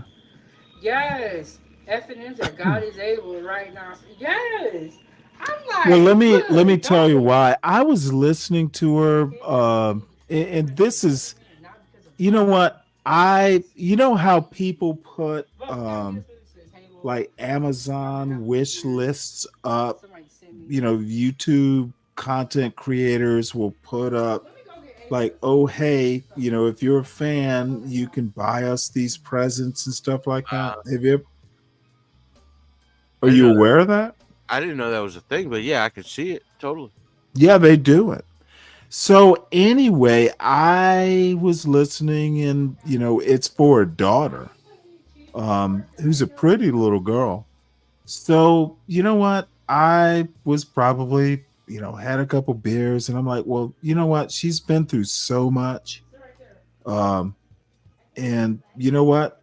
I'll just get a present. So I just fucking did it. You go fucking ass, dude. Nah, fuck all that. Oh You yeah, know you that. are, motherfucker. Deal with it. You're a But good no, you know what? This woman. I like people who fish. And I like people who cook. Seriously, and I stole could your heart. help. She'd have made some seafood and she stole your heart. You know what? I've been up on a panel talking food with her and her foodie gang. She calls them the foodie gang. Motherfucker, we went up there and we talked like some food shit. Like these people knew what the fuck they were talking about. It's like talking to people who fish. You just know that they have expertise by the way they talk. Anyway, and she was so sweet. I thought I sent it anonymously. But anyway, look, it's just a random act of kindness, and I just like her. Understand, you know, her travail, her daughter, dude. The woman has been through some stuff, and she works hard, and it was something I could do, and that's actually who I am. If I like you, motherfucker, I don't care. If I can, I will help. might even just fucking just random act of kindness. Your ass. She's ready. Look at her. Yeah, well, she's gonna be a tall girl, I think. Well, Eddie, I know what it feels like, man. I lost feeling in my left side of my face, man. That's so fucking crazy. You know, and she had brain surgery, man. Oh, she's had a couple. She's had. I know of at least two. She might have even had a third dude. And she just had it like 6 months ago, 8 months ago, and you gotta goddamn recover from it. Yeah. Keeps doing what she's doing. Oh shit, that's my present. Oh yeah. Yes. That's what's up. Let's go. Mutant. But look, the bottom line is I'm old, and I like children. Oh, look at this girl is cute as fuck. Dude. Hey, Brandon, how you doing? And this woman has been through a lot, and she deserves. And you know what? She's actually a good cook. They said they need your review. She knows what the hell she's doing. So she needs. 9.8. Hey, all I can say is I'm hungry too. I know. Now, I'm how the fuck? to reach right now. I want what she's eating though. How the fuck did they live in Alaska is beyond me. Yeah. But It's it hot. is what it It's is. still warm. They're in Alaska And then right for now. Eva, Yes. I don't want her food to be scalding hot. You know what I'm saying? Now they were Especially down in people be in the gym Atlanta. trying to, like, hurry up and eat. I'm like, I'm not gonna eat you know, scalding hot food. to maybe get next time you she comes down this way, to- I'll For run what? over and meet Why would her. I burn my mouth? And Yeah, no, you not see like the that. steam still coming from in there. yeah. You see that? It's hot. It's hot. Brandon said I have a spaghetti recipe from a girl who lived in Italy. Shout out to Brandon and Emperor for knowing some real Italians. Well, shoot, I know some Italians. I've been to Italy.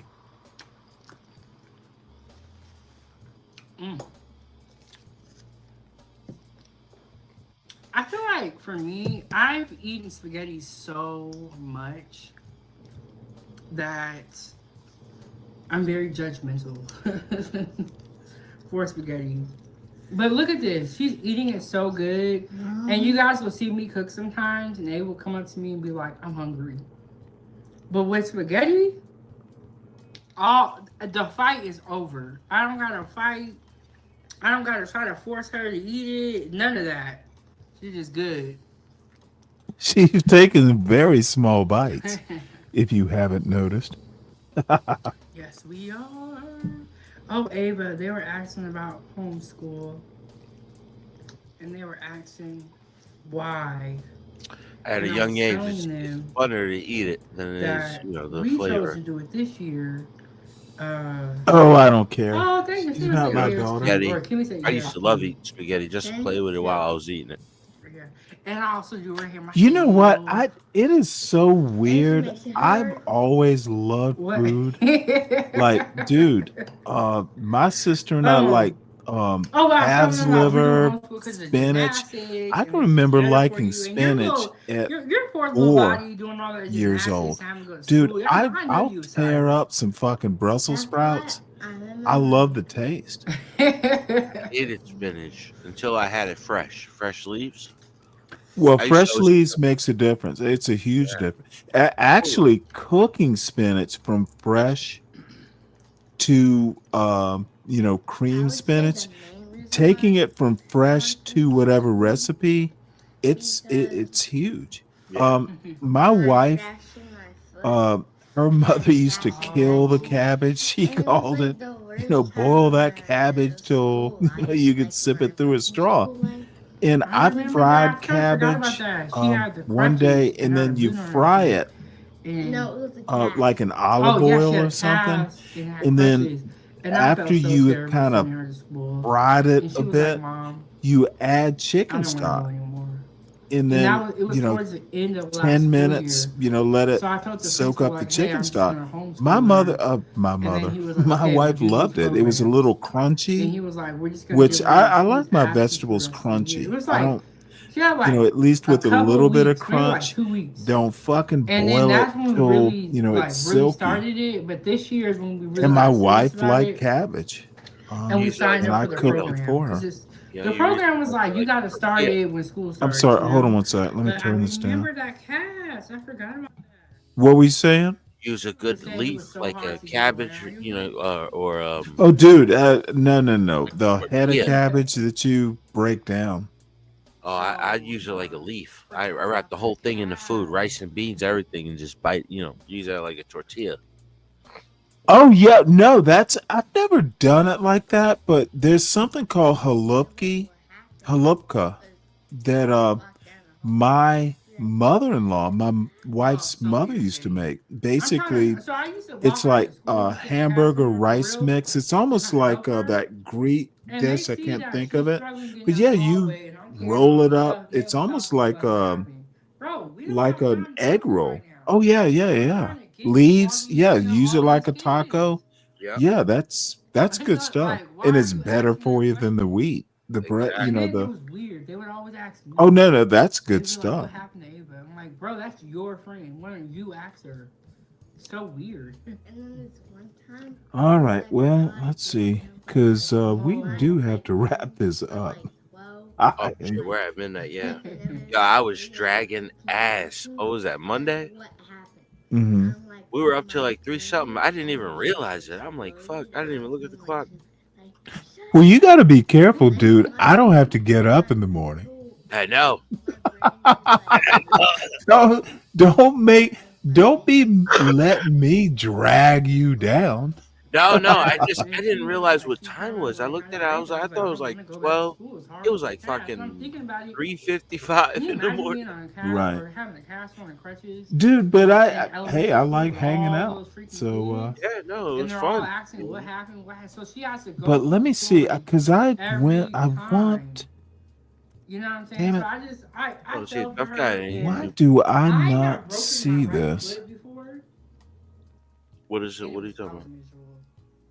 And this No, I'm looking for a channel. I was hoping Dirty Dude would drop this link, and I can't remember the name of Benji's channel. Oh. Dirty, if you can, if you're still there, can you drop Benji's YouTube channel? I can't remember the name of it.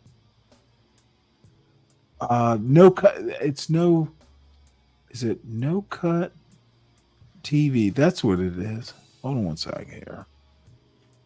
Dude, it is so annoying when you get a bit old and But I do have you things at the that should be at the tip of your tongue don't drip off of it. No drip. Now you right with my about No Cut TV. There we go. Now No Cut TV POV. Yep, there's the live. Let's watch this because these motherfuckers actually can be funny and cool. In the LA Times. And I will have to say, Yeah, I was just thinking like, damn, I think he get another break. Yeah.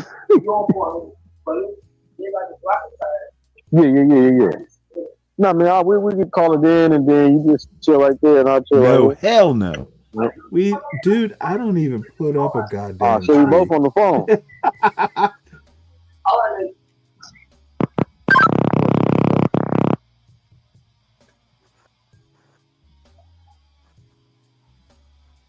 Oh, my girl Talking Joyce young, huh? data dump for like 4 nights. No, you know what?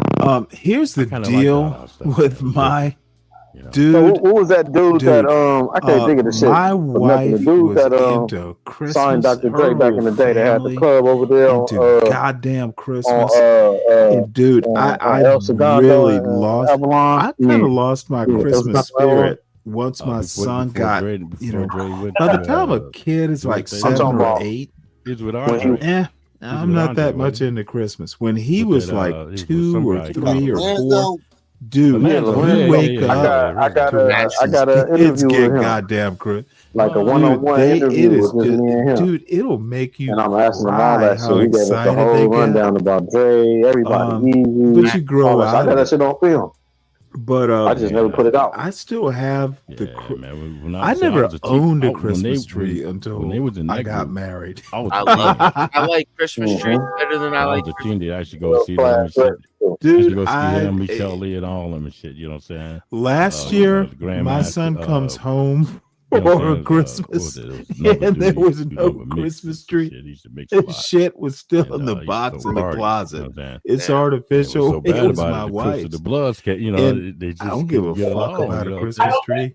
So my son comes home. He's like, "Well, do you mind if I put up the Christmas tree?" I'm like, "No, as long as you take it down." And he didn't. Of course, I had to fucking take it down. Yeah, man. Dude, man. But see how people's names like fade, man. Oh, okay. You at the wrong gate, dude, sir.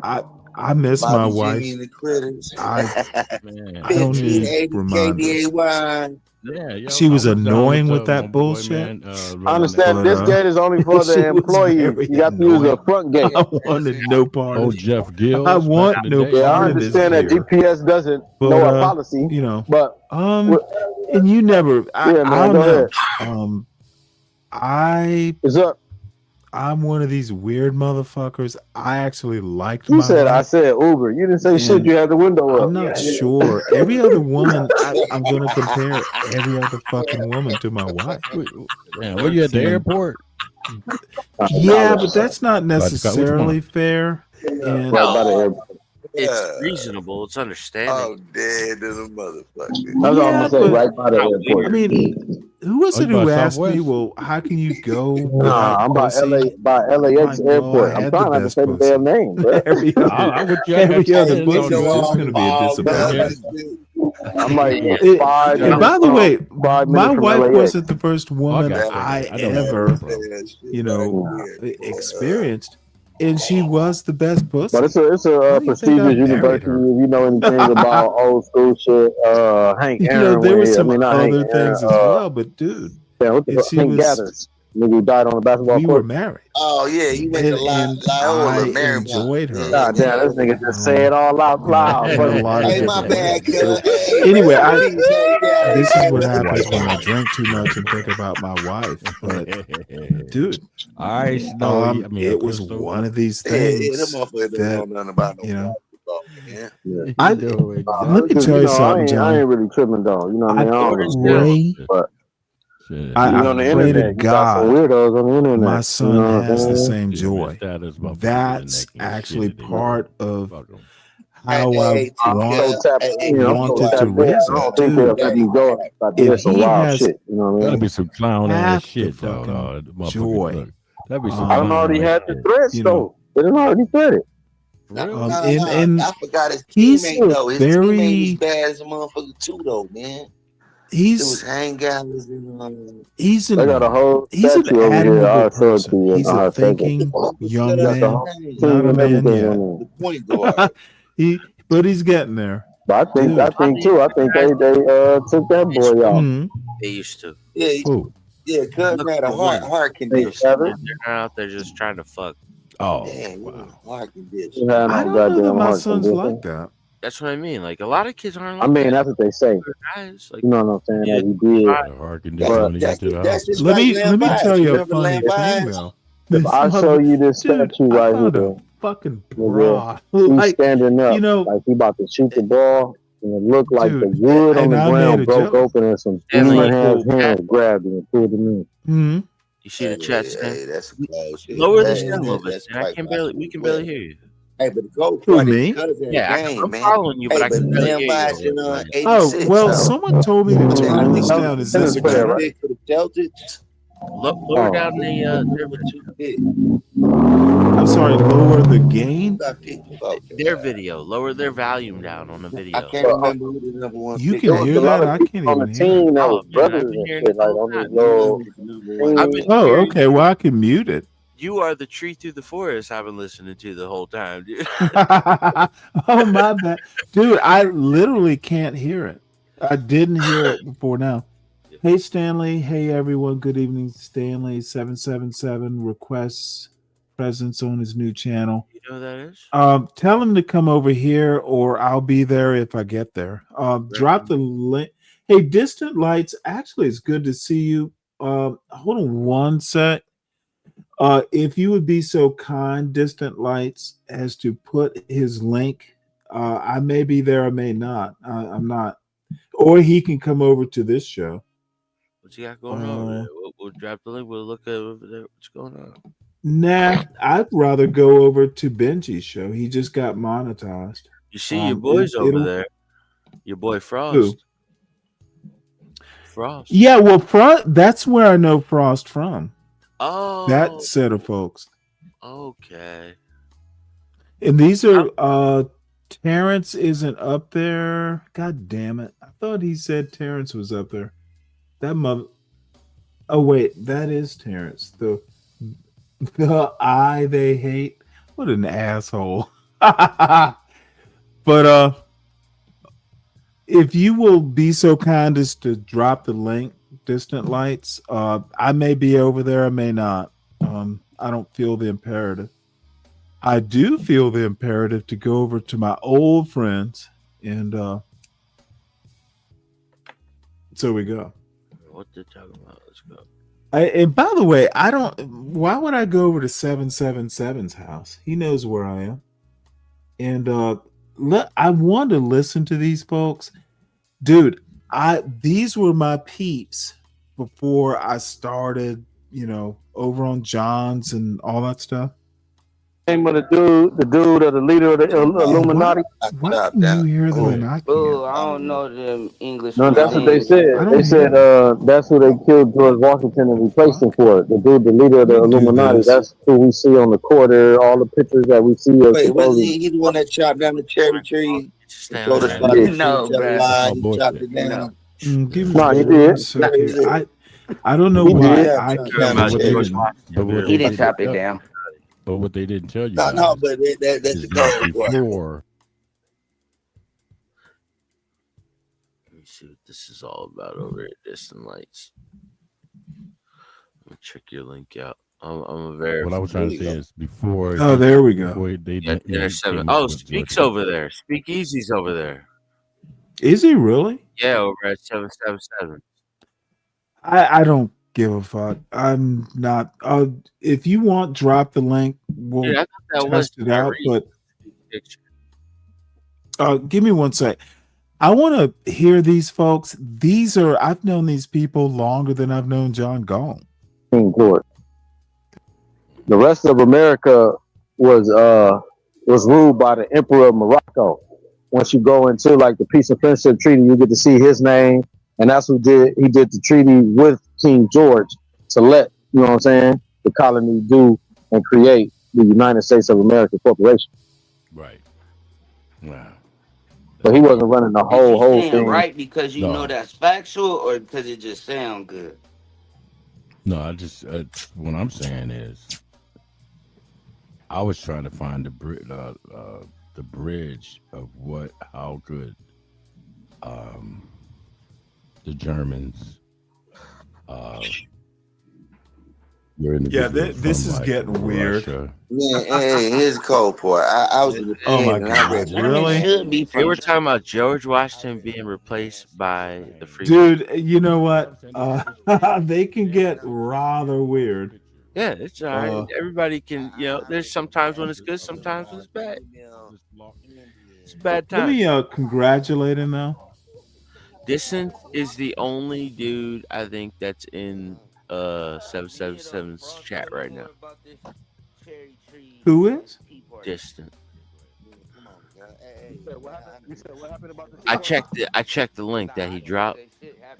He is the only guy in 777's chat. Well, I mean, 777 starting small, right?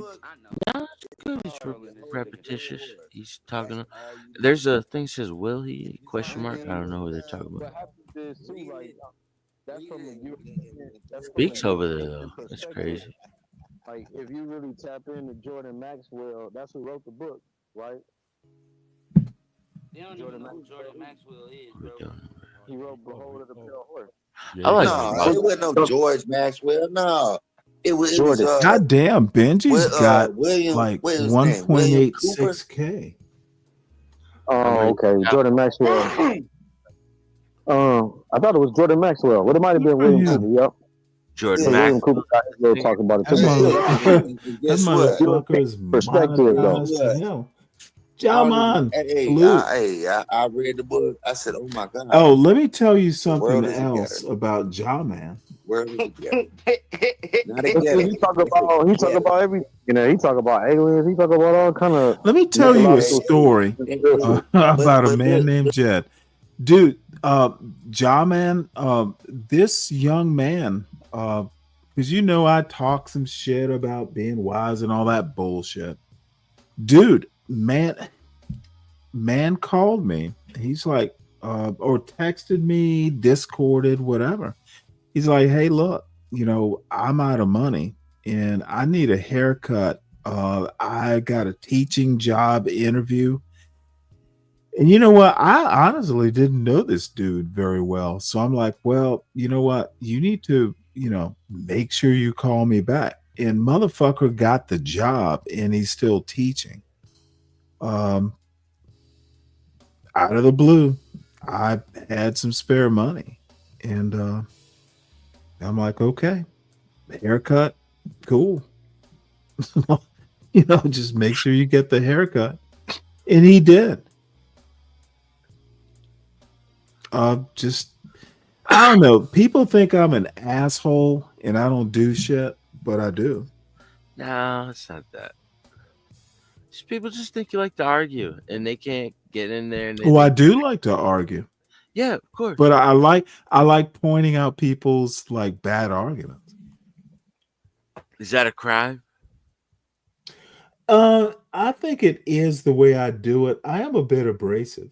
Well, at least your self-perspective. You know, you're reflective on your own. You know, I do the same thing. I can see where I'm not likable and where I am likable. That's everybody else's problem. But see, the thing is there are times, dude, likable isn't always the best thing to be. No, yeah, especially if that's motherfucker, dude. There are times when likable is a flaw. I just don't like being a burden. Being a burden is a problem. I don't really give a fuck if they like me or not anymore. It's like, let me get out of the way. I'm gonna get out of here. You guys can keep sitting there talking, do whatever the fuck you want, but I'm doing something. Well, this is bitching. So I see channels with 20, 30 in their chat. Dude, I just don't find this little soft hurry bullshit he wants to do compelling. What is that? If you got 20 times the amount of subs that I got, it's too much drugs. I'm listening. I'll be right back, and then I'll engage with this fool. I just don't find this sort of stuff compelling. You know, I feel like I could be hanging. Even like and subscribe. People run different content and they get different results. I can always not subscribe. Always not. You know what I want to know? Where the hell is everybody at tonight? Sure, he's happy. There's 11 people in about it right the now. bushes. There's 13 people in here in the bushes. Okay. So I don't know if they can't see the StreamYard link at the top of the screen, but they're more than welcome to hit that link. It's called the bait. Be right And back. they're more than welcome to say bait, something. man. In Go the ahead. chat. I've never been on someone's shit and not said nothing in the chat. That's really bizarre. No, it's bizarre that really you feel the need strange, to be you know what I spoken mean? all the time. That's bizarre. Present. Can't you just Hello, sit back and listen? Stanley, I would love be for you to hit the link, perspective sir. from time to time? Can't you just ingest information It's all your fault. without Steve. Just saying, remember that. I all feel, right? or in my opinion, Yeah, just go get your or if popcorn. you ask All me? right. I'm just chilling. Stanley, good to have you. I'm actually going to make you a moderator, sir, when the show is over. It's high praise. It's high praise. Speak, say something in the chat if you don't mind. Who, Stanley? I said speak. Say something in the chat too, sir. My bad. And then go ahead, Stanley. Get ready for your wrench. Shout out to the Gospel of Bob. There's only 13 people over there. Shout out to Skywalker. We're doing numbers. Down to 3 over here. Doing numbers.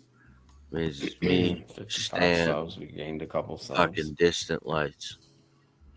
Let's see here. Trying to get one of you to go over there. Let me see. Does somebody hit the StreamYard? I don't Black see Knight it yet, over Stanley. there. Black Knight. Hello, sir. Now, is that Knight? No. That's just Black Knight. That's Two Maybe different Knight people. number 3 from over here too. I see so many people on here. I forget sometimes. I remember seeing his name though. Nah, Black Knight's cool. Stanley, if I give you a wrench, don't fuck around with my wrench. All right, Stanley, are you listening? Don't you fuck around with my wrench, Stan. I had a poll earlier. Will Jay Prince suck a cock to get his EBT card turned back on? And then I felt bad. And then I felt a little bit bad about it. I'm like, damn, this is a real life situation. Like, you know, maybe he's really like, yo, my kids need to eat. But then I saw him trolling with the lady that called. I don't know if you were there during that part in the stream. Yeah, I caught a little bit of it. Shout out to Chaotic Truth. He ran with the content. I kind of respect it, but not really. But great content nonetheless, sir. You're in the entertainment business and you entertained tonight. So, and then I doubled back on it because I ended the poll and then I said, will he? Waiting to see if people kind of still saw the original poll, which was, will Jay Prince suck a cock to get his EBT card back? And 61% of you people said yes, he would. Just to let I you guys voted know, yes. You know, just to let Jay Prince know. Since People we're are watching, thinking you'd suck a cock to get your EBT. All right, you might want to stop. You might want to stop with the shit. Okay. Desperate man with no skills. Stanley, Hey, John. Clearly, you're too afraid to hit the link tonight. So either you're too old, you fell asleep. Webster. Your cream of mushroom soup spilled all over your chest. That's actually funny. He's here. I called for him. He's not hitting the link. You know what? I'm gonna shut this bitch down and go over there. Streaming on his Go over channel. there. All right. All I right. can't look at it right at the I'll moment. see you over there. Buenos dias, everybody. I'll do it for Hey, by the way, I am gonna shut down this stream. Are you going We're up there, down to Stan? 3. No, Yeah, I I'll got go something up. up on the Vouch other for me. screen. But Vouch for me. I'm behind you. Clip up something. All right. Well, I'm a little loopy, edit a video. but for the fun. Have you ever It purchased is. a hooker? It. I might no, do sir. I Sounds might like a just lot. do a nightish. Do it. It sounds like And you fall just Go up there asleep. for like a half hour. Okay. I mean, if you think Yeah, so. yeah. Have you Because thought about I actually do have to, get a. You know what? a I'll be a honest few with you. I'm one of these Dude, I got people a that goddamn book believe to in having read. experiences. Sorry. So I'm not gonna sit here and say I Go never read thought it. about it. Eventually. Would No, I no. actually go I'm gonna go. do Oops, with it? I'm gonna go over there and make the best of it. I'll make an appearance. My mother used to do that. Yeah, we'll make an appearance, and then we will go. About to But get I want to thank everyone for being on this show today. It's a small channel, but I'm just gonna do it.